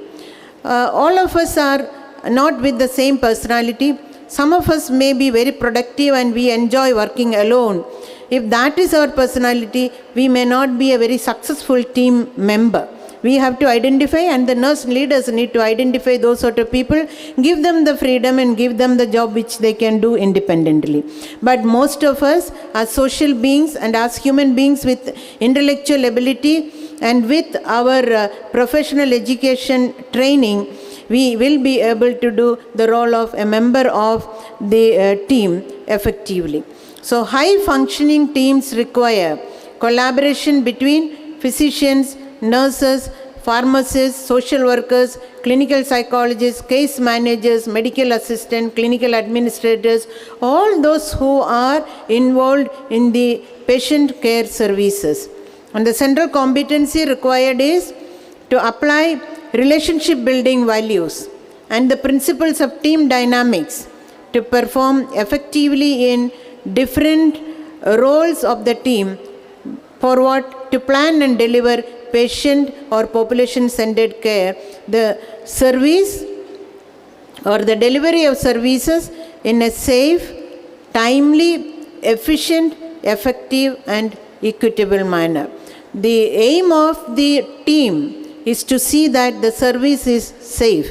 If one member or the one professional, due to some unavoidable situations, has missed an observation which is very important, the other members of the team has the responsibility to communicate it for what? To make sure that the patient and the care services are safe. And it has to be given on time in an efficient, effective and equitable manner. The integration of interprofessional practice, it cannot happen on one day. Training is very essential, and this occurs in 3 phases: exposure phase, immersion phase and mastery phase. This becomes a little more closer to the service sector, that since the current healthcare professionals who are with you are not with the orientation of interprofessional education and interprofessional practice, still we can make a change. We have the exposure phase. This phase basically includes knowledge-based activities. First, the knowledge related to functioning as a member of the interprofessional team need to be conveyed to them. Focus on the roles and responsibilities of the professions. Aim to develop awareness of the scope of practice. This includes introductory short duration activities like shadowing experiences that, when we are not in practice of interprofessional practice, getting into an institution where they have implemented it and shadow them to learn how they have gone ahead and then started it.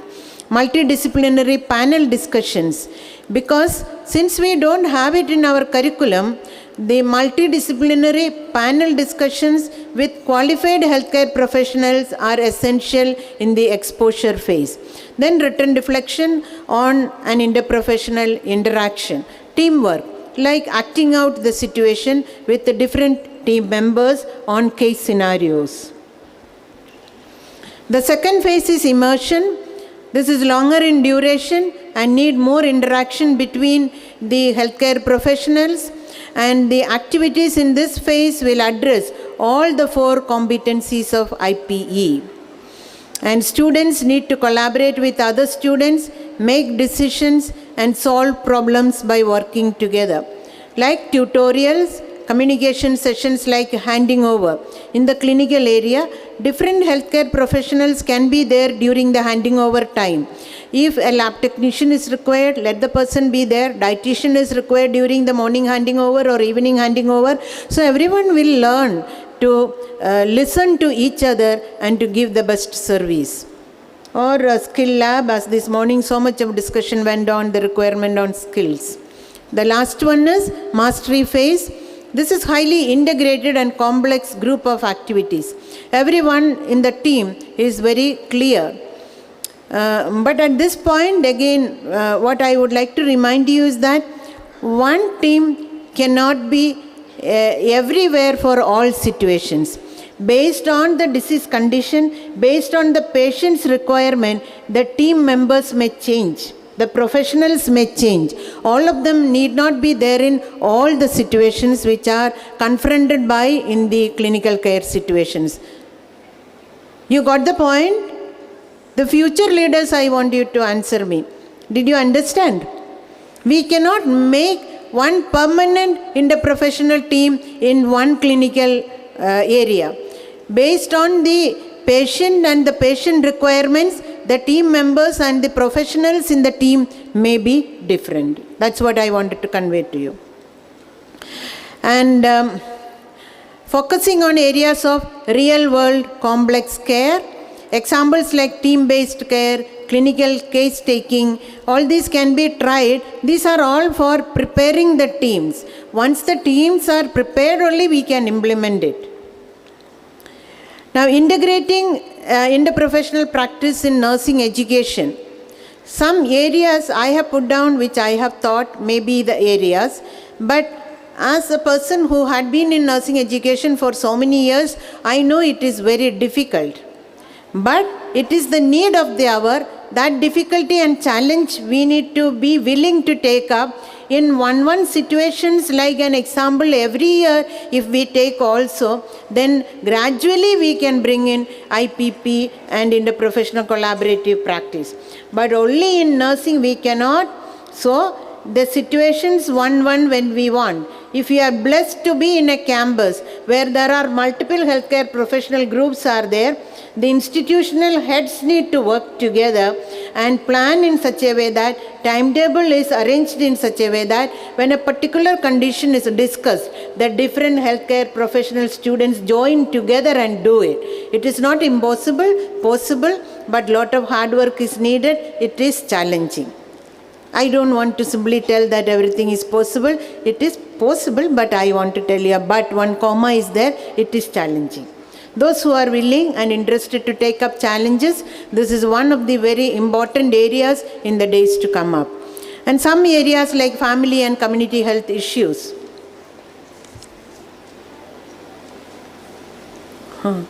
Now I had been moving fast, now I have to run fast. So you all have to run with me, okay? HIV/AIDS, tuberculosis and malaria in the management, health action in crisis, health security areas, non-communicable diseases and mental health, health systems and services, and the current big problem across the world and in our country, opioid-related situations. And this is something which we need to handle in the days to come. As healthcare professionals, we will be confronted with the huge problem of drug abuse. The nursing education of tomorrow will largely depend upon innovative approach in which IPE is integrated into nursing pedagogy.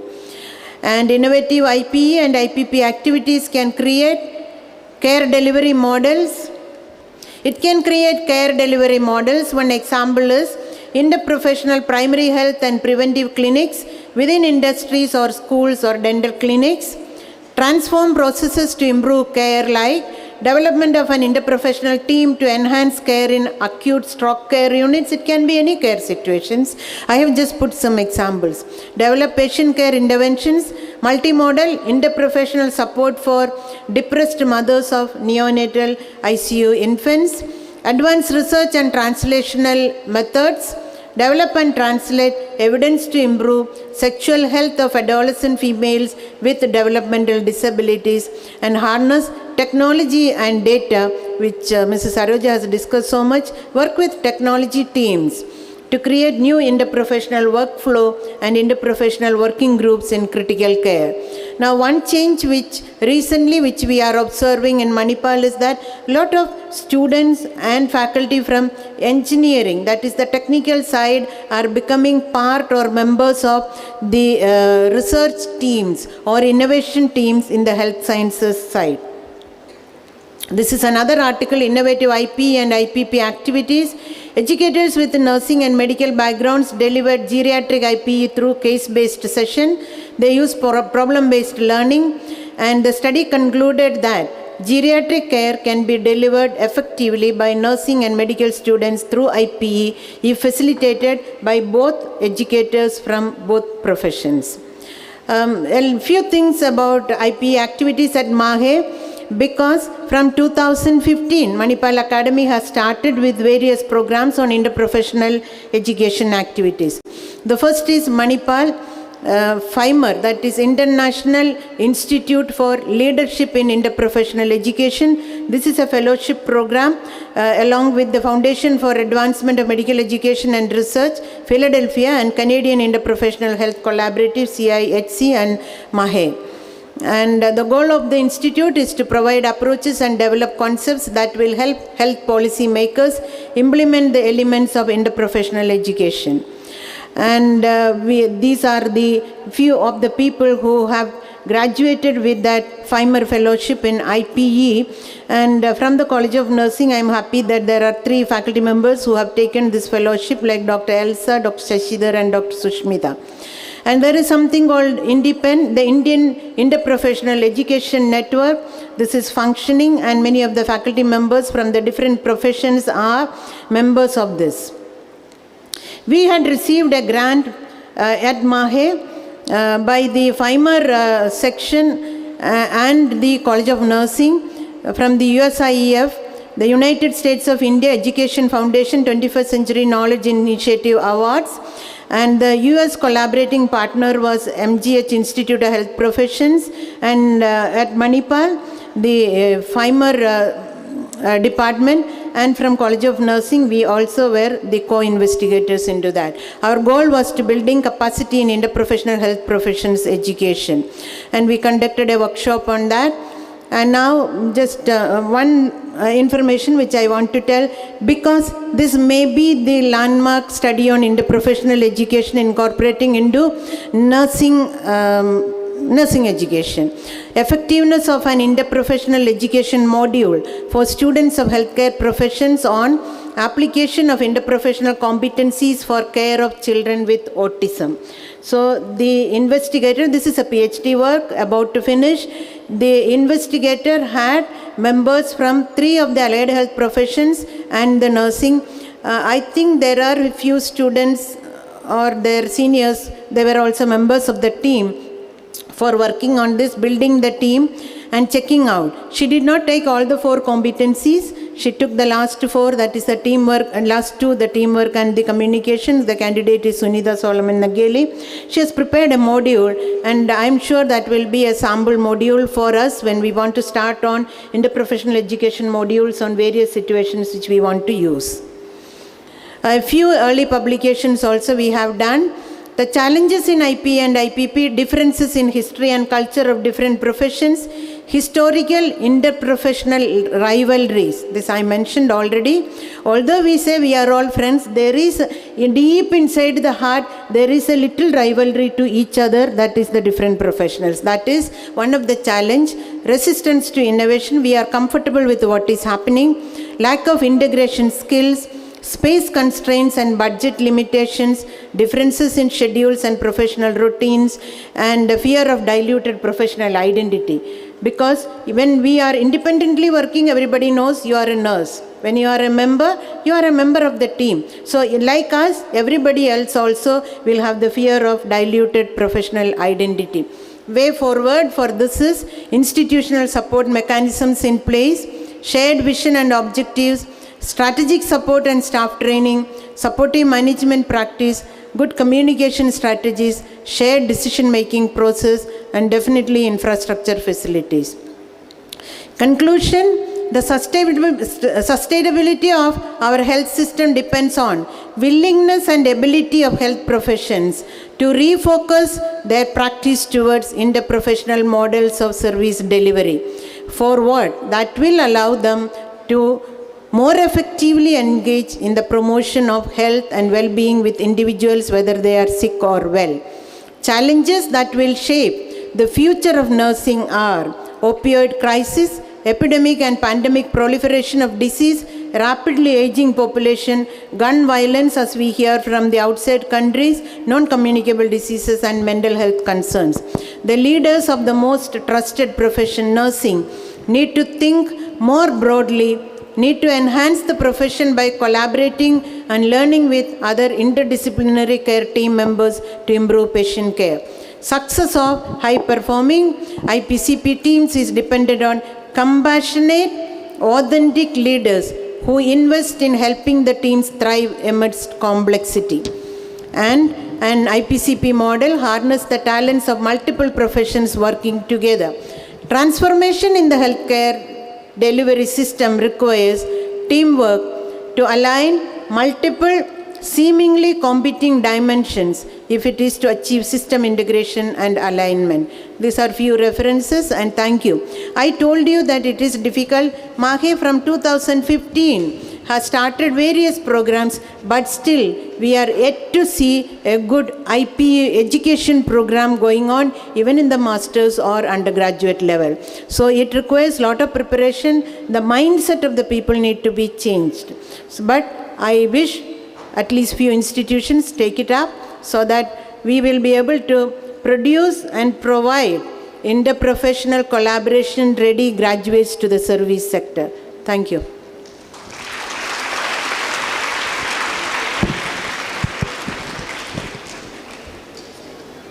Thank you, ma'am, for the excellent session. Ma'am, during her session, has dealt elaborately on interprofessional education, practice in collaboration, and WHO framework.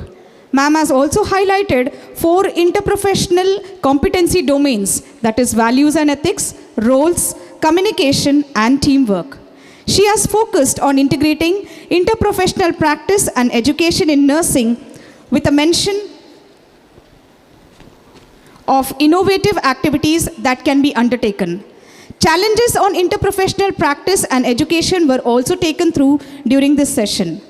Ma'am has meticulously narrated the synergistic influence of teamwork with interprofessional practice in quality patient care.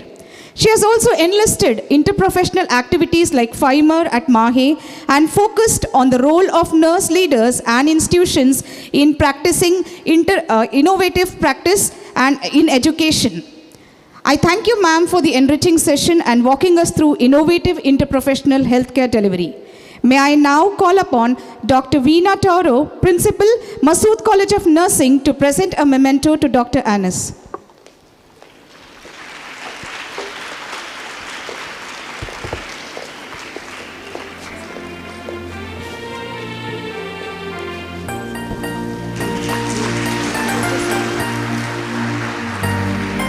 Thank you, madams.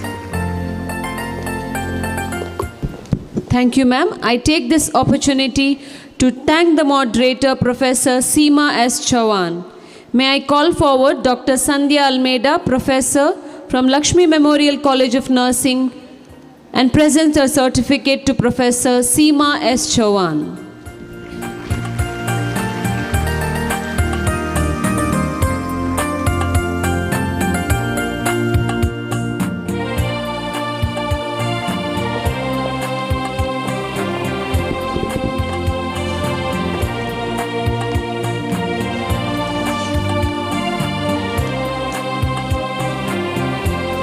The next scientific session is on the clinical decision making and judgment by Mrs. Swapna S. Joshi, retired professor and nursing superintendent, Tata Memorial Center and Vice President, TNAI West Region, Mumbai.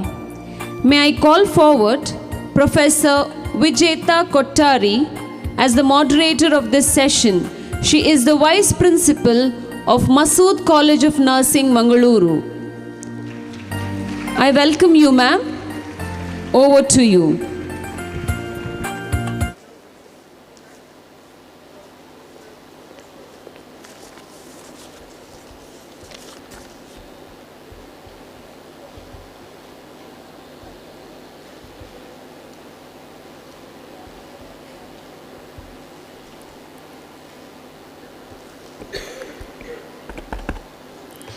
Good afternoon to the dignitaries, principals, and delegates. I am here as a moderator for the session Clinical Decision Making and Judgment, which will be dealt by an eminent personality, the recipient of Florence Nightingale Award 2017 from Honorable President Mr. Pranav Mukherjee, none other than Professor Swapna Joshi.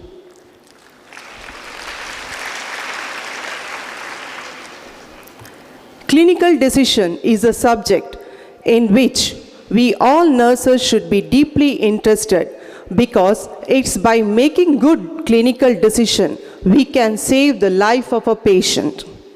I am glad to introduce Professor Swapna Joshi, the person who has spent almost entire career with responsibilities as a nurse educator, nursing superintendent and nurse leader from 40 decades.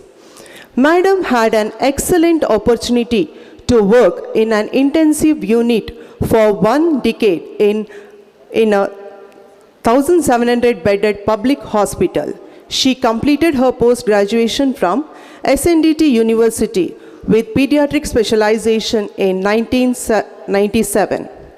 Madam is a recipient of Best Nurse Award given by Mayor of Bombay in 1980, a prestigious award given for her outstanding work done.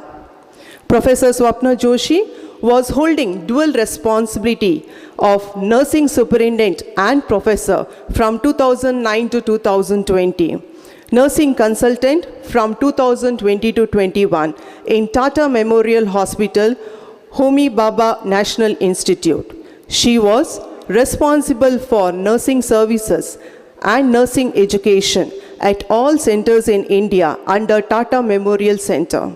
She is a recipient of My Child Matters Award, project undertaken to train nurses in pediatric oncology nursing 2015-16. As nurse educator, She taught nursing curricula for 2 decades and served in different positions as a teacher, guide, inspector, and examiner at state level. Professor Swapna Joshi has a significant experience in developing the master's program in oncology nursing in Tata Memorial Hospital under HBNI deemed university. She was instrumental to start oncology nursing specialization programs at Tata Memorial Center organizations at Varanasi, Punjab, and Guwahati. She has presented many scientific papers at state, national, and international level, organizing chairperson for many conferences at state, national, and international level. Swapna ma'am is a passionate public speaker. She is a frequent consultant and a presenter in national and international groups. Her team building skills and her charismatic qualities in bringing people together helps in professional growth among nurses. She is passionate about bringing research in oncology nursing at Tata Memorial Hospital, and some studies are already taken up as a principal investigator and co-principal investigator, as well as guiding MSc nursing students. Kaun Banega Karodpati acknowledged the contribution of nurses in COVID-19 pandemic, and Madam had an opportunity to receive the award from Mr. Amitabh Bachchan on behalf of all nurses.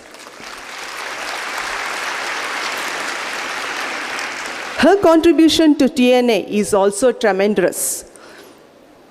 Madam served as a president of Trained Nurses Association of India, Maharashtra State branch. She was an active executive member on various positions in state branch, which gave her opportunity to develop as a leader in nursing and to organize various activities for professional growth. She was presiding the pediatric committee in TNI at national level. She was also organizing a nurses training program on neonatal resuscitation in collaboration with Indian Academy of Pediatrics. She was also a contributor in preparing neonatal skincare guidelines under TNI. She was appreciated as COVID warrior for successfully managing nursing services as well as taking leadership responsibilities at state level as Vice President of TNI. And at present, she is a Vice President of TNA West Zone. Ma'am, you have mesmerized us with your credentials and achievements. I request Mrs. Mabel Lolita Baptist, Principal Kalkeri Rukmini Shetty Memorial College of Nursing, to welcome ma'am by presenting a floral bouquet.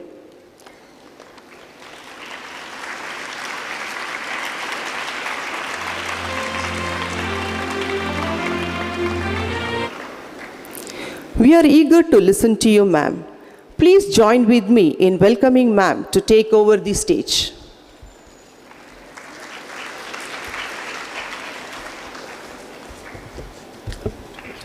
Thank you.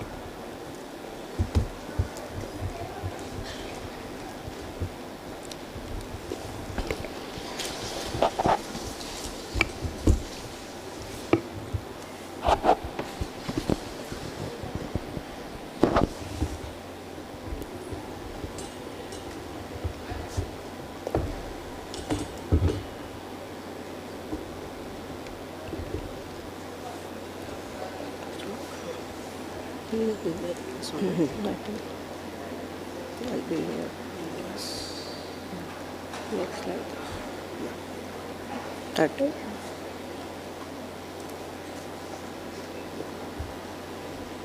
A very good afternoon to you all. I take this opportunity to thank TNAI Karnataka State Branch and organizing members of Dakshin Kannada and UDUPI for giving me an opportunity to share my thoughts with you all on this topic.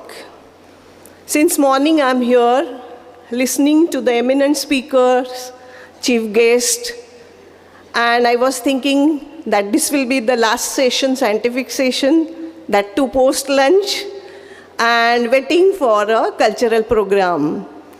We all are excited. I'm also attending this first conference after COVID because we all like to meet each other and enjoy, at the same time learn and take home messages during such occasions.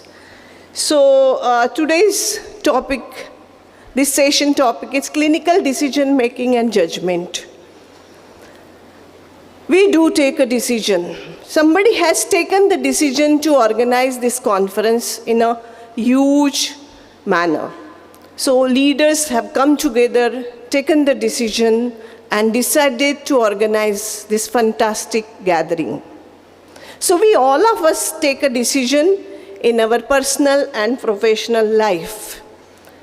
And remember one thing, you cannot make progress without making decisions. So we should thank somebody has taken decision to organize such events today, tomorrow, or somebody has already done this in our life so we could progress.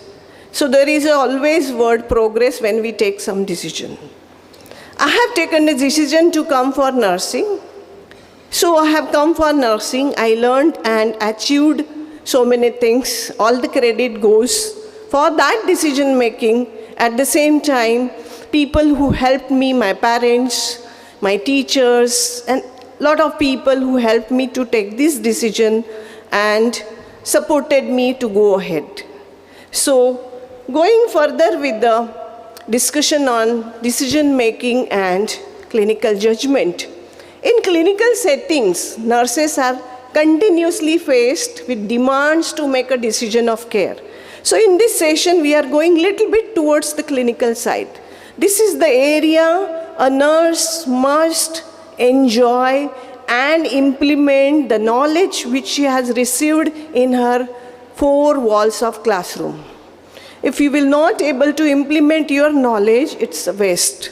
So always when you are learning, you decide what you are going to do in clinical area, or maybe in future when you will be going, you will recall the knowledge which is given to you by your teachers and senior colleagues. So the process of coming to a choice is an essence of decision making.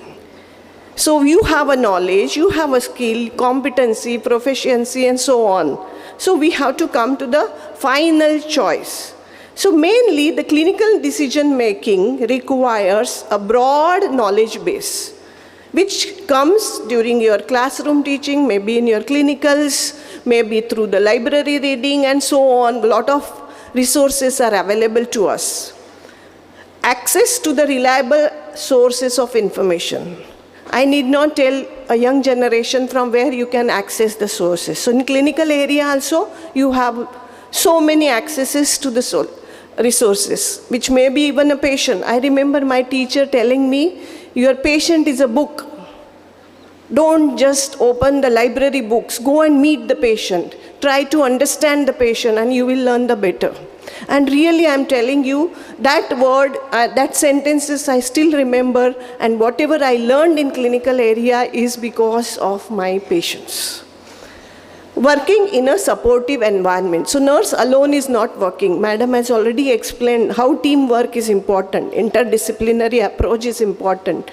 Team support is important. So the leaders are there. Your senior colleagues are there. The nurses are there from whom you can learn. So in this session, I will just touch some of the theoretical aspect, and then we will come to the clinical, some situation where I will need you to understand some important aspects of clinical decision making. So when decide decision making model, which we all of us, we go through all these things. So decide, define problem or issue or what you want, establish criteria, consider alternatives, identify best alternatives, develop and implement plan of action, evaluate and monitor solution and feedback when necessary. A simple, I will give you the example. I thought of coming for this event.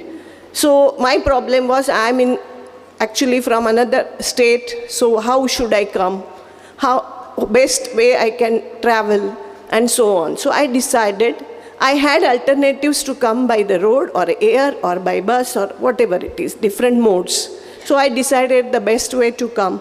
I'm taking action of delivering a topic here.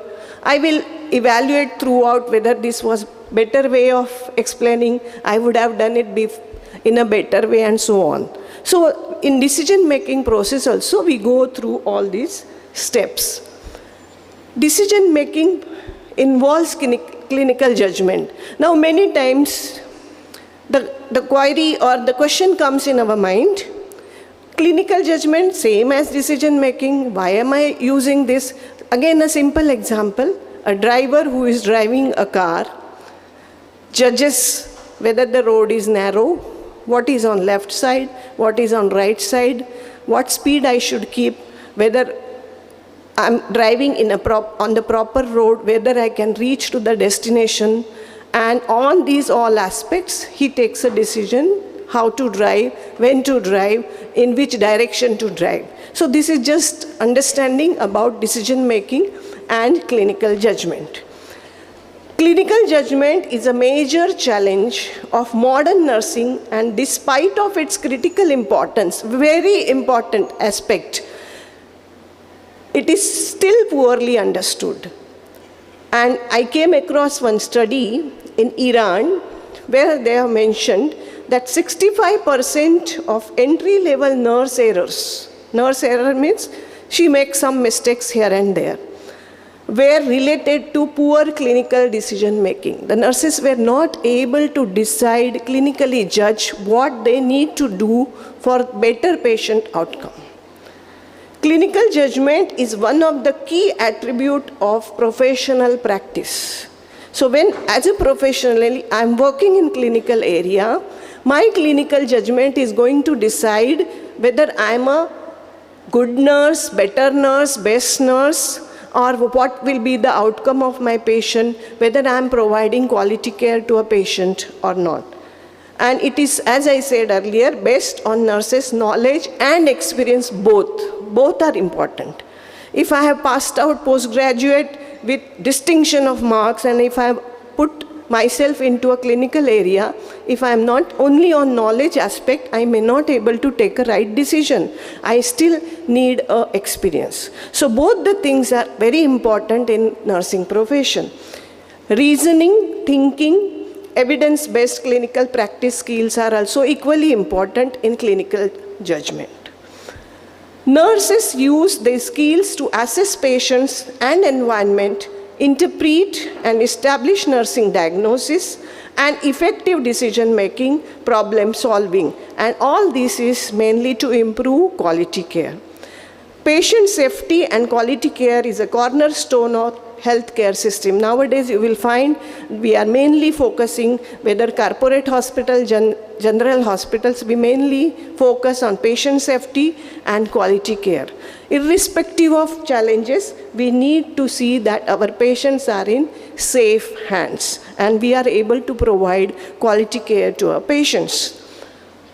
Another important thing in clinical judgment is your decisions, best decisions on evidence-based practices. In research studies or research evidences, we are still progressing. We cannot compare ourselves with other professions as they are doing day in and day out. We still need to have more evidences, especially clinical area, to improve our patients' outcome. So clinical expertise, so it is not always research studies will help you to take a decision. Sometimes clinical expertise also will be as evidences we can take it to provide a patient a care. So patient value preferences and research evidences. So because these evidence-based practices are already tested and proven interventions, so we can definitely use them for providing care. Now, what is the purpose of clinical judgment? Why we are discussing this here? Why this topic is taken up? So that all the nurses who are going to clinical area should understand what is the purpose of clinical judgment.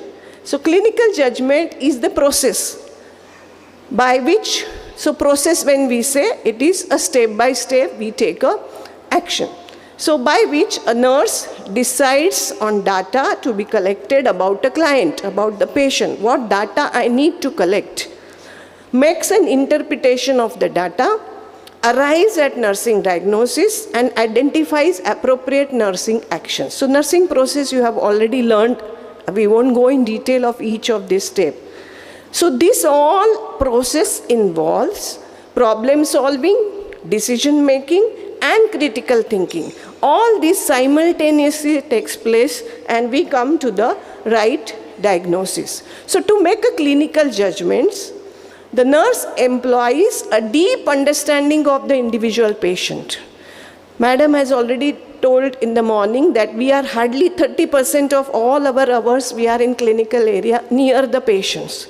So within that 30% also, we need to understand our patient deeply. So that and that also depends on her or his own background, experience and values. I need not explain, even as a teacher, we know each student is different.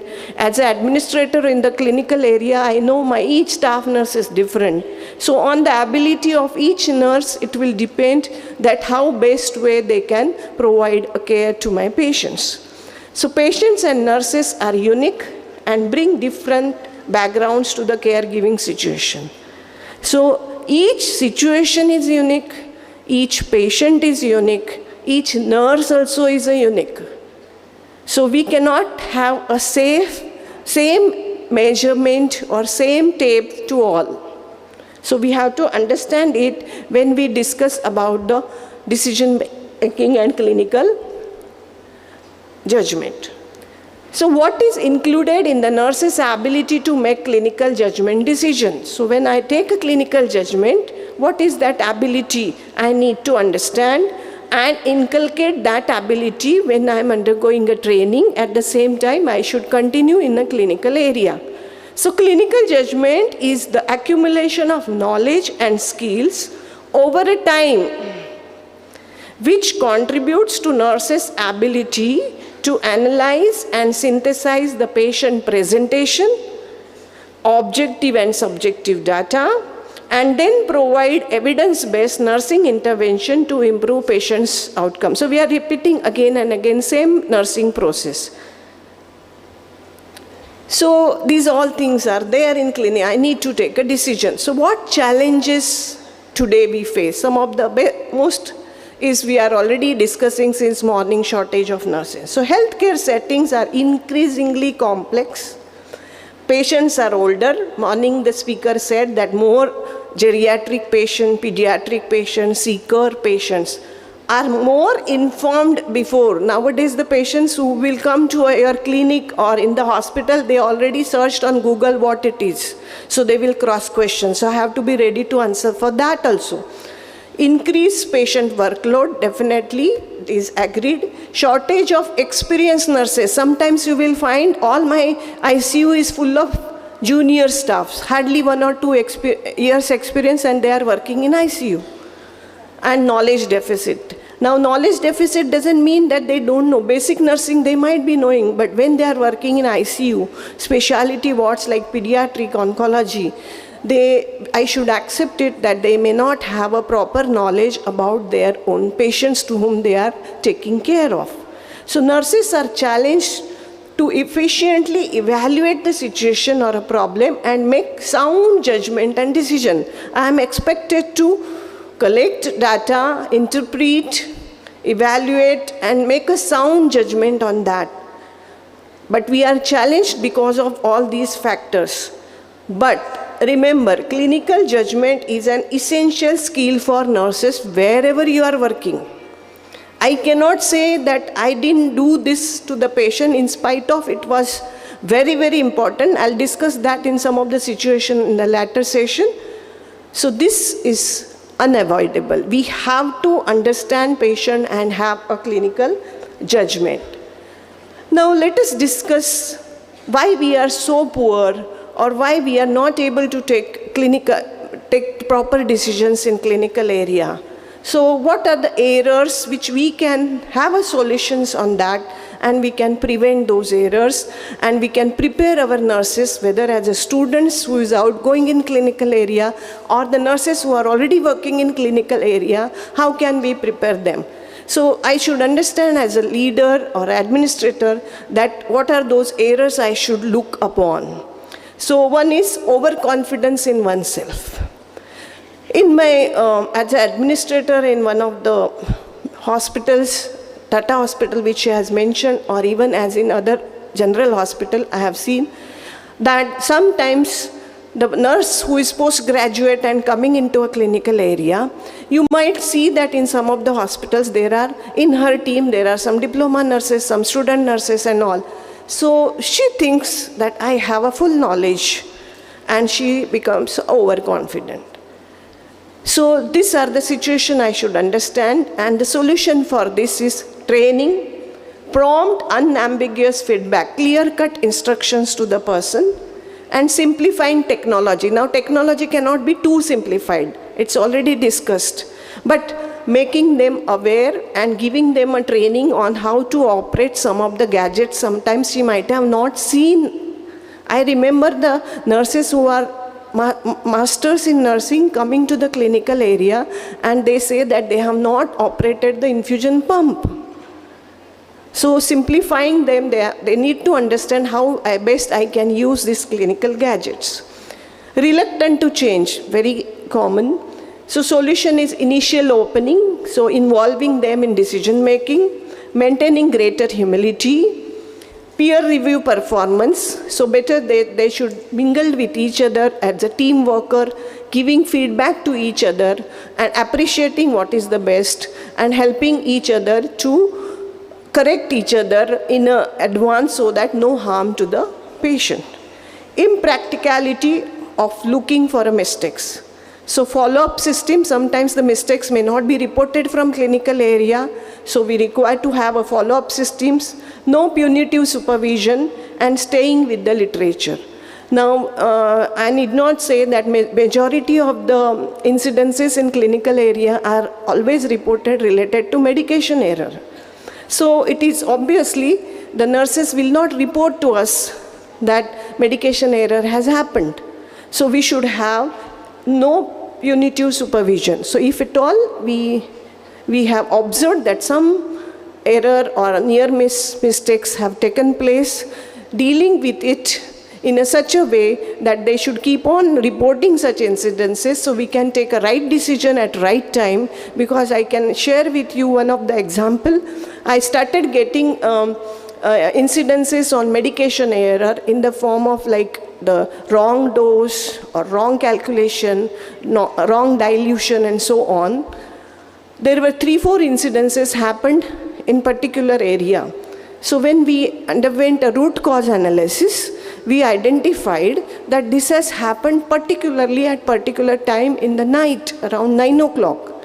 So going ahead with finding out more and more and more root cause analysis, we identified that usually the doctors take around 8:30 and he writes some chemotherapy drugs and which needs to be given by a evening staff.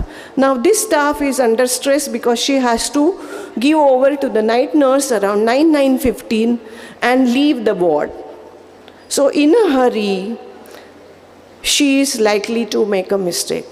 So when we identified this, we have discussed it with the management, and from the medical head, the circular has gone to all the doctors that not to advise such type of drugs unless emergency during particular time, especially when taking over time. So these are the decisions we can make by observing such type of situations and incidences. Now, how do we take a decision? In a clinical area, you imagine yourself, either you are working in any clinical area, whether casualty, labor room, medical surgical ward, or maybe a trauma room, emergency room, and so on. So it is observed that when we are in clinical area, we do take a decision by two systems. One is rabbit and tortoise. We all of us have learned about this story. I'm not going to tell the story. You try to understand the principle or the moral behind it, why we are discussing this. So we take a fast decision. Do we take a fast decision? Sometimes, yes, it is required in area where emergency patients are there, arrived. Decisions which are like a routine daily activities. We take a fast decision. We will do this way. Involuntarily taken. We may not much think about it. It just happens because it's my daily routine. Now, in such type of decisions, errors are likely to happen. This type of decisions may be helpful in a triage. In an emergency area where patients are coming, I need to take the decision whether this patient will go to emergency area and resuscitation things are required, whether this patient will go to directly OT and so on. So we do take a fast decision. Thank you so much. And but these decisions are at risk. But still sometimes we have to take decisions. In another way, system 2 is a slow decisions. Sometimes patients are settled down and now we need to assess the patient thoroughly and then come to the clinical judgment. They are effortful. I take a complete data, I observe the patient from head to foot, I collect the history and so on. It might be a complex but conscious decision. It may be sometimes in unfamiliar situation because I don't know this diagnosis. This is something new with some different signs, symptoms patient has come in. But when you undergo all this complete, gathering the information in a conscious way, it is more reliable. But remember, both the types of decisions are important. We cannot say a nurse, you should be always slow in taking decision. No, she won't be able to work in emergency ward labor rooms. So, if your situation is not familiar, you slow down. You stop processing towards final diagnosis. Take the help of team members, senior members, and so on. While going through the, some of the studies and some of the articles, I found this Tanner's model of clinical judgment was better to understand and remember. Because as a student, we are always, if teacher is teaching me this, I need to write down all that nursing process in a detailed way. But in clinical area, I may not be writing down such a big nursing care plan. So how should I keep certain things in my mind when I'm in clinical area? So he has explained about this, just 4 stages, simple: notice, interpret, respond, and reflect. It combines nurses' knowledge, past experience, ethical perspectives, and client-to-nurse relationship based on evidence-based practices, reflects on how the client responds to care given. So we'll go little detail in this. Now notice. Many times I found in clinical area, what happens when the patient is admitted, my nurse, assess from head to foot. We have a complete pamphlet ready, so she doesn't miss any point. She writes down and she assesses completely. But if that same patient is there for 10 to 15 days in a clinical area, I hardly find that she assesses in the next, shift or maybe next day and so on. It's okay, it may not be possible every day I will do the complete assessment. But I should be so much observant enough to notice. Okay, so it is most important. Some changes which has happened because this patient is continuously under my care. I am observing him from last 2 days, 3 days. Today I am finding it something different. So going in little detail. So notices. Depends on nurse's interpersonal characteristic and ethical background. Interpersonal characteristic means, as I explained you just before, that all the nurses are not same. You give one patient to 4 students and ask them to assess and come back, you will find all 4 students will report to you in a different way, and you will find one of that is the best observer and she could find that, and so on. Ethical background is her characteristic, her communication, the way she observes and so on, other abilities. So she understands what is right, what I need to check. previous clinical experience. If she has already taken care of such patient, she will be the right person. It is almost similar to assessment, but not in detail. She knows what to assess. She may review the lab data, not only the physical observation. She might have seen the situation before, so she will relate that with the present situation. And she finds that what I need to pick on. And she knows that what were the baseline vitals and what is the normal for them.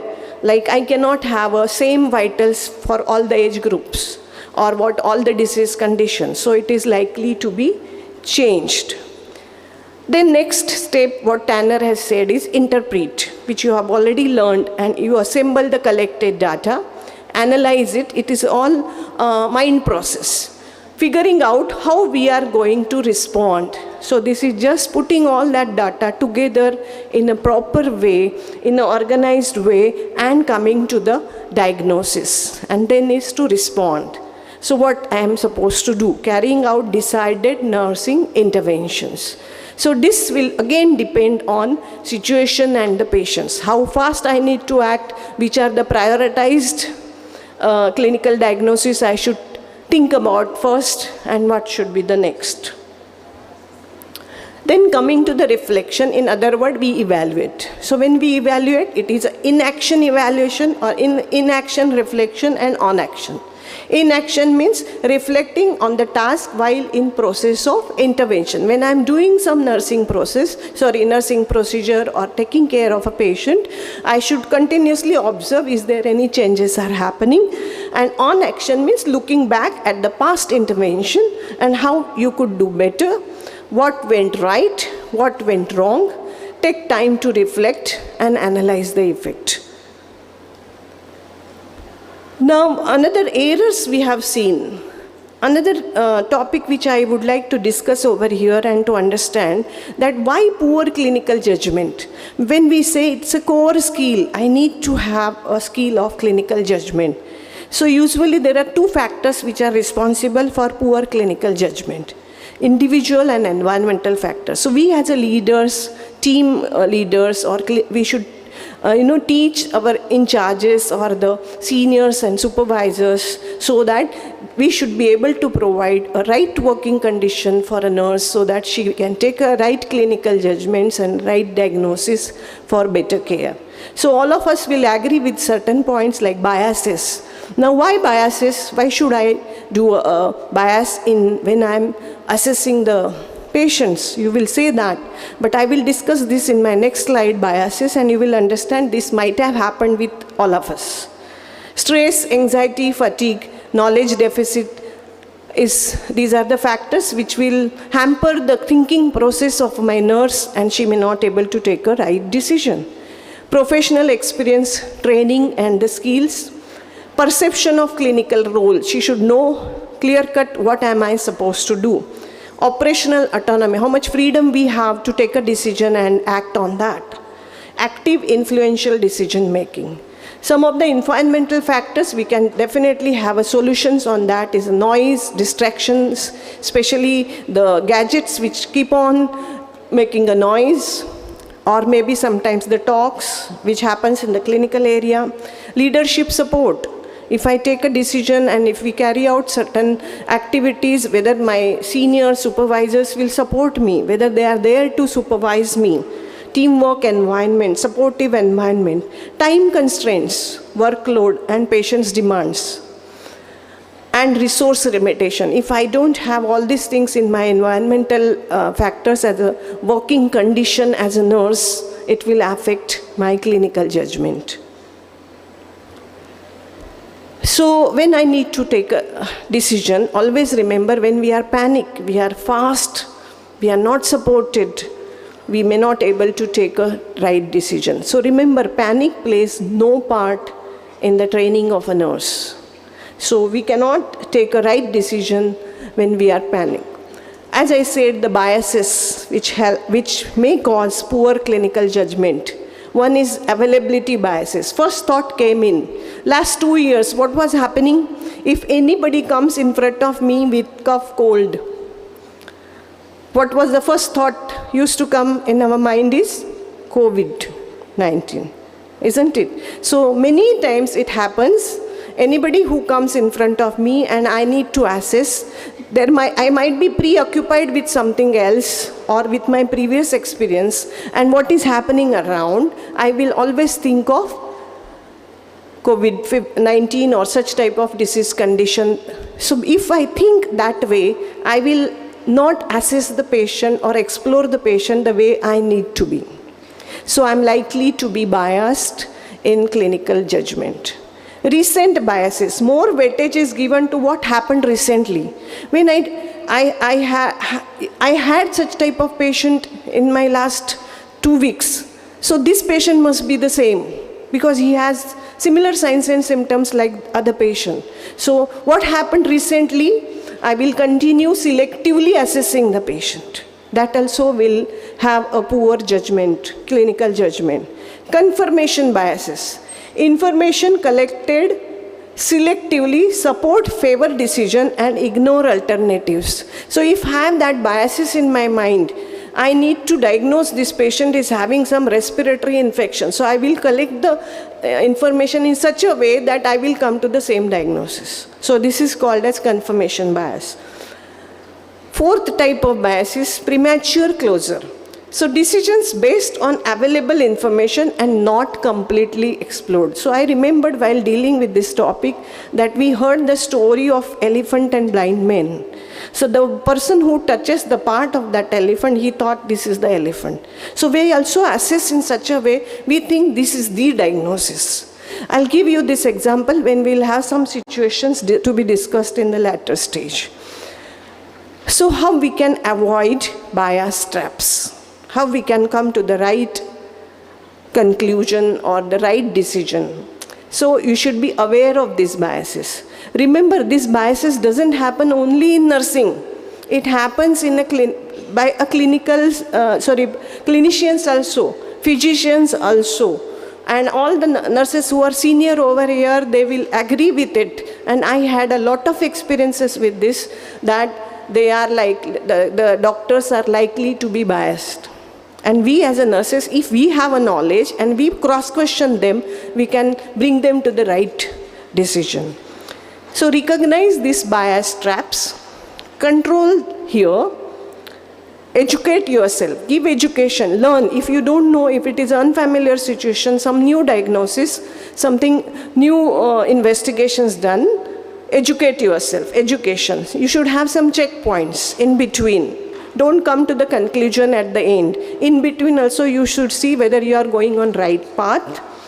Systematic reflection, evaluating in between so that you are sure that you are going on right path.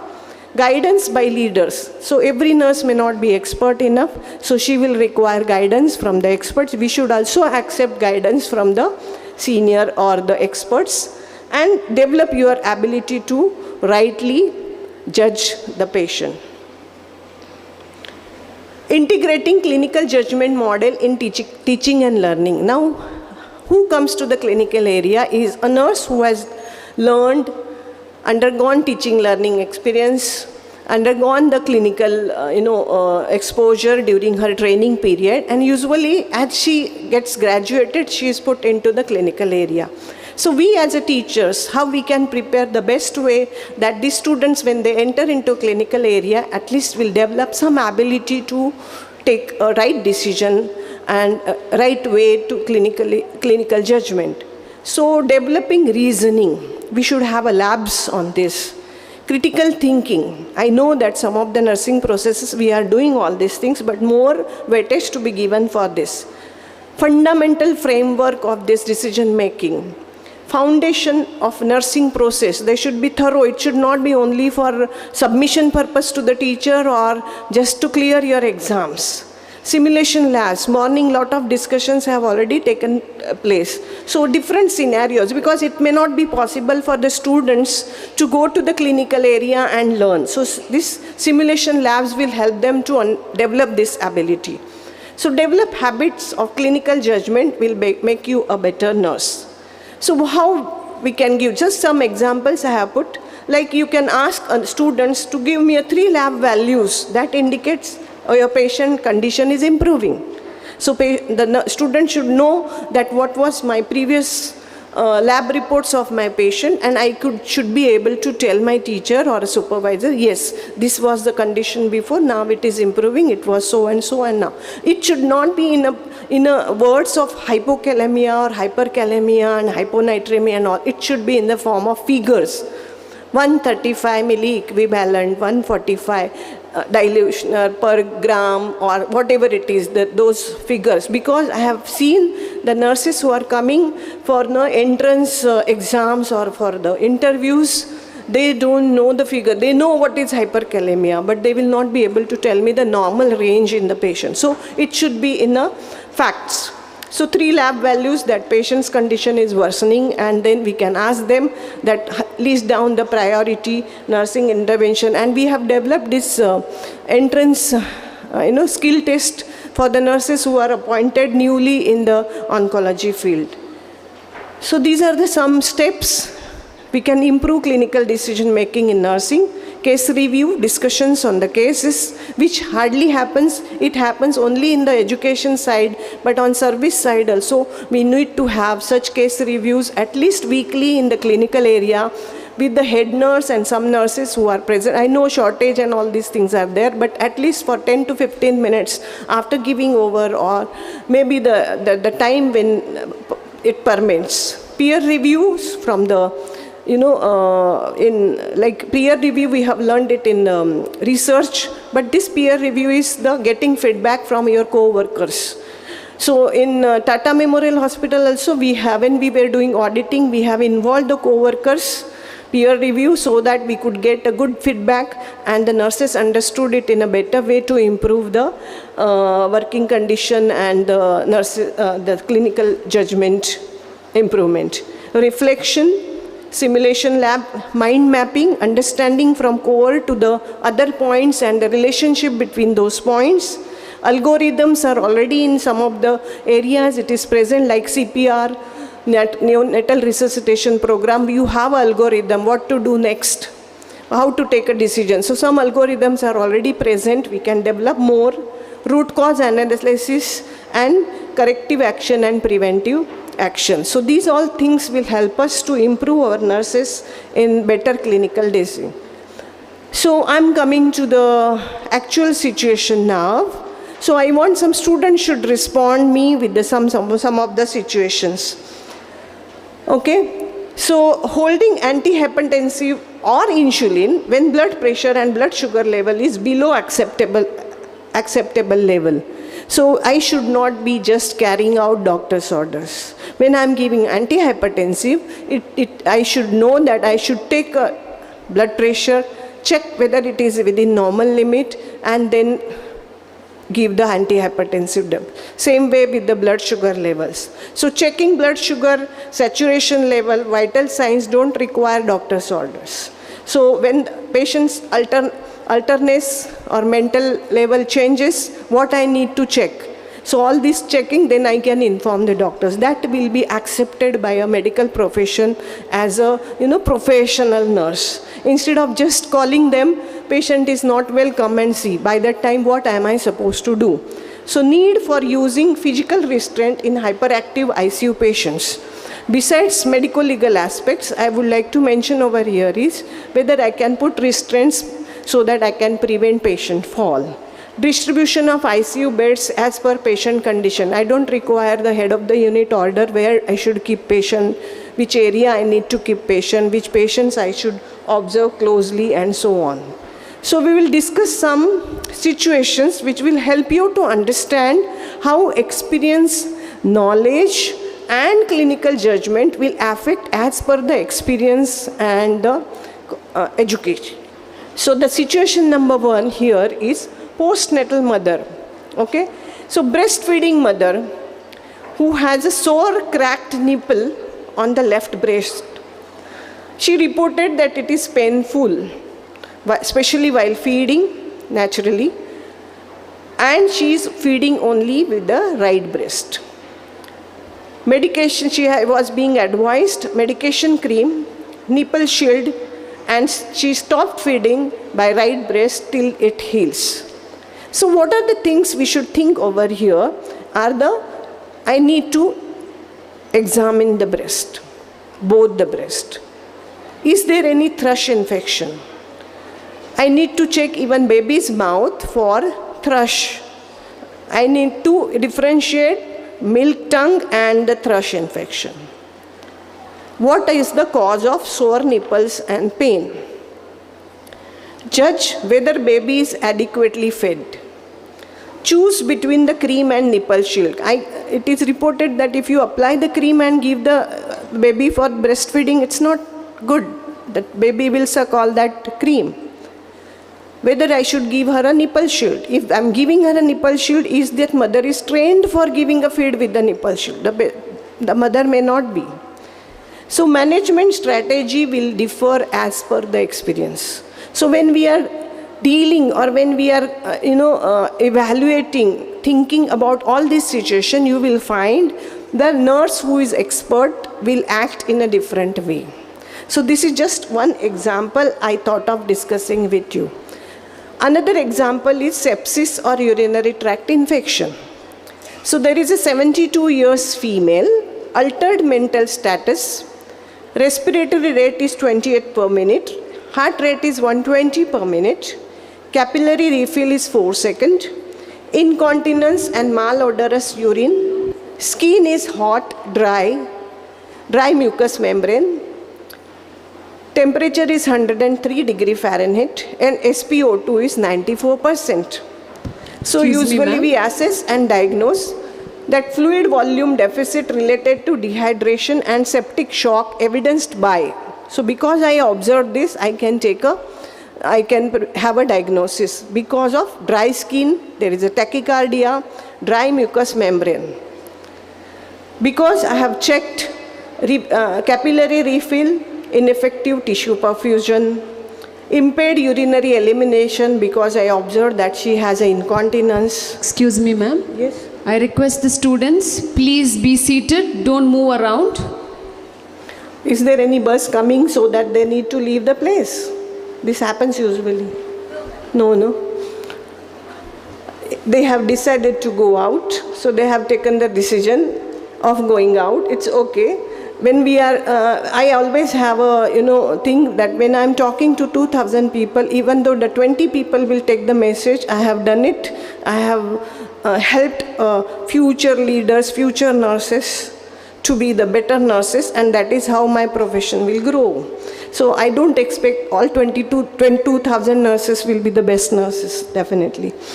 So impaired urinary elimination, and acute confusion because I found that she has altered mental status. So I need not explain that what all the things I will do over here, like fluid replacement, temperature control, and confirm head trauma. Now here, why I wrote this word is because this female is 72 years old. So you may have to check whether she had a fall in house, and because of that she might have a head trauma, and because of that if anything is there, which we are likely to miss on our observation.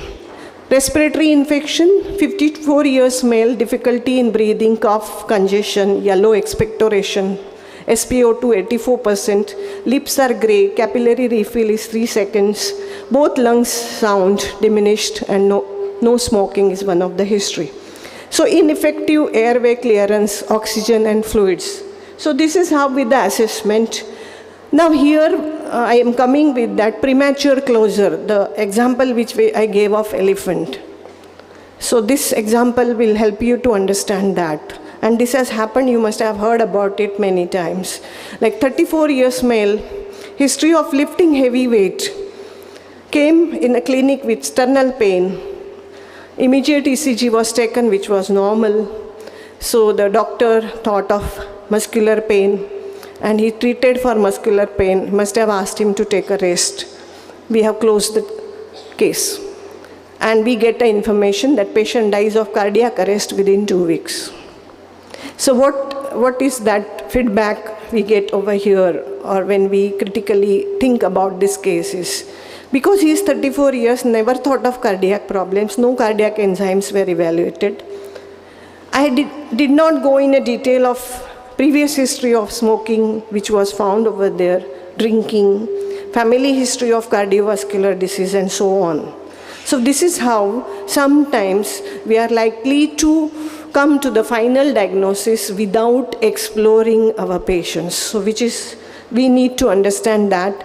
And let me tell you that my own experience also gives me that, feeling when I go to the doctor, either for myself or for my patients. Because I know nursing, I keep on explaining them. And usually nowadays, I'm sorry to say if any doctor is over here, they also are super specialized and they focus only on that organ. So if you go for frozen shoulder, they will only see your shoulder. They will press, they will say pain, they will give painkillers, they will not think of whether you have a diabetes, whether you have any other problem, and so on. So the nursing knowledge, in other words, will help us to save ourselves and our own relatives too. So lot of brain. So when I see this, when I was putting up in my slide, slide, I had the thought in my mind, whenever that Nurses Day is there on 12th May, usually one message goes viral, that the nurses are the heart of a hospital and the doctors are the brain of the hospital. I don't agree with that. Nurses work with the heart, but they also need to have a brain which is active, gray matter which is active, and all the 6 senses are working when they are in clinical area. Then only you can save the patient. Now this is for the group actually. Hope some few students are here. Are there any students left or teachers are only there? I'm not able to see because of... Are the students here? Are you awake? Are you with your Android phone in your hand, left or right? And looking for WhatsApp? Planning for what will happen in cultural program? Just give me a few minutes so that you will understand when you will go to clinical area what I need to do. Today you may not be knowing, tomorrow you will learn. So here is Mrs. DP, known case of COPD. Came to casualty. I have 5 minutes, Vijeta? 5 minutes, okay? If they will answer me fast, I can wind up. With severe breathlessness. Her vitals on arrival are temperature 38.6 degrees Celsius, heart rate 124 beats per minute, respiratory rate 26 per minute, SpO2 88%. See, now I'm saying it completely. Many a times when students are reporting, they will say 38, 124, 26, 88. They forget what they need to completely answer. So that should not happen. She was started on oxygen 10 liters per minute. After some time, her respiratory rate started falling. What should come in my brain? Anybody from group? Maybe one word answer. What should come in my mind by seeing this situation? What should I think about it and act? Discuss immediately with the physician. Anybody? Some of the, at least senior people must have, students must have seen COPD patient in the clinical area. I'm again giving you a clue of COPD. Think of pathophysiology of COPD and the treatment. Anybody please? Oxygenation. And okay, that is the way we give. Okay, agreed. Anything else? COPD. See, 10 liters oxygen per minute. COPD patient, we don't hyperoxygenate them, right? Yes or no? I won't go in detail of COPD, learn that. Okay. So you understood what is the most important. I should immediately notice it and act on that. Patient with thyroid cancer has undergone complete thyroidectomy. After surgery, the patient develops peripheral numbness, tingling, muscle twitching, and spasms. What should I report, or what should come in my mind? Anybody from the group? Agreed. Because of? Teacher, you are teacher, right? You are teacher, na? Oh. they got ready-made answer. So because of thyroidectomy, during surgery, they are likely to dissect even parathyroid gland. So I need to observe that, how this has come because of the knowledge and experience and noticing it, okay? So I will be able to do clinical judgment and report in time. Mr. CG is known case of mitral valve disease and is operated for mitral valve replacement 5 years back. She is admitted in the hospital for tooth removal. What should be my first question, or first in the sense I should ask this and report or write down? Hey, students, anybody from the group? During evening, your circulation to the brain by evening is slowed down. During cultural program, I can see how all of you will react. Yes, anybody, anyone, one word answer? One word answer? Yes, in history? Right, somebody said. Anticoagulant, right? I need to ask.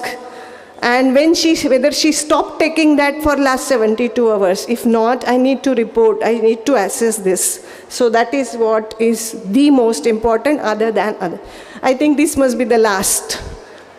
30 years male is known case of COPD on mechanical ventilation, setting mode of CMV, continue TV, that is tidal volume 500 ml, respiratory rate is 14 per minute, FiO2 is 40%, PEEP is 4.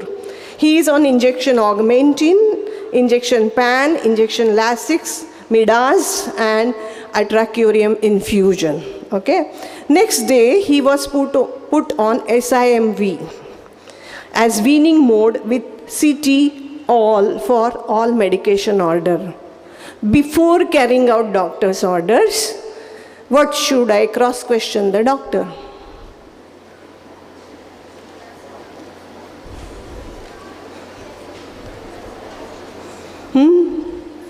CMV is continuous mechanical ventilation. SIMV is intermittent. So this order to be carried out. Next day, the doctor, anesthetist or intensivist has put him on the SIMV. And my doctor has written that, okay, you carry out these orders. What should I ask, doctor? Midazolam and atracurium are the muscle relaxants and sedatives. In intermittent, the patient has to breathe on himself. So I can't give this medication and put a patient on SIMV. Okay, so these are all minute points, but every patient will have such, important observation needs to be done, and that will be recognized in clinical area. Okay, so the take-home message is, if you want to be a good, confident clinical decision maker, you should be skillful, compassionate, and update your knowledge. So that is a take-home message for this session. Thank you for your attention. Thank you very much.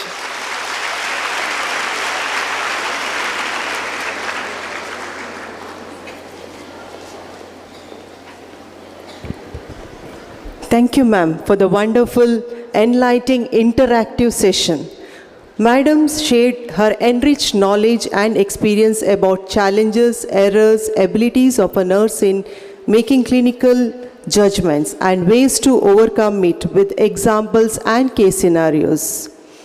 We appreciate having this mysterious area clarified by you, ma'am. I request Mrs. Yashoda Salyan, Principal, Dhanavantri College of Nursing, to give a memento to Professor Swapna Joshi as a token of our gratitude.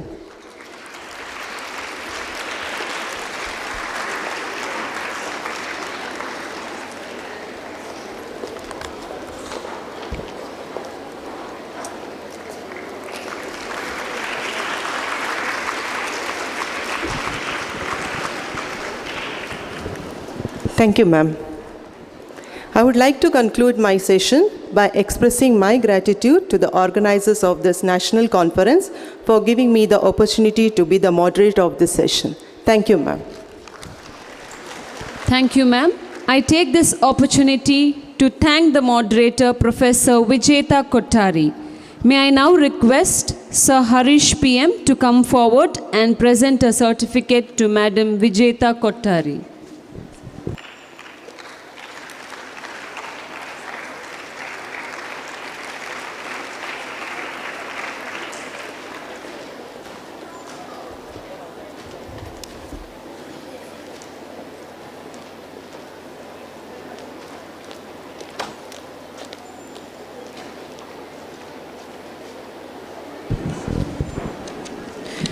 We have completed with the poster competitions. We had two eminent judges to judge the posters. They were Professor Shrikant Pulari, Vice Principal, Government College of Nursing, Gulbarga, TNAI Vice President, Gulbarga Division, and ex-KNC Registrar. And the next judge was Dr. Ramu, Dean RR College of Nursing, and Vice President, Bangalore Zone, TNAI, Karnataka State Branch. We shall soon announce the winners of the poster competition. I request the delegates to remain seated for a while. After this, we shall break for tea. During the tea break, I request one representative from each college, those participating in the culturals, to report to the technical team to have a check of an audio. I repeat, I request one representative from each college participating in the culturals to report to the technical team to have a check of the audio. The tea has been served in the adjacent halls, followed by the felicitation to the poster judges and the announcement of the poster competition winners. I request the delegates to move to the adjacent hall for your tea and snacks. I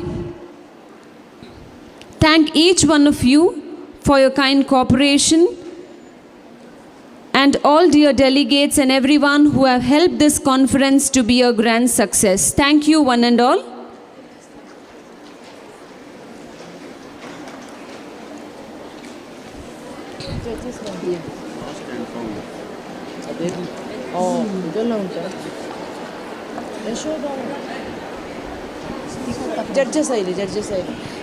May I call forward Dr. Leena Casey?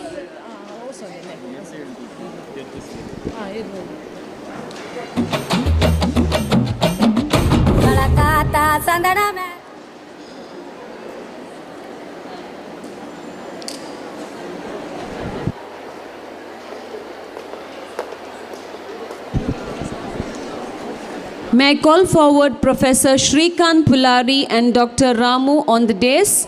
I request Dr. Leena Casey to offer a memento to the judges.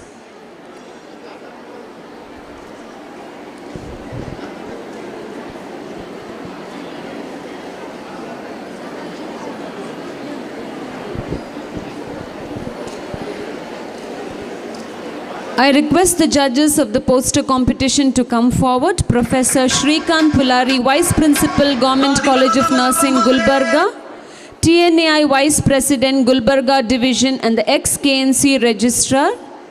Also Dr. Ramu, Dean RR College of Nursing, and Vice President of the Bangalore Zone, TNAI, Karnataka State Branch, to come forward.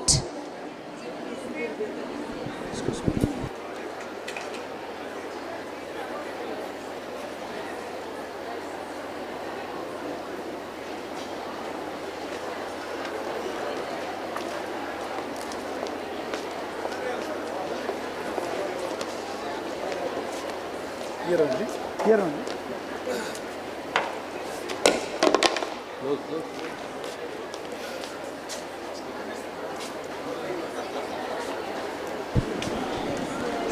Dear delegates, the judges of the poster competition, Professor Shrikant Pulari and Dr. Ramu.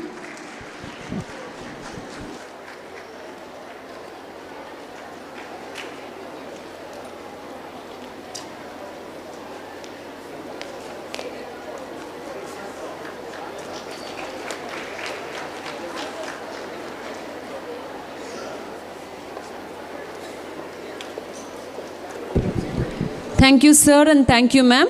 Delegates, now we shall break for tea. Kindly proceed for the tea in the adjacent hall. You just have 10 minutes.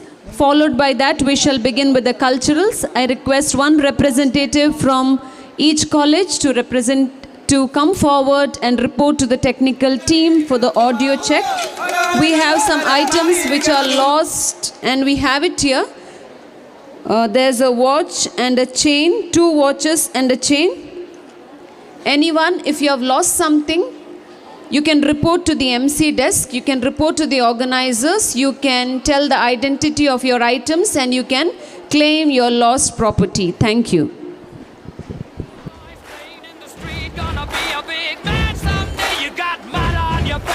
You big disgrace, kicking your can all over the place. प्रेमनिया मौसम छे होई गई रात मन भूलो बदीवार प्रेमनिया मौसम छे अब आओ मेरे पास रह जाओ मेरे साथ प्रेमनिया मौसम छे मिल जाए मुझको अगर साथ तेरा तो भूलूं मैं सारा गाड़ा तारा छबीला तारा रंगीला तारा रंग बेर जुए तारी बात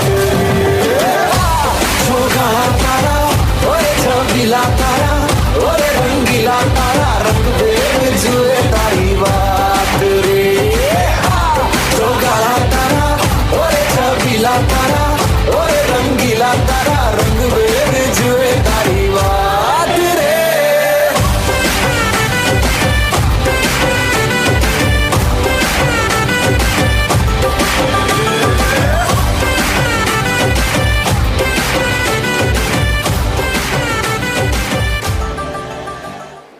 हो लड़की हो लड़की ओ लड़की आंख मारे ओ लड़की आंख मारे ओ लड़की आंख मारे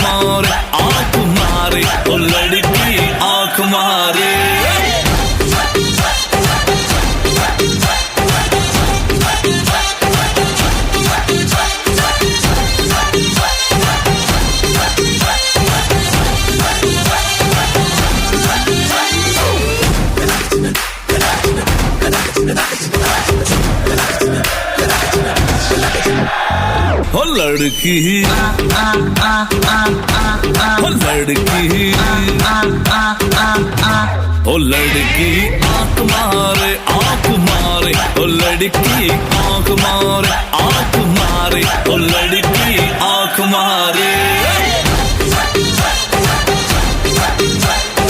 ಒಳ್ಳೆ ಮನಸ್ಸಿದೆ ಯಾರಿಗೆ ನಿದೆ ಹಂಗು ಗಲ್ಲು ಗಲ್ಲು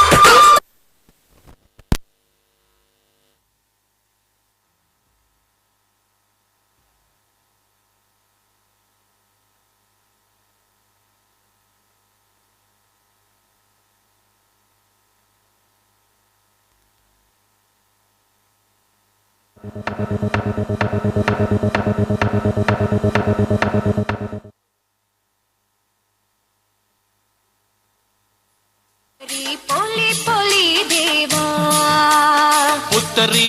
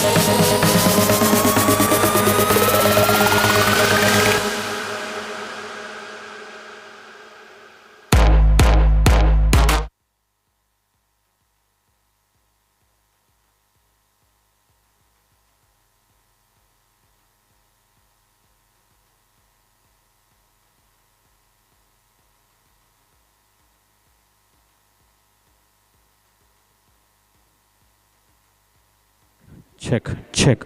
Mic check. Attention participant, those who have not collected the certificate, kindly go to registration counter and collect your certificate immediately.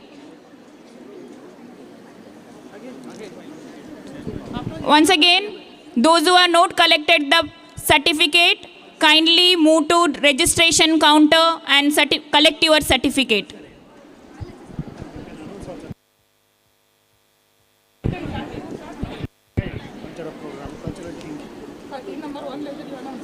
Cultural teams of different colleges, be ready. It's going to have immediately.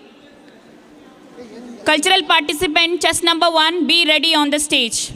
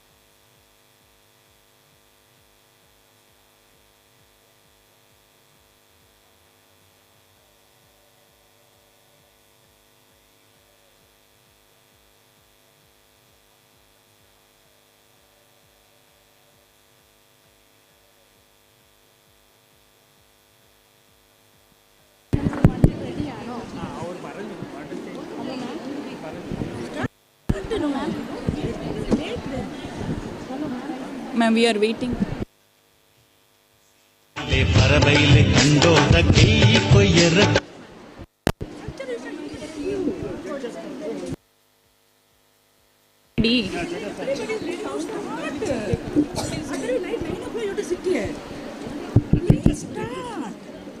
Chess number 1. They are ready. Ma'am, judges. They are on this. Are you ready? Chess number 1, are you ready? Your time will start in 2 minutes. So your time will begin within 2 minutes. Before that, I have the pleasure of introducing judges. Start. No, ma'am. Please.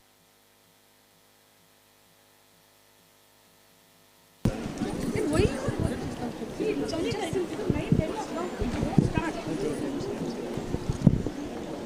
Judges.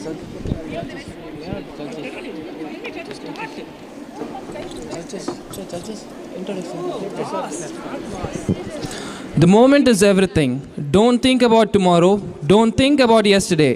Think about exactly what you're doing right now and live it. Dance it, breathe it, and be it. A pleasant evening to you all gathered here. We have the group folk dance competition scheduled for now. All the participants are requested to be ready for the same. Kindly note, all the participants are requested to follow their respective chess numbers assigned to them. The name of the college or institution will not be called out. Therefore, kindly be attentive and listen for the announcements.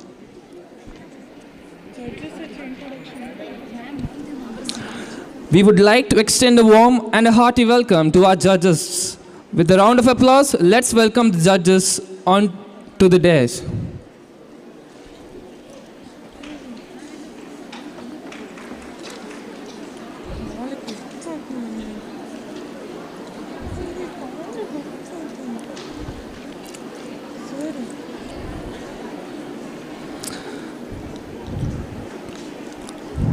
A round of applause, please, for our judges.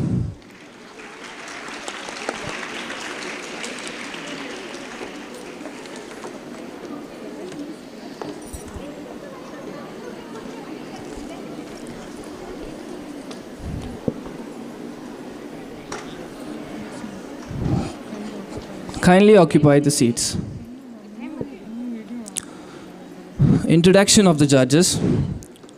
Shailesh Mulki is an actor and a performer, born and raised in Mangalore. As a Yakshagana and drama enthusiast, right from her childhood, Shailesh started her film career as a lead actress in Raj B. Shetty's directorial debut, Ondu Mottya Kate. Her longest film trailer, Sri Hari KARNATAKA, has over 1.6 million views on YouTube. Along with acting, Ma'am loves dancing. She participated and won several prizes in school, college, intercollegiate dance competitions. Also has been the first runner-up of state-level folk dance competition, Pratibha Karanji, held at Shimoga. As one of the technical members of the National Acting Unit under the Performing Arts Association of India, Ma'am is currently awaiting her release of her 2 Kannada films. Let us put our hands together and welcome Ma'am.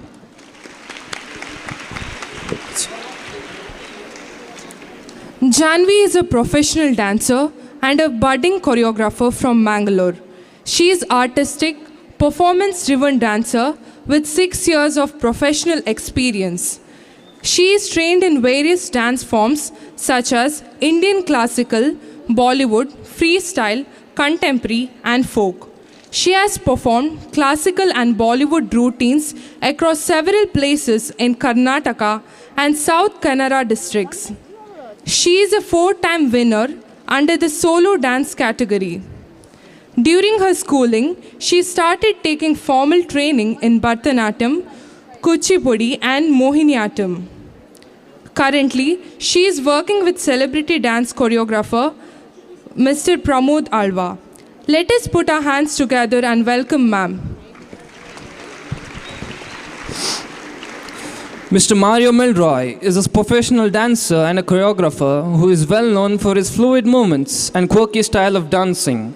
He creates dance routines combining his own style of street dance with structures of hip-hop and Bollywood fusion. He has choreographed and won national-level Western duet dance competitions at intercollegiate level. He also got an opportunity to perform in the Indian Hip-Hop Dance Championship, which is a feather in his hat.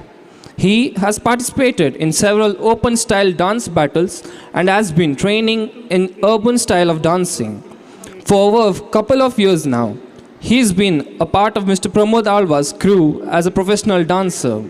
He is also an engineering graduate and is working as a software engineer in Infosys. Sir, a warm welcome to you.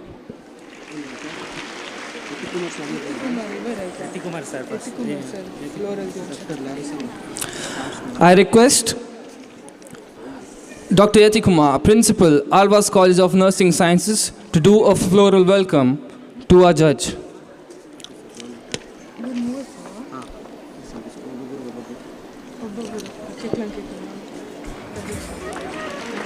Shaila Shrimulki, ma'am.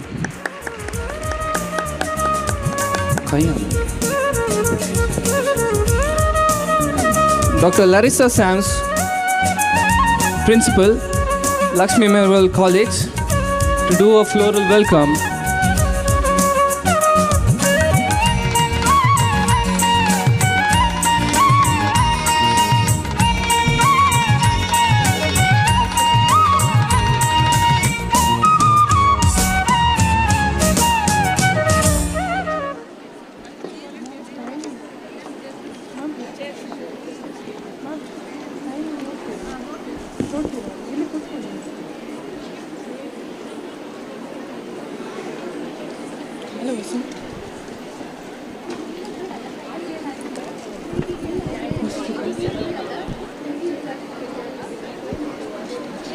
The competition will be begun shortly.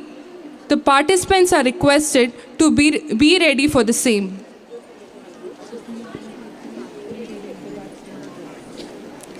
Chess number 1, kindly occupy the stage. Chess number 2, be ready at the backstage.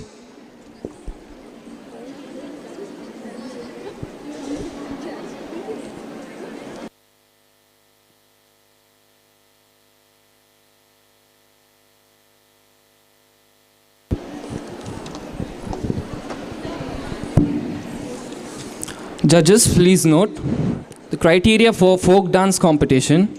Folk dance is a team of dance competition. Maximum number of participants allowed per team is 10 and minimum is 6. Boys and girls, same category. The dance can be either primitive or folk dance, Indian style, but not a classical one. Ballets are not allowed. The time limit for each participating college is 1 + 4 minutes. 1 minute for preparation and 4 minutes for performance. Students should refrain from abusive, inappropriate language and obscene display, failing which they will be required to leave the stage immediately. Anything that can be perceived as being offensive to any national or religious sentiments, gender, caste, race, etc. will not be entertained. All props used by the teams must be cleared from the stage immediately after the performances. Use of flammable substances or any substance that is potential threat to the crowd is strictly prohibited. Judgment will be based on the basis of rhythm, choreography, costumes, and makeup. Judge's decision is final. First, second, and third will be given. Thank you. Over to chess number 1. ಸುಗ್ಗಿಯ ಹಬ್ಬದ ಸಂದರ್ಭದಲ್ಲಿ ಹಾಡುತ್ತಾರೆ. ಇದರಲ್ಲಿ ಕೊಡಗಿನ ಪ್ರಾಕೃತಿಕ ಸೌಂದರ್ಯವನ್ನು ವರ್ಣಿಸುವುದರ ಜೊತೆಗೆ ಕೊಡವರು ವೀರರು ಶೂರರು ಎಂದು ಕೂಡ ವರ್ಣನೆ ಇದೆ. ಈ ಪದ್ಯ ಸಂಪೂರ್ಣವಾಗಿ ಕೊಡಗಿನವರ ಸಂಸ್ಕೃತಿ ಸಂಪ್ರದಾಯ ಜನಪದದ ಹಿನ್ನೆಲೆಯನ್ನು ಪ್ರತಿಬಿಂಬಿಸುತ್ತದೆ. ಈಗ ನಿಮ್ಮ ಮುಂದೆ ಹುತ್ತರಿ ಕುಣಿತ.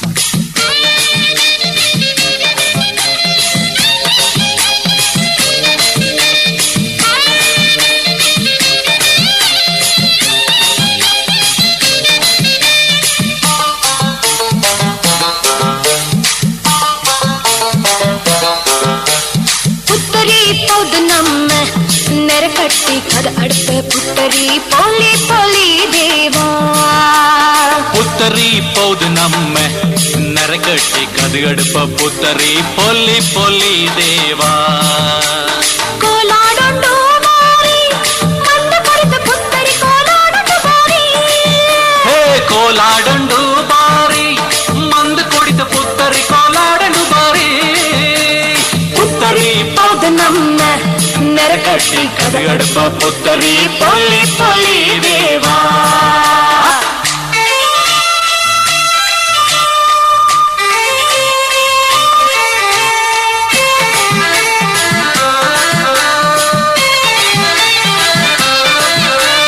ಅಮ್ಮಂಡ ಅಜ್ಜಿನಂಡ ಅಜ್ಜಮಡ ಅಜ್ಜಿ ಕುಟರ ಅಯ್ಯಂಡ ಐಚಂಡ ಅಪ್ಪನಿರುವಂಡ ಹಂಚೇಟ್ಟಿರ అళమండ అప్పారండ అల్లారండ ఆపాడండ చెలువండ చీకండ చెప్పుడిరా చీయబెరా చక్కీర చౌరీర చీనండ చీంద్రి మడ చీమీర చౌండీర చౌకీర చారి మండ కోలాడండు బారి మందు కొడిత పుత్తరి కోలాడండు బారి புத்தரி போது நம்ம நெருக்கட்டி கதை எடுத்து புத்தரி பொலி பொலி தேவா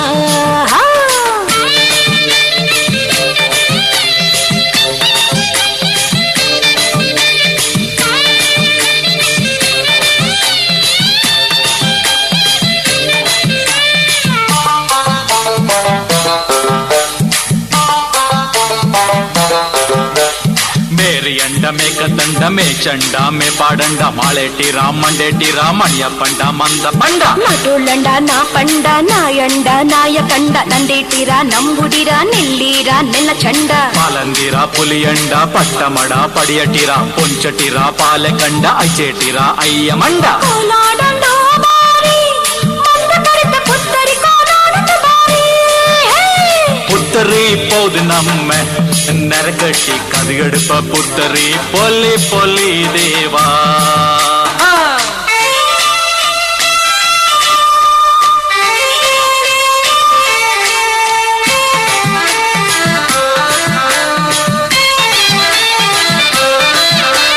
కోదండ కొలువండ కొంగండ కొంగెటిరా కొక్కలేర కొంగేరిరా కుంజంగడ కర్తమడ కొడందేరా కోటేరా కుట్టేటిరా కుల్లేటిరా కైబులిరా కుంచేటిరా కోటోళిరా కళ్ళి చండ పట్టీరా బాచీరా బడువండ బిద్దండ కబ్బీరా బొలువండ బింజండ బల్ల చండ పేరేరా మొన్నండ సుళ్ళిమడ సోమయండ మండే పండ ముకాటిరా మద్రీరా మండ్వండ కోలాడండో బారి మంద కరిత పుత్తరి కోలాడండో బారి పుత్తరి పౌదు నమ్మె నరకట్టి కదిగడుప పుత్తరి పొల్లి పొల్లి దేవా పుత్తరి పౌదు నమ్మ నెరకట్టి కదగెడుపు పుత్తరి పొల్లి పొల్లి దేవా కోలాడండు బారి మందు కొడిత పుత్తరి కోలాడండు బారి కోలాడండో బారి మంద కరిత పుత్తరి కోలాడండో బారి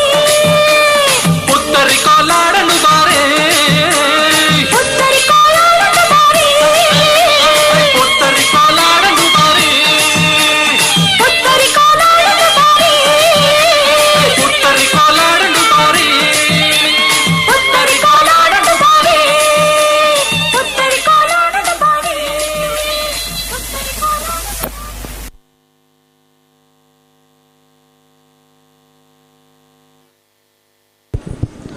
Judges, please note the time taken by chess number 1 is 4 minutes and 35 seconds. Chess number 2, kindly occupy the stage. Chess number 3, be ready at the backstage.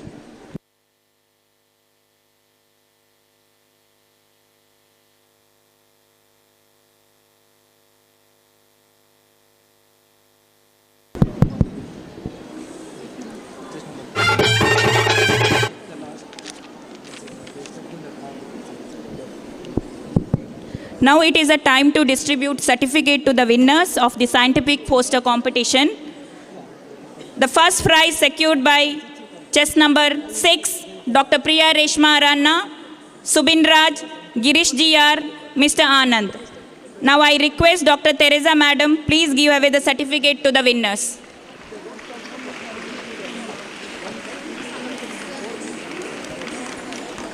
Vijay Lakshmi. Go. Yes. The second prize to chess number 1, Nitya Shri and Professor Sashikumar Jawadagi from Enapoya Nursing College.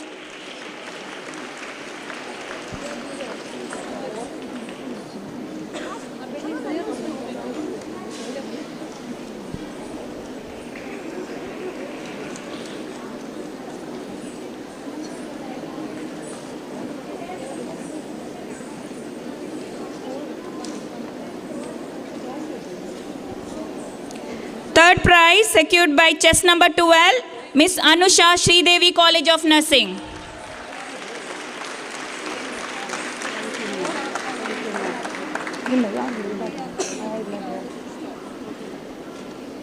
Miss Anusha.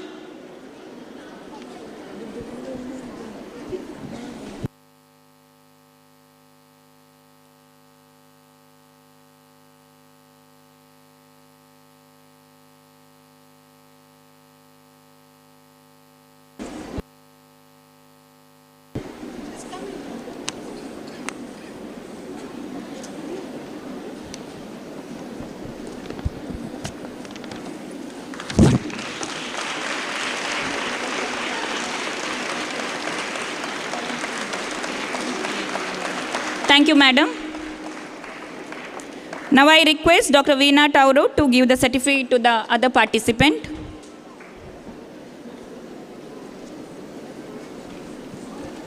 Navya from Enapoya Nursing College.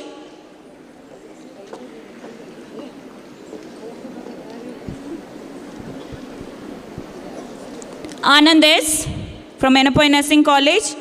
Girish GR from Enapoya Nursing College. Dr. Padma Priya from M.E. Shetty College of Nursing, Savita Nayak from Enapoya Nursing, Saijal Matthew from Enapoya Nursing College, Daisy D'Souza from Enapoya Nursing College, Jyoti Rao from Enapoya, Smita S. Pereira, Miss Madhushri, Mr. Subin, Dr. Leena Casey and Benazira.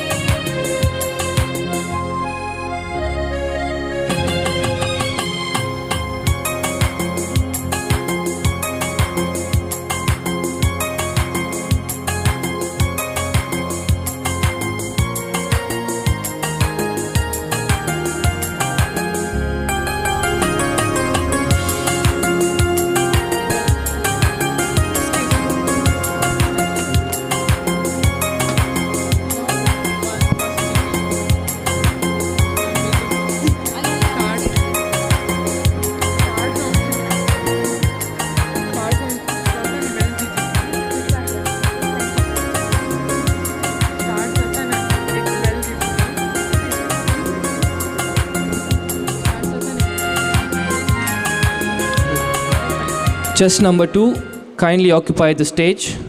Chess number 3, be ready at the backstage.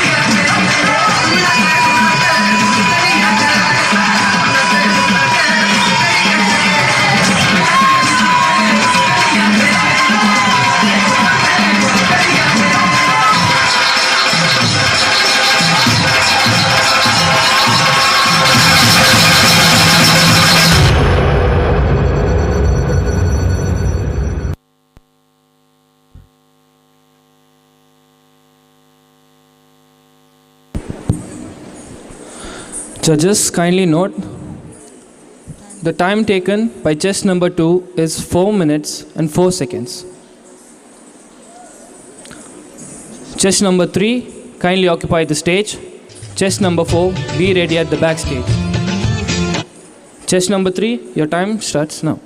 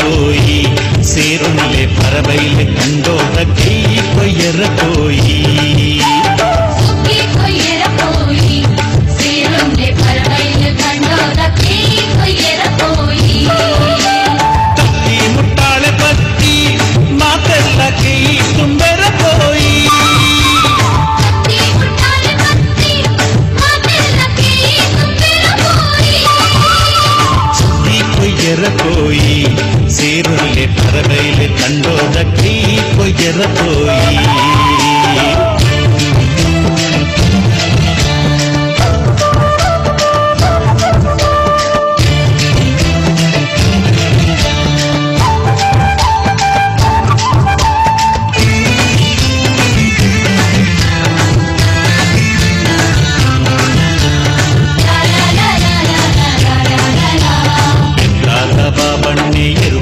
கொரியேறு ஹளையங்கடி ஜவனேறு கண்டையிடி கடத்தேறு பானேறுத பூவண்ணே புடி கடுத்தது கொரியேறு மானீத மாயிலண்ணே புடி மெத்தது கொரியேறு பார்த்தூர்த பாலண்ணே புண்டி பாரு வித்தேறு காரிஞ்சத காரை பண்ணே முருகதா தொந்தித்தேறு கத்தி முட்டாலே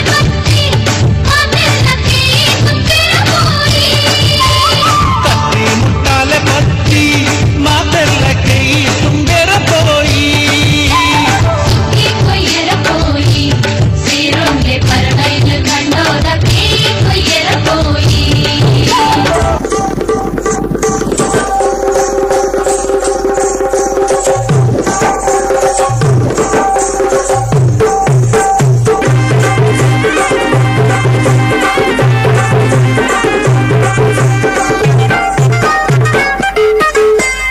आवड मला ज्याची मी त्यालाच आणलं तुझ्या ग पुण्याला आता मी मानलं आवड मला ज्याची मी त्यालाच आणलं तुझ्या ग पुण्याला आता मी मानलं शेजारची काही महिला लागली डोलायला तवा लागली डोलायला जवा नवीन पोपट हा लागला मिठू मिठू बोलायला जवा नवीन पोपट हा लागला मिठू मिठू बोलायला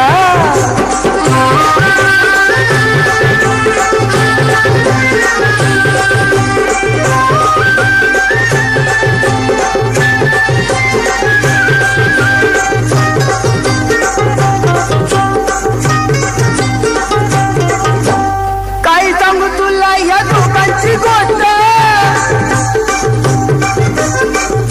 इथं ती कळाली स्पष्ट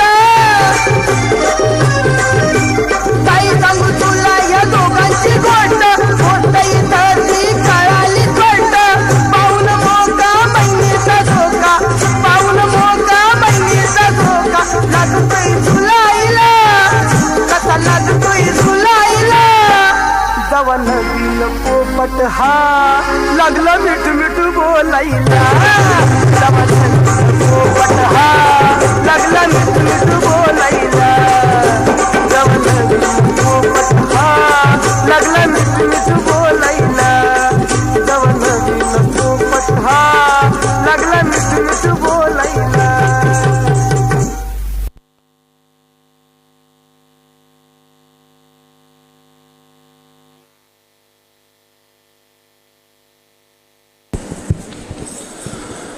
Judges, please note, time taken by chess number 3 is 6 minutes. Chess number 4, kindly occupy the stage. Judges, please note, chess number 5 will be performing at the last. Chess number 6, be ready at the backstage. Chess number 5. Now it is 4. That cleaning time, that's supposed to do by the chef. We have cut the time there. Then 6 minutes. Then it is still. No, it's only 4. We have kept the timing. See, I have recorded it is only 4 minutes and you have announced it before the time. Yeah. Make sure. Yes, sir. PD is only 4 minutes. Actually, It's the not second, our properties in that state. second chess number is supposed to claim that. Let it be, you announce it says 4 minutes. 4 minutes. Orora kalumala gariri kanaguma Orora kalumala gariri kanaguma Orora kalumala mariri kanaguma Orora kalumala mariri kanaguma Adgada pannale adipiji tandaruguma Adgada pannale adipiji tandaruguma Aguma guma guma guma guma guma Aguma guma guma guma guma guma Aguma guma guma guma guma guma Aguma guma guma guma guma guma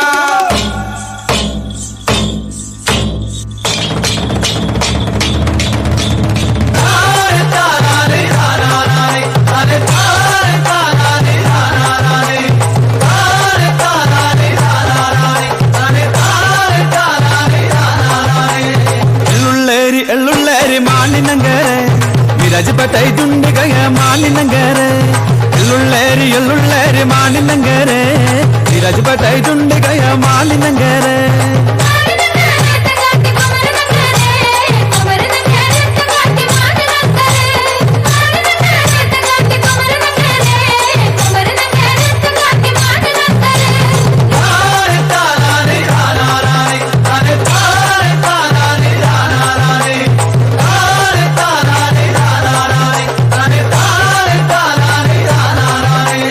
മാനിനങ്കര തങ്കട്ടി മതുമ്മളാതുണ്ടേ മാനിനങ്കര തങ്കട്ടി മതുമ്മളാതുണ്ടേ മാനിനങ്കര തങ്കട്ടി മതുമ്മളാതുണ്ടേ മാനിനങ്കര തങ്കട്ടി മതുമ്മളാതുണ്ടേ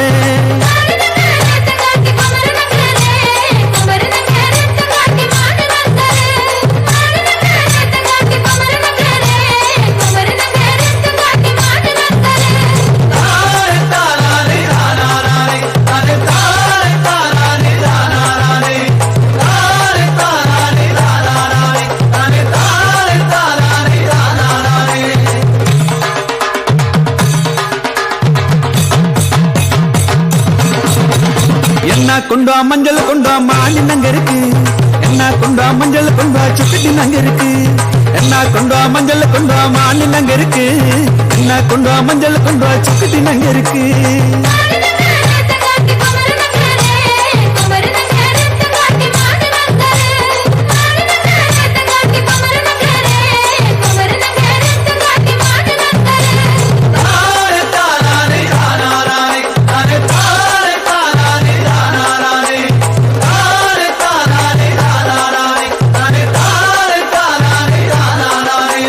ಅಗಳ ಬಂದ ನಾಬುಜಿ ಇಗಳ ಬಂದ ನಾಬುಜಿ ಇನ್ನ ಪಾವೆ ಪಂದಾಡುಂ ಎಣ್ಣಲ್ಲಿ ಪಾಡುಂ ಅಗಳ ಬಂದ ನಾಬುಜಿ ಇಗಳ ಬಂದ ನಾಬುಜಿ ಇನ್ನ ಪಾವೆ ಪಂದಾಡುಂ ಎಣ್ಣಲ್ಲಿ ಪಾಡುಂ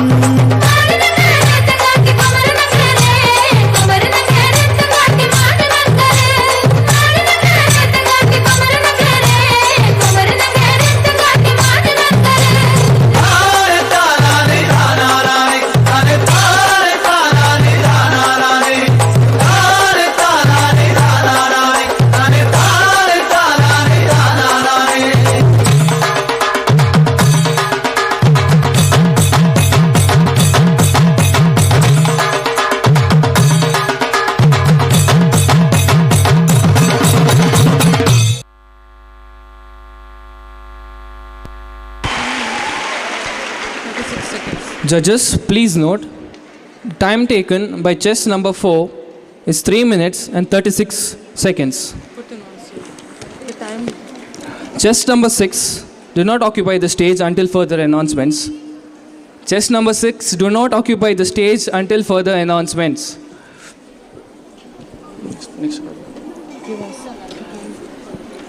I would like to repeat the criteria for the folk dance competition. The time limit for each participating college is 1 plus 4 minutes, 1 minute for preparation and 4 minutes for performance. All props used by the teams must be cleared from the stage immediately after the performance. Chess number 6, your time starts now.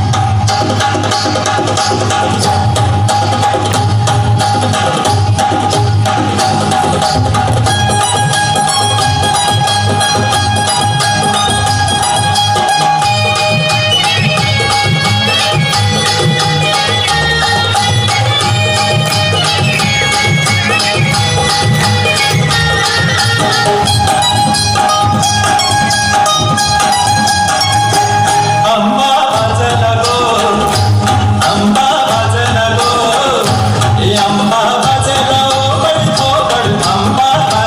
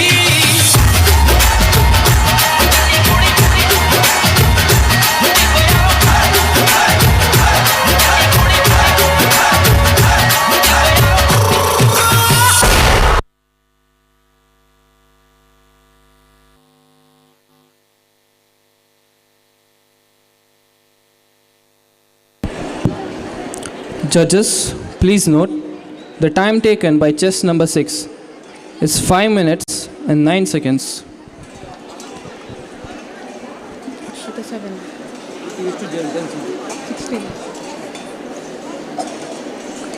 Chess number 7, kindly occupy the stage. Chess number 8, be ready at the backstage. Chess number 7, your time starts now.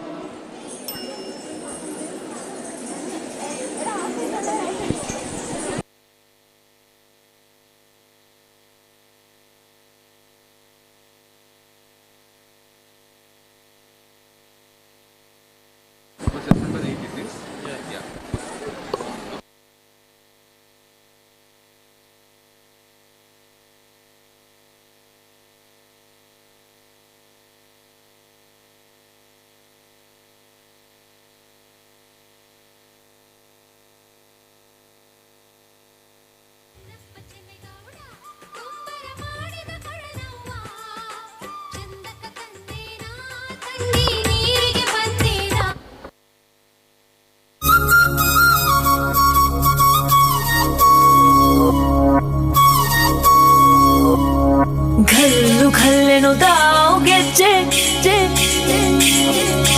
घल्लु घल्लेनु दाव ಗೆಜ್ಜೆ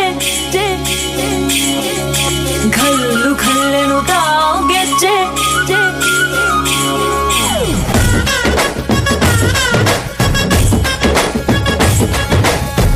ಏನ್ ಚಂದಾನೆ ಹುಡುಗಿ ಕಲ್ಲು ಕಲ್ಲೆನು ತಾವ್ ಗೆಜ್ಜೆ ಏನ್ ಚಂದಾನೆ ಹುಡುಗಿ ಕಲ್ಲು ಕಲ್ಲೆನು ತಾವ್ ಗೆಜ್ಜೆ ಜಾನಪದ ಪದ ಕೇಳಣ್ಣ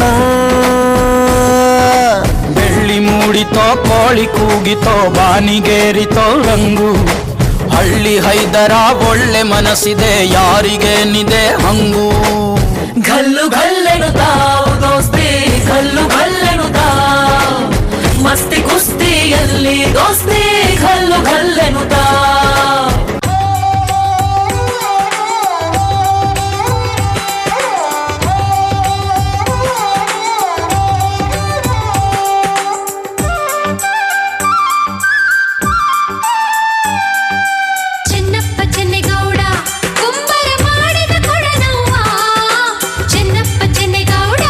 ಕುಂಬರ ಮಾಡಿದ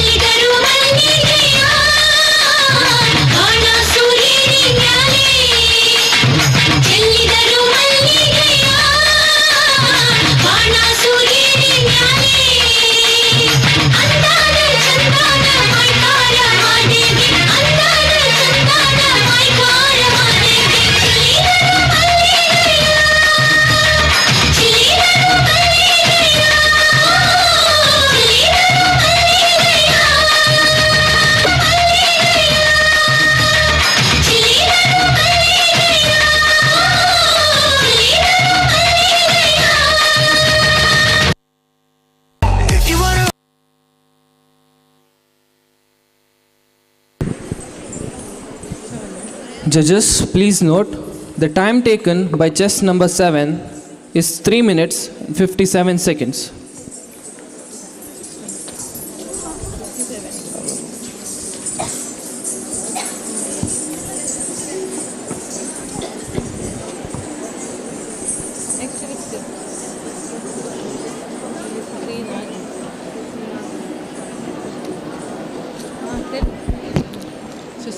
Chess number 8, kindly occupy the stage.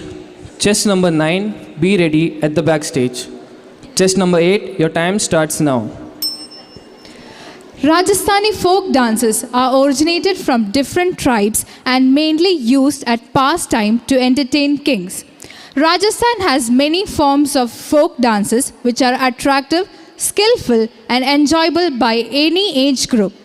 The Ghumar dance from Udaipur and the Kalbelia dance of Jaisalmer has gained international recognition. Folk dances and folk music is a vital part of Rajasthani culture. Come, let me take you to the beautiful desert of Rajasthan.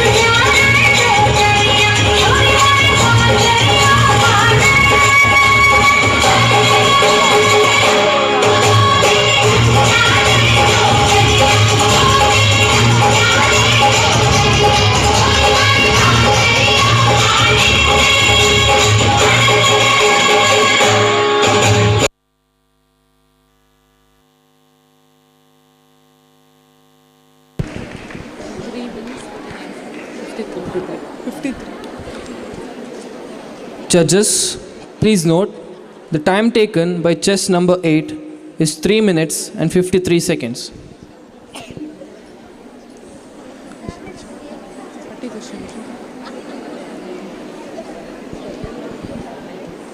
Chess number 9, kindly occupy the stage. Chess number 10, be ready at the backstage. Chess number 9, your time starts now.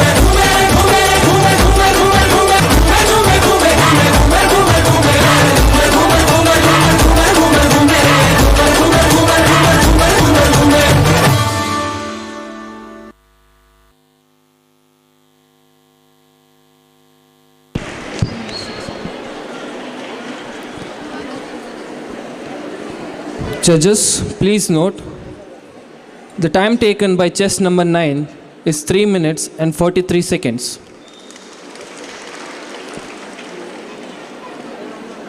Chess number 10, kindly occupy the stage.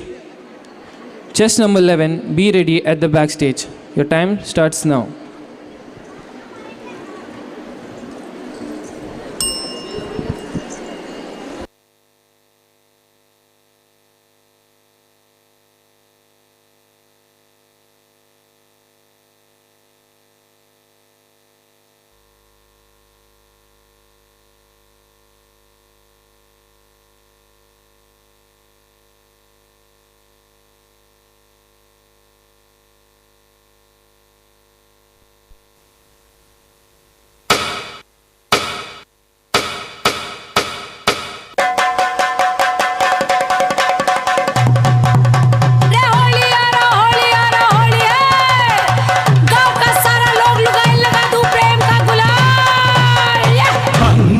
भंग P low भंग बजा के चंग भंग भंग भंग P low भंग बजा के चंग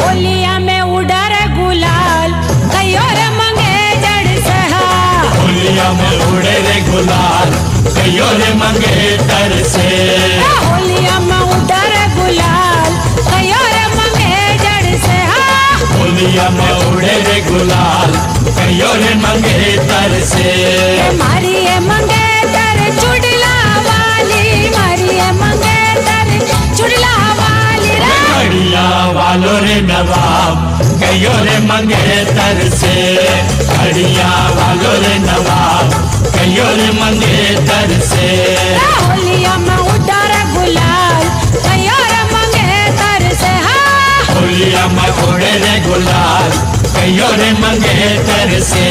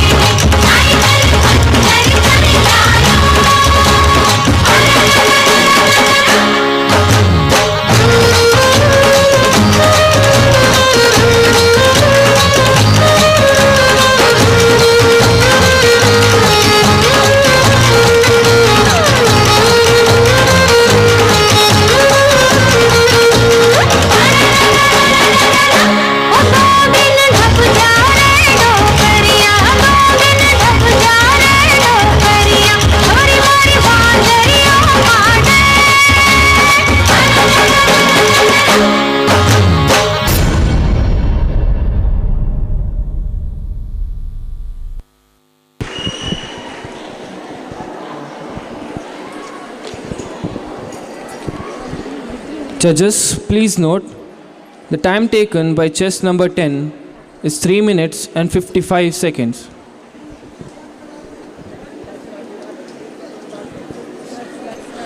Chess number 11, kindly occupy the stage. Chess number 12, be ready at the backstage. Chess number 11, your time starts now.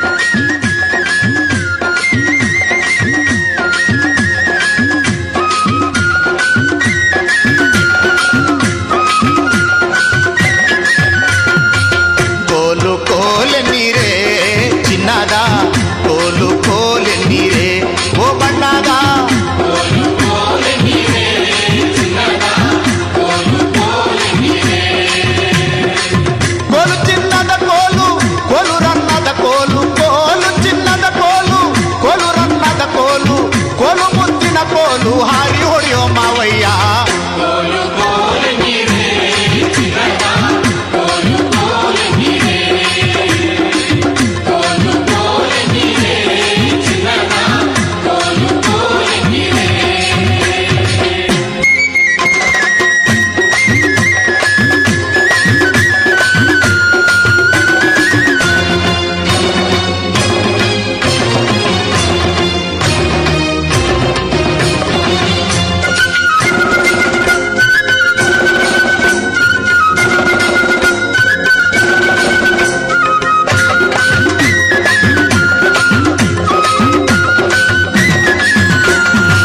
ಹಳ್ಳಿಯ ಐಕಳೆಲ್ಲ ಉಳ್ಳಿಯ ಉರ್ಕೊಂಡು, ಹಳ್ಳಿಯ ಐಕಳೆಲ್ಲ ಉಳ್ಳಿಯ ಉರ್ಕೊಂಡು, ಒಳ್ಳಿಯ ಬೆಳಕಿನಾಗಿ ತಿನ್ನುತ್ತಾವೆ ಮಾವಯ್ಯ.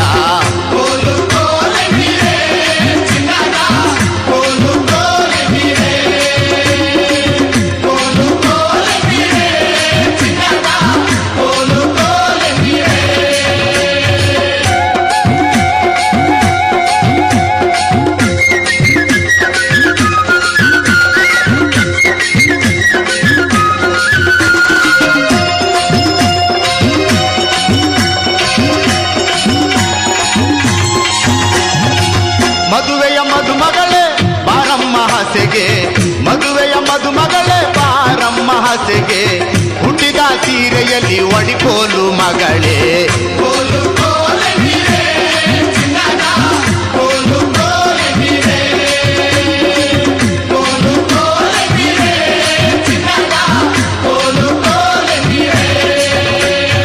ಮದ್ದಾನೆ ಮದ್ದಾನೆ ಗುದ್ದಾಡಿಕೊಳ್ಳುವಾಗ, ಮದ್ದಾನೆ ಮದ್ದಾನೆ ಗುದ್ದಾಡಿಕೊಳ್ಳುವಾಗ, ಗುಬ್ಬಿಯು ಬೇಡವೆಂದು ಹೇಳಿತ್ತಲ್ಲೋ ಮಾವಯ್ಯ.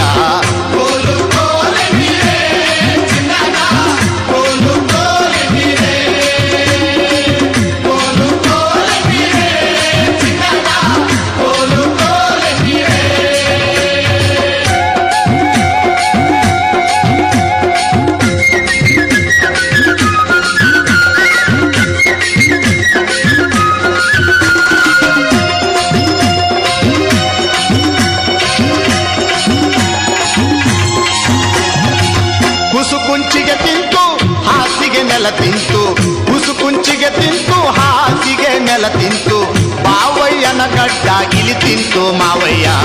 ಕೋಲು ಕೋಲೆ ನೀರೇ ಚಿನ್ನದ, ಕೋಲು ಕೋಲೆ ನೀರೇ ಓ ಬಣ್ಣದ.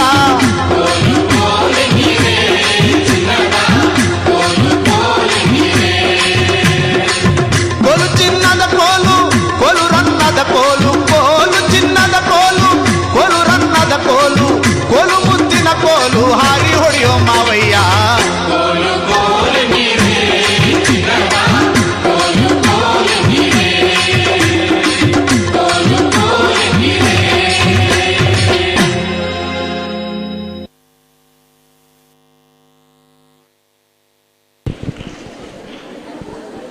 Judges, please note the time taken by chess number 11 is 6 minutes and 40 seconds.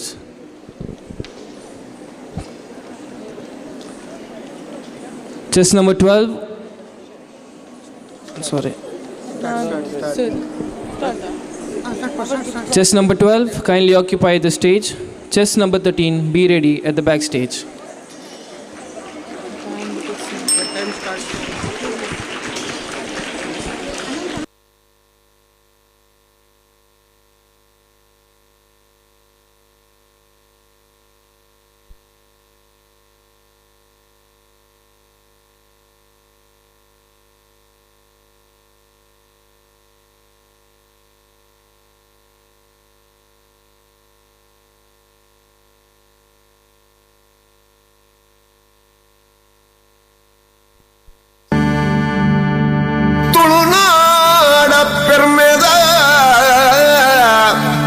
ಆಣುಕಲೆ Yakshagana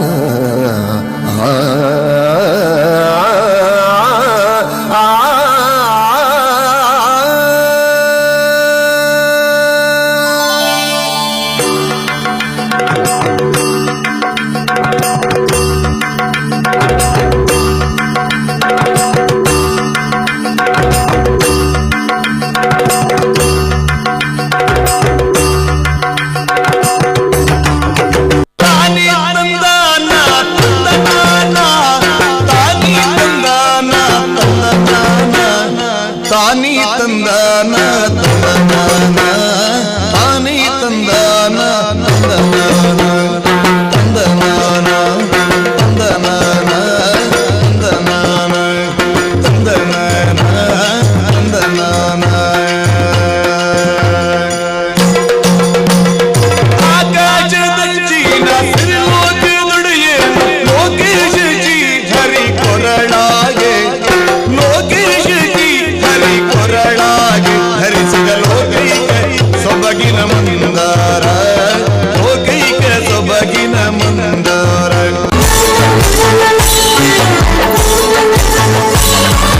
ಮುಗುರು ತಿಳಿಪುದೇ ನಿನ್ನ ಸೂಜಿ ಮಲ್ಲಿಗೆ ನಿನ್ನ ತೆಲಿಗೆ ಕರಳುದೆ ಆ ಪುರ್ಲ ಸಂಪಿಗೆ ಈ ಕೆಂಪು ತಾಮರೆ ಯಾನಾಗಿ ಸೂರ್ಯ ರೇಖೆ ಹುಲ್ಮಿಂಚಿ ನೋಟಗೆ ನೀರಾಯಿ ಮೇಘಮಾಲೆ ಉಡಲ ದುಡರಿಡರ್ಲಿ ನಂಜಿ ಧಿಗಿನ ತನನ ಧಿರೆ ಧಿರೆ ನನ್ನ ಮುಗುರು ತಿಳಿಪುದೆ ಎನ್ನ ಸೂಜಿ ಮಲ್ಲಿಗೆ ನಿನ್ನ ತೆಲಿಗೆ ಕರಳುದೆ ಆ ಪುರ್ಲ ಸಂಪಿಗೆ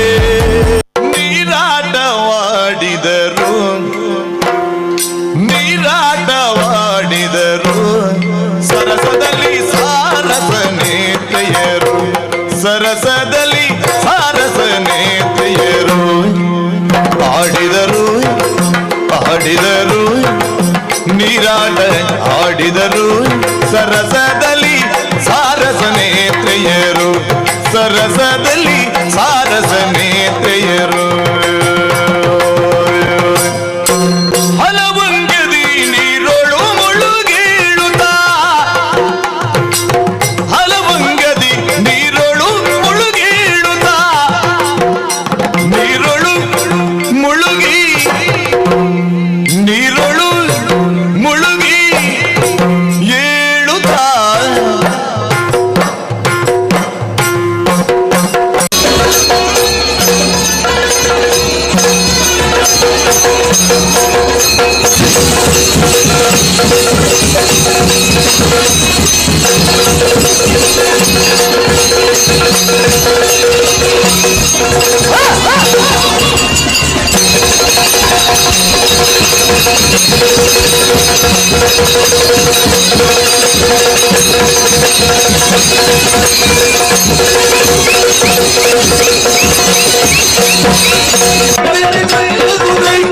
ಅಯಗುವಿನ ಗೋವಿನಿ ನಂದುತ ಮೇಲಿನ ವಿಶ್ವವಿನೋದಿನಿ ನಂದನುತೆ ಜಯ ಜಯ ಹೇ ಮಹಿಷಾಸುರನಂದಿನಿ ರಮ್ಯಕಪರ್ದಿನಿ ಶೀಲಸುತೆ ರಮ್ಯಕಪರ್ದಿನಿ ಶೀಲಸುತೆ ರಮ್ಯಕಪರ್ದಿನಿ ಶೀಲಸುತೆ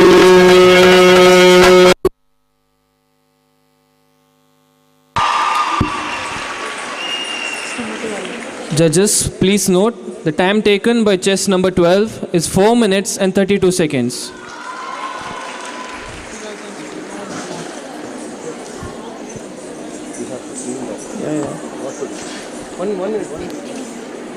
Chess number 13, do not occupy the stage until further announcements.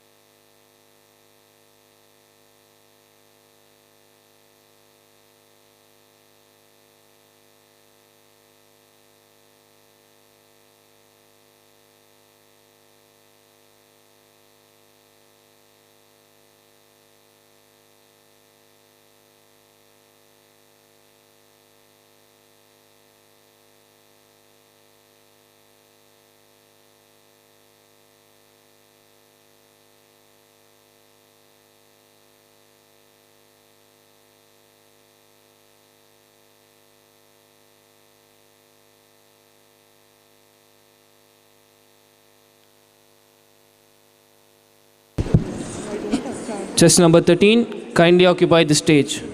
Chess number 14, be ready at the backstage. Chess number 13, your time starts now.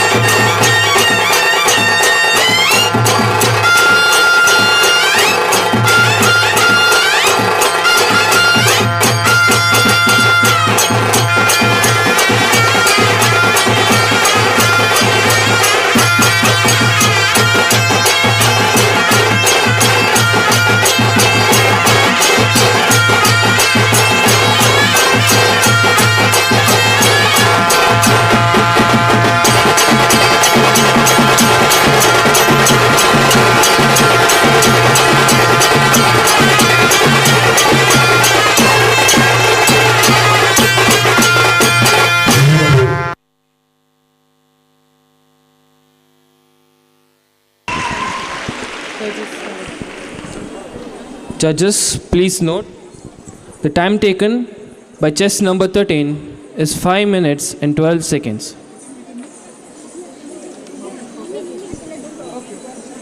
Let them clear the stage. Issues on customers. Clear the stage.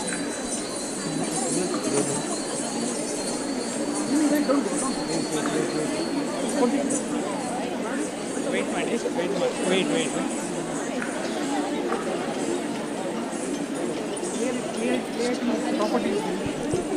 Properties removed. Chess number 14, do not occupy the stage until further announcements. If you also need 12. 12, 4 minutes, 32 seconds.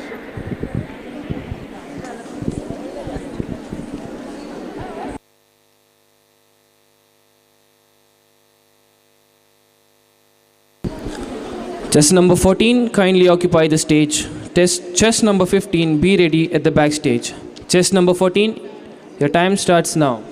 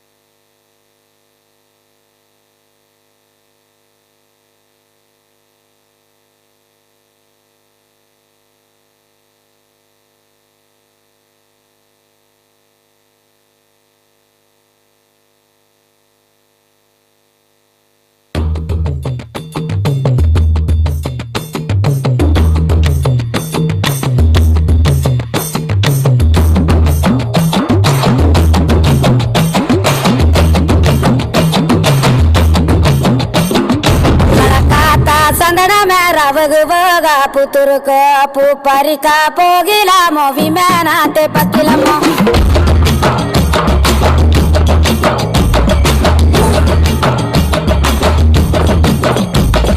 Kalakata sandana mera bhaga puturko puparika pogila movimena te pakilamo la la le la le la le la le la le la la le la le la le la le la le la le la le Sandana mera bhaga puturko puparika pogila movimena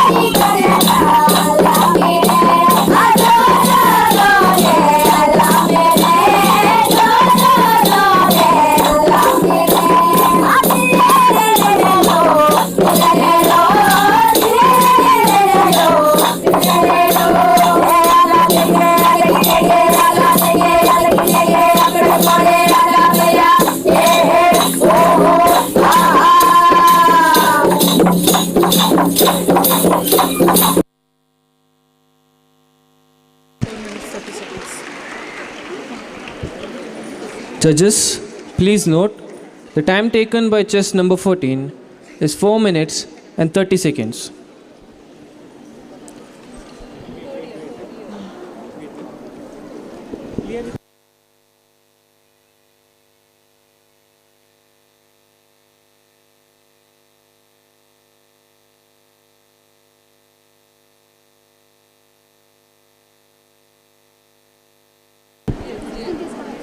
Chess number 15, kindly occupy the stage.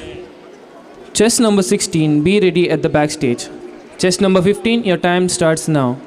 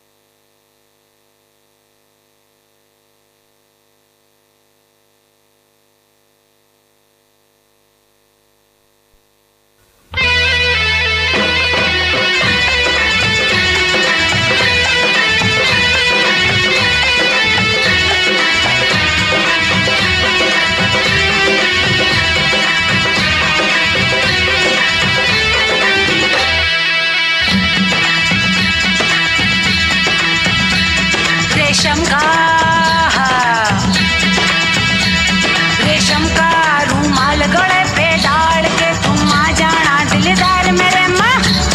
मैं दिल्ली का सुरमा लगा के अरे कब से खड़ी हूँ दरवाजे पे।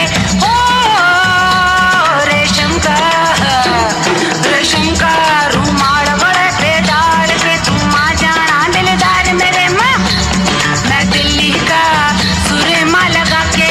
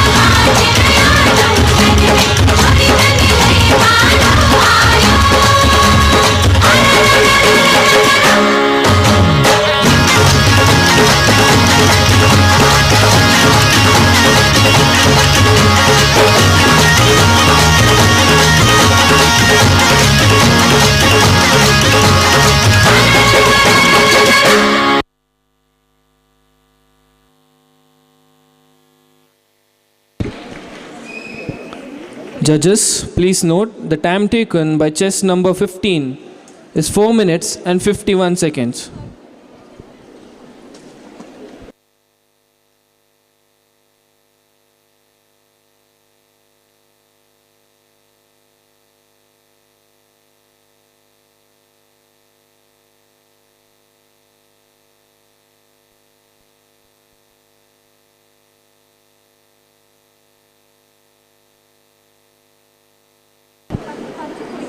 Chess number 16, kindly occupy the stage. Chess number 5, be ready at the backstage.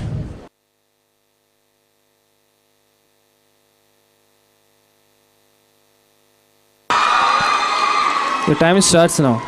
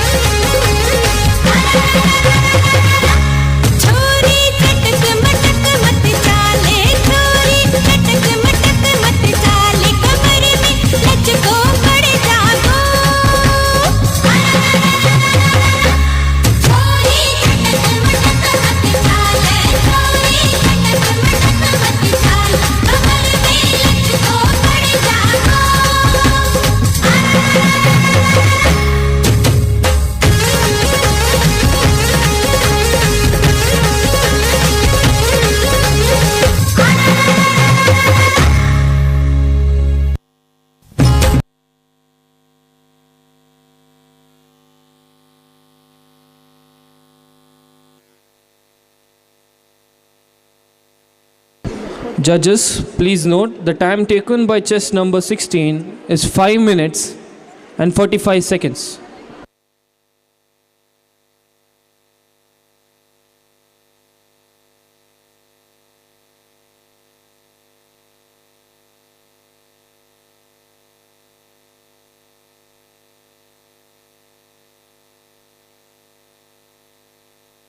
Chess number 5, kindly occupy the stage. Your time starts now. Your time starts now.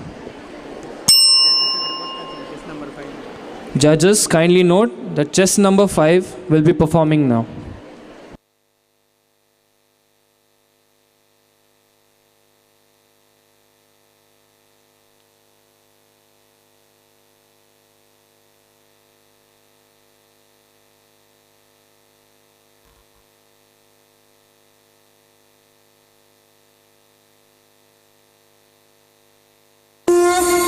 Adishakti ಸೃಷ್ಟಿ ಮಾಡಿದ ಮಹಾಲೋಕ, ಜಗತ್ತಿನ ಸಕಲ ಚರಾಚರ ಜೀವರಾಶಿಗಳು ನೆಲೆಯನ್ನ ಕಂಡ ಪರಶುರಾಮ ಸೃಷ್ಟಿಯ ತುಳುನಾಡು.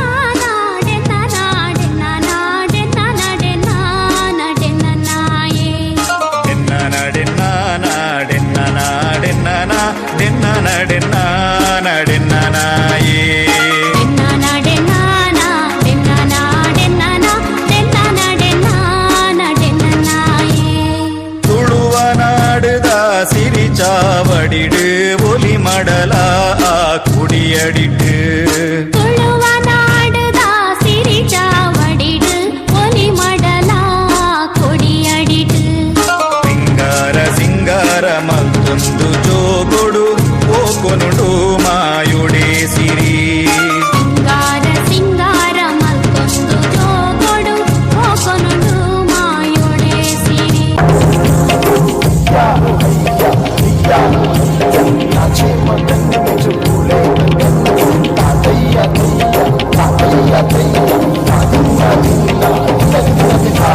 ಓ ನೈಲೆ ನಲಿಪು ನೈಲೆ ನಲಿಪು ಓ ನೈಲೆ ಓ ನೈಲೆ ನಲಿಪು ನೈಲೆ ನಲಿಪು ಓ ನೈಲೆ ರೆಕ್ಕೆ ಬಿಚ್ಚಾದು ಅಟಣ ಕಟ್ಟದು ನಲಿಪು ಓ ನೈಲೆ ರೆಕ್ಕೆ ಬಿಚ್ಚಾದು ಅಟಣ ಕಟ್ಟದು ನಲಿಪು ಓ ನೈಲೆ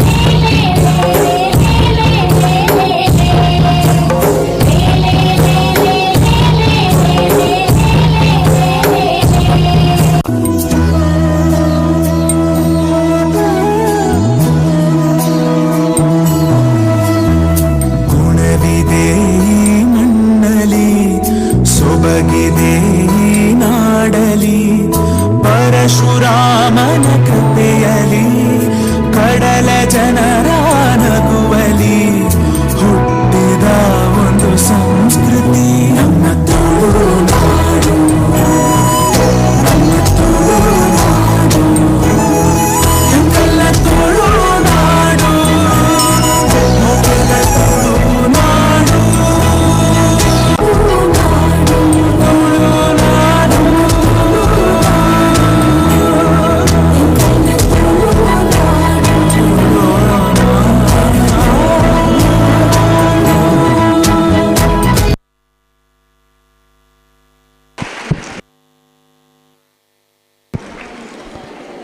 Judges, kindly note, the time taken by chess number 5 is 4 minutes and 23 seconds.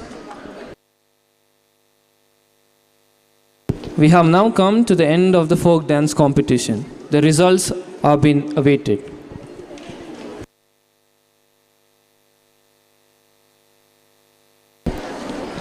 Ladies and gentlemen, please allow me to introduce Ms. Jisha, Delegate, Alvas College of Nursing, who will be singing for us.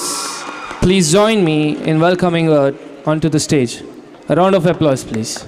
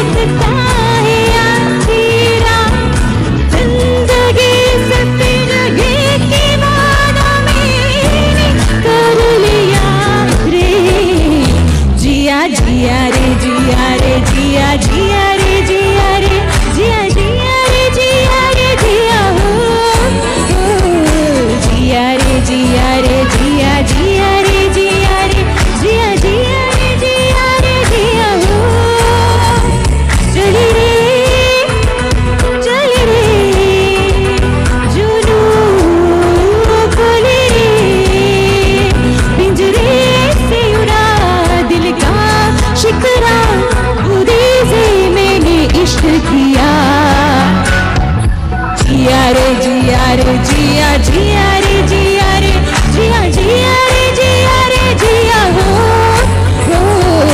जिया रे जिया रे जिया जिया रे जिया रे जिया जिया रे जिया रे जी हो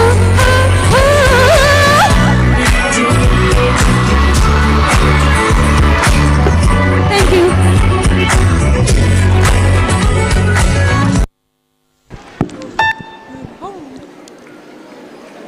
Thank you, Ms. Jisha, for the amazing performance. Wishing the best for your future endeavors.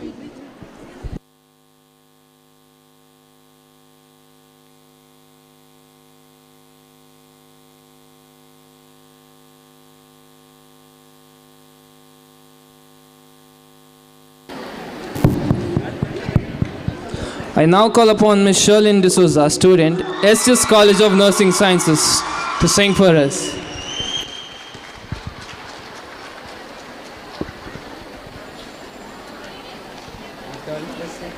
Check, check, check, check, check. Check, check, check.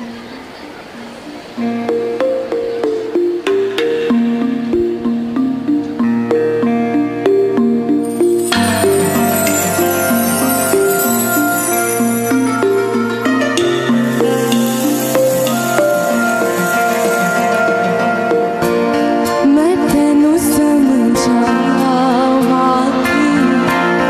ना तेरे बिना लगदा जी मैं तेनू समझावांगी ना तेरे बिना लगदा जी दुखी जाने प्यार मेरा मैं करूँ इंतजार तेरा तू दिल तो ये जान मेरी जान मेरी जान मेरी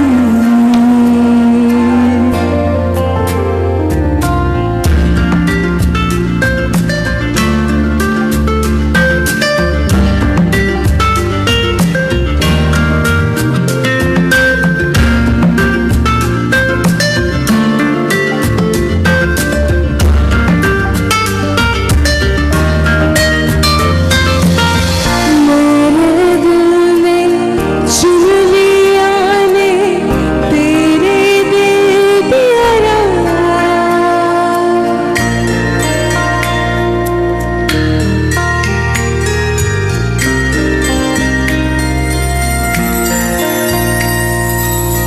मेरे दिल में चुन लिया ने तेरे दिल प्यारा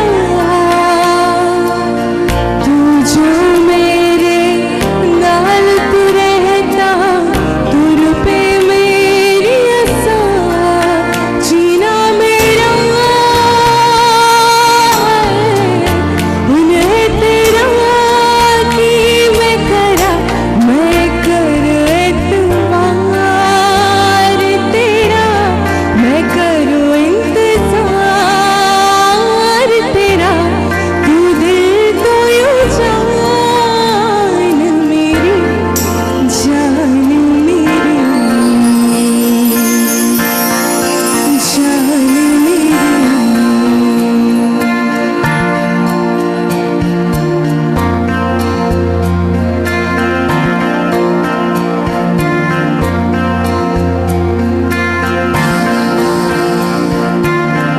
बेचूंगा नहीं उठीता बेबा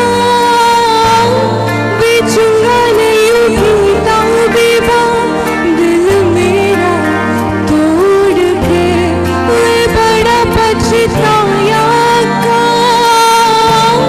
मैं बड़ा पछताया का नाल तेरे जोड़ के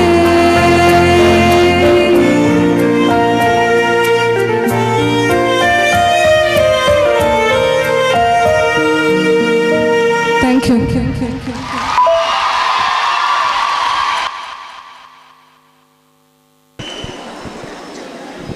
Thank you, Sherlyn.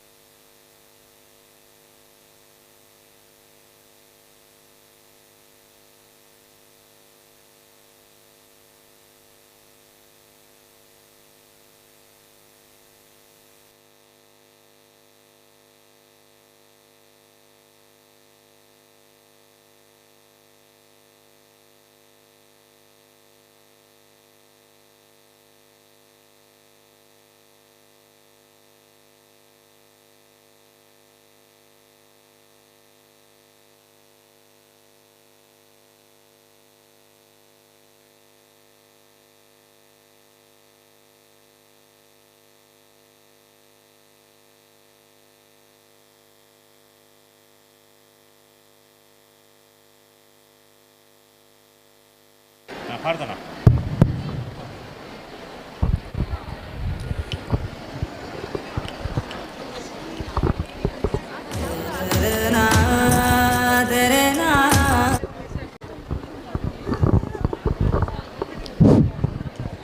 evening all.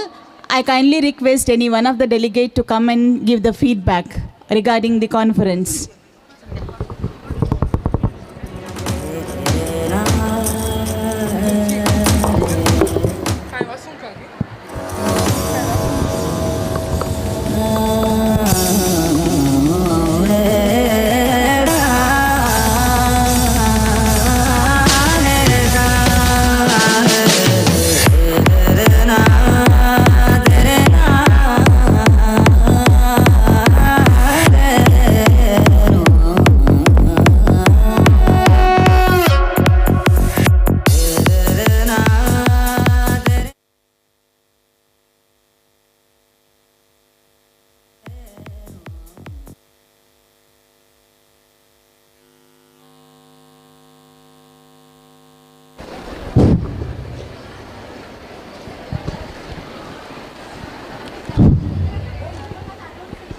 Distinguished dignitaries, respective principals from various College of Nursing, the delegate and participant, good evening to you all.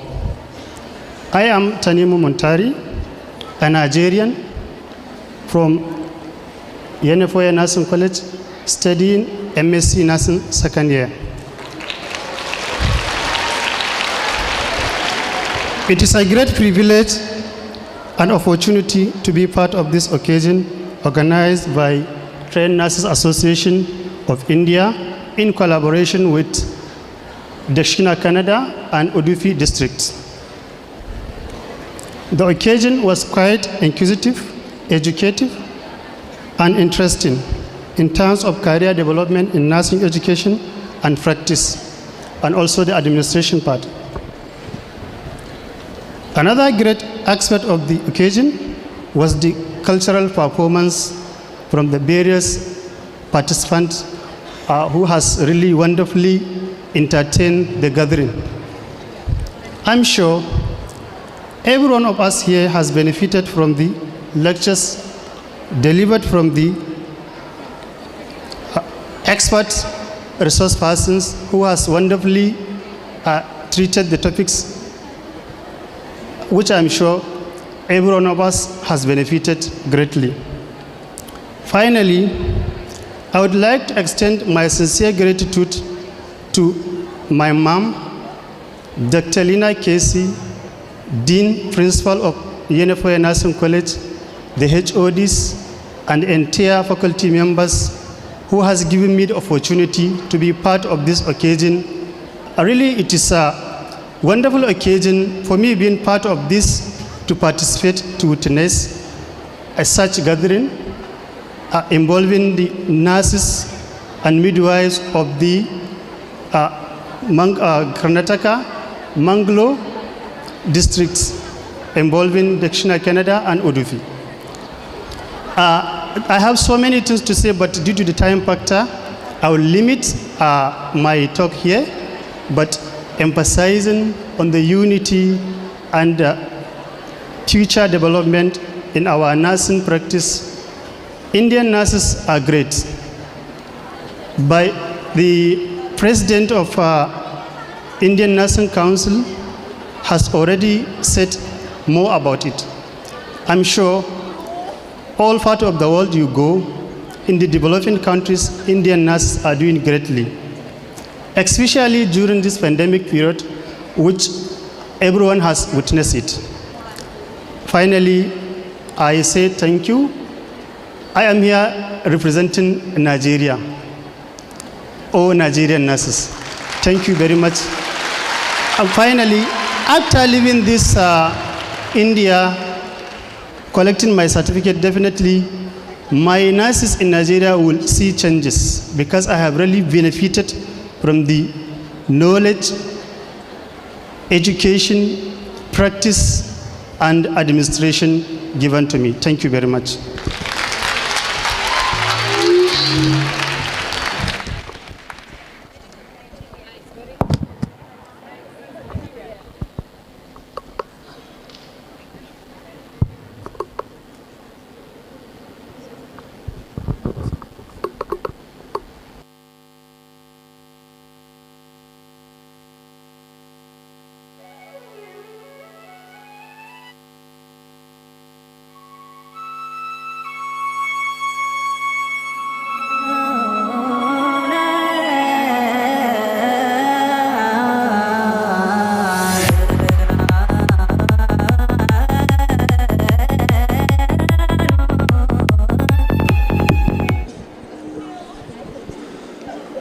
Ladies and gentlemen, we would now like to felicitate our judges. I request the judges of the folk dance competition to occupy the stage.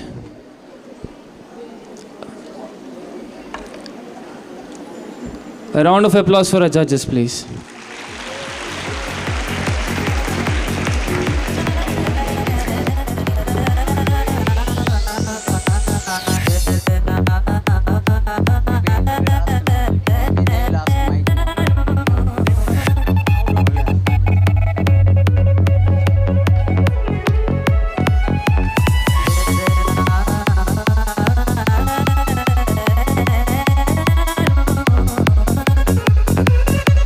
A round of applause, please.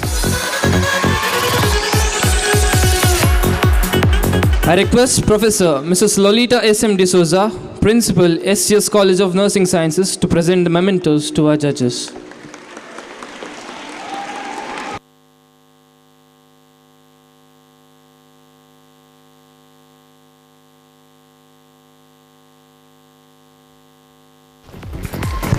Put your hands together for the judges.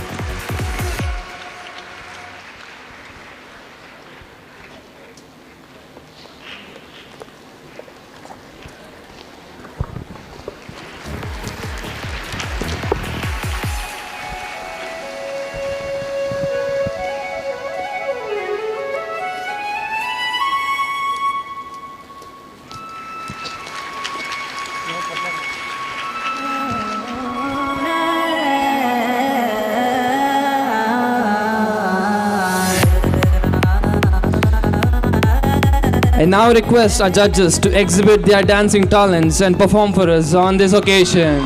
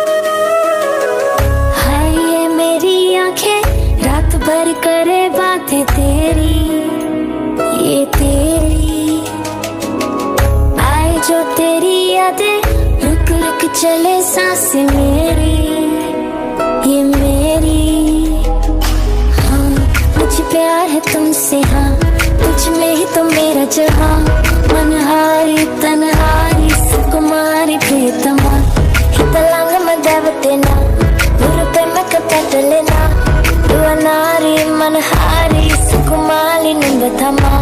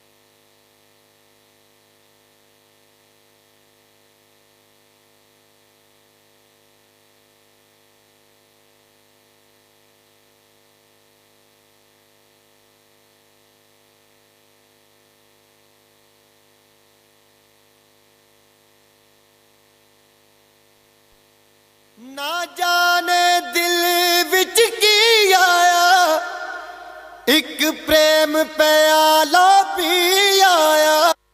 ना जाने दिल विच की आया, एक प्रेम प्याला P आया.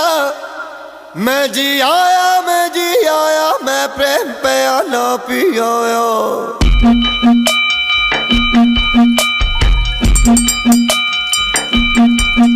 मैं प्रेम का प्याला पी आया, एक पल में सदियां जी आया. सारी मधुशाला पी आया, एक पल में सदियां जी आया. मैं पी आया, मैं पी आया, मैं पी आया, मैं पी आया, मैं जी आया. ओए रंता जोगी, रंता जोगी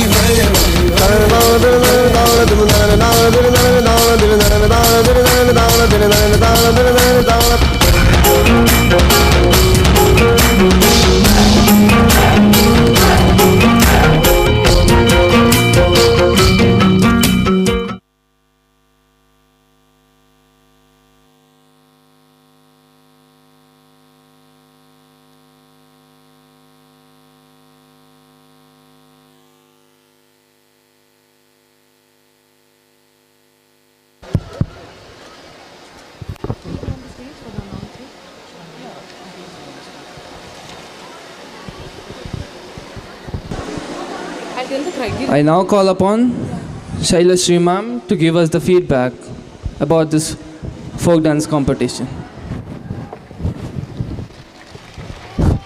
Good evening, everybody. Well, after those two stunning performances by my co-judges, I'm here to give a quick feedback on this overall show and all the dances that have been performed this evening. Okay. So first of all, what an audience. I must say, this is one of the enthusiastic and amazing audiences that I have catered to. You guys are really amazing.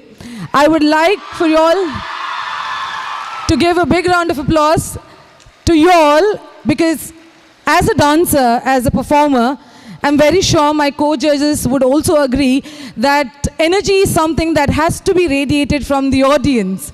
And I think you all did 50% of the work in boosting the energy and the confidence of all the dancers here. Being a performer, we obviously need an audience, so that's really great.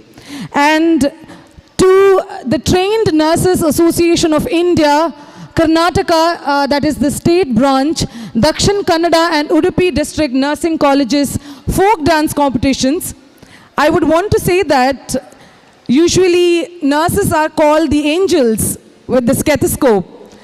And I saw all those beautiful angels dancing, tapping, and performing so beautifully. So first of all, congratulations to all the participants over here.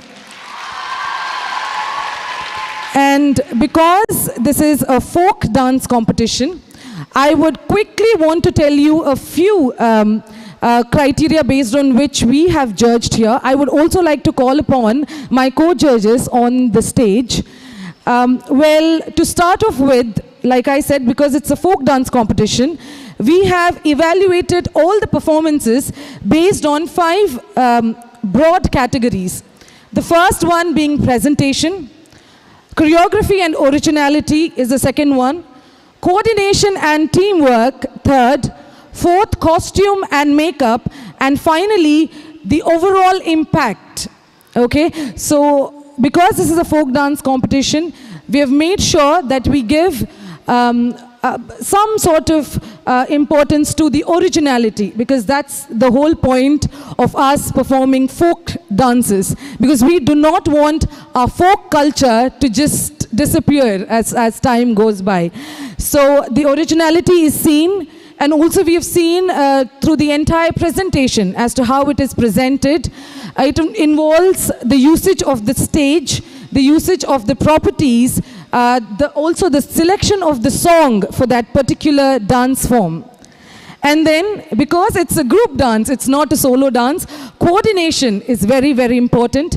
And energy from all the team members is what we looked at under the category of coordination and teamwork. And like you all know, without the costume and makeup, nothing goes well. So obviously, we have also given importance to the costume and makeup. The costume has to be appropriate to the dance form that you select. And then, obviously, the overall impact. So these are the criteria that we have judged all the performances. Quickly to finish off, all the teams, like I said, beautifully performed. I would like for you all to give them one big round of applause, because it's not easy. I know you all had a conference at the start of the day, and it's not easy to wait till the evening and give such wonderful performances. But then a few things, as in a feedback, if I would want to give. This is not only my feedback, but all the 3 of us, we've discussed, and just a few things here and there. That is, while you are on the stage, especially on a group dance, please make sure, participants, that you maintain the center of the stage. I saw a few performances were really good, but they were towards the towards one side of the stage. So stage management as a dancer, as a performer, it's very, very important. Finding the middle of the stage so that you can grab all the lights and the performances can, it enhances it 10 times more. So that's something that I want all the teams to keep in mind. And the second thing that I want to talk to you all about is there was one rule where it was told that fire is not allowed. However, we've given it a leeway.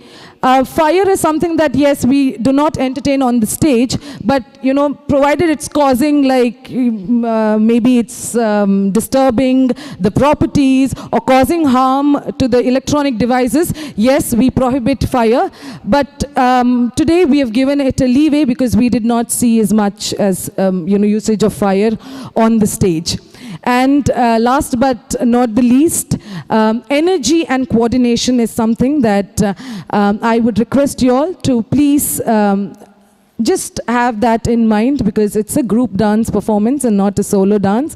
That's the overall feedback that I have. It was a great evening, and we have tried to give it, we've made sure that we give a fair and a just decision. Thank you so much for all your participation. May the best team win. Thank you so much.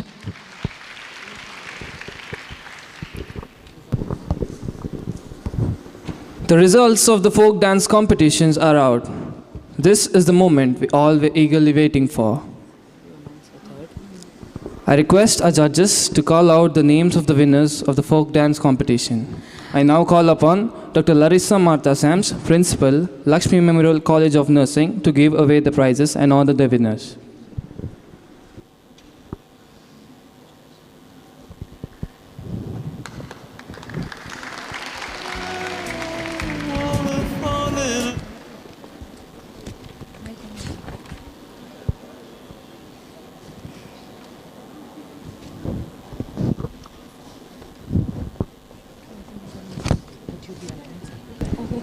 Judges, I request you to call out the names of the winners. All right, audience and participants, the moment that we've all been waiting for. All right, so I'll start off with the third prize. All right, are we ready? The energy is really not that great. Are we ready?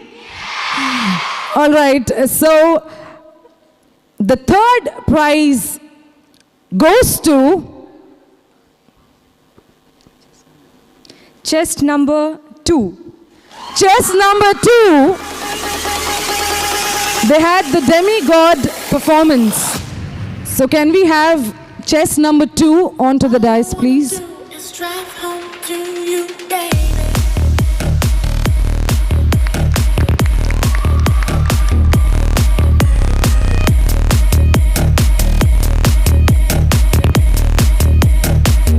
I'm wasting.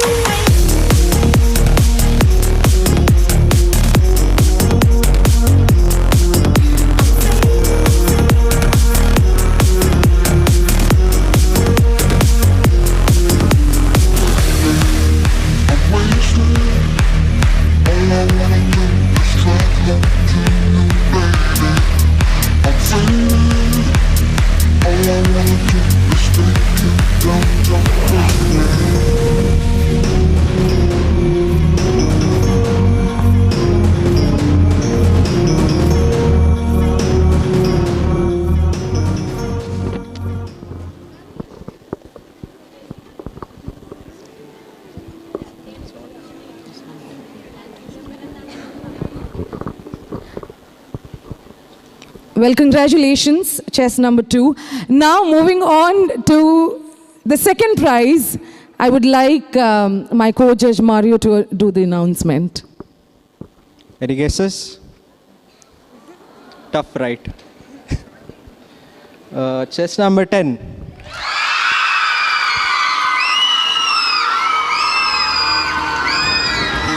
They had the Rajasthani performance. I think it was all girls team.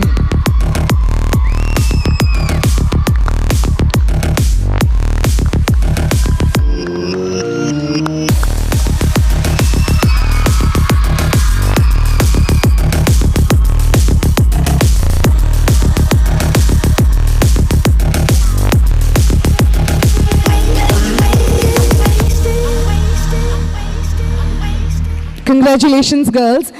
All right, so the first prize, any guesses? All right, the first prize goes to chest number 13. The girls had Puja Kunita performance.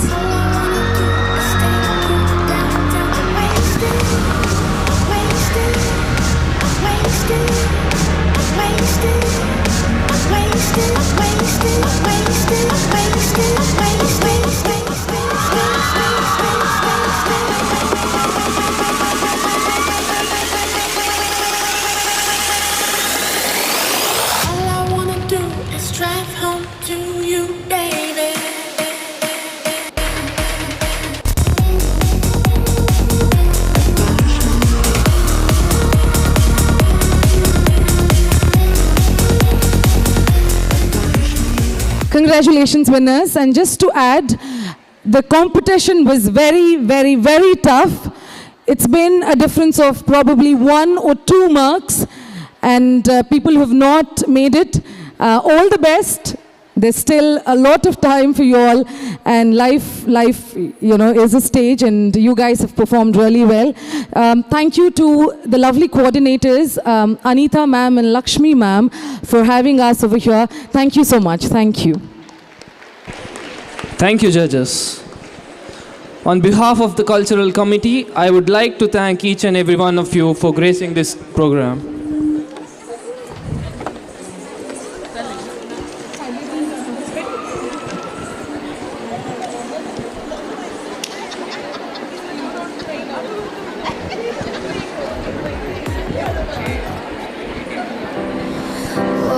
I, Rekit McLean Pinto, signing off. Thank you so much. Thank you. Sir, around, sir.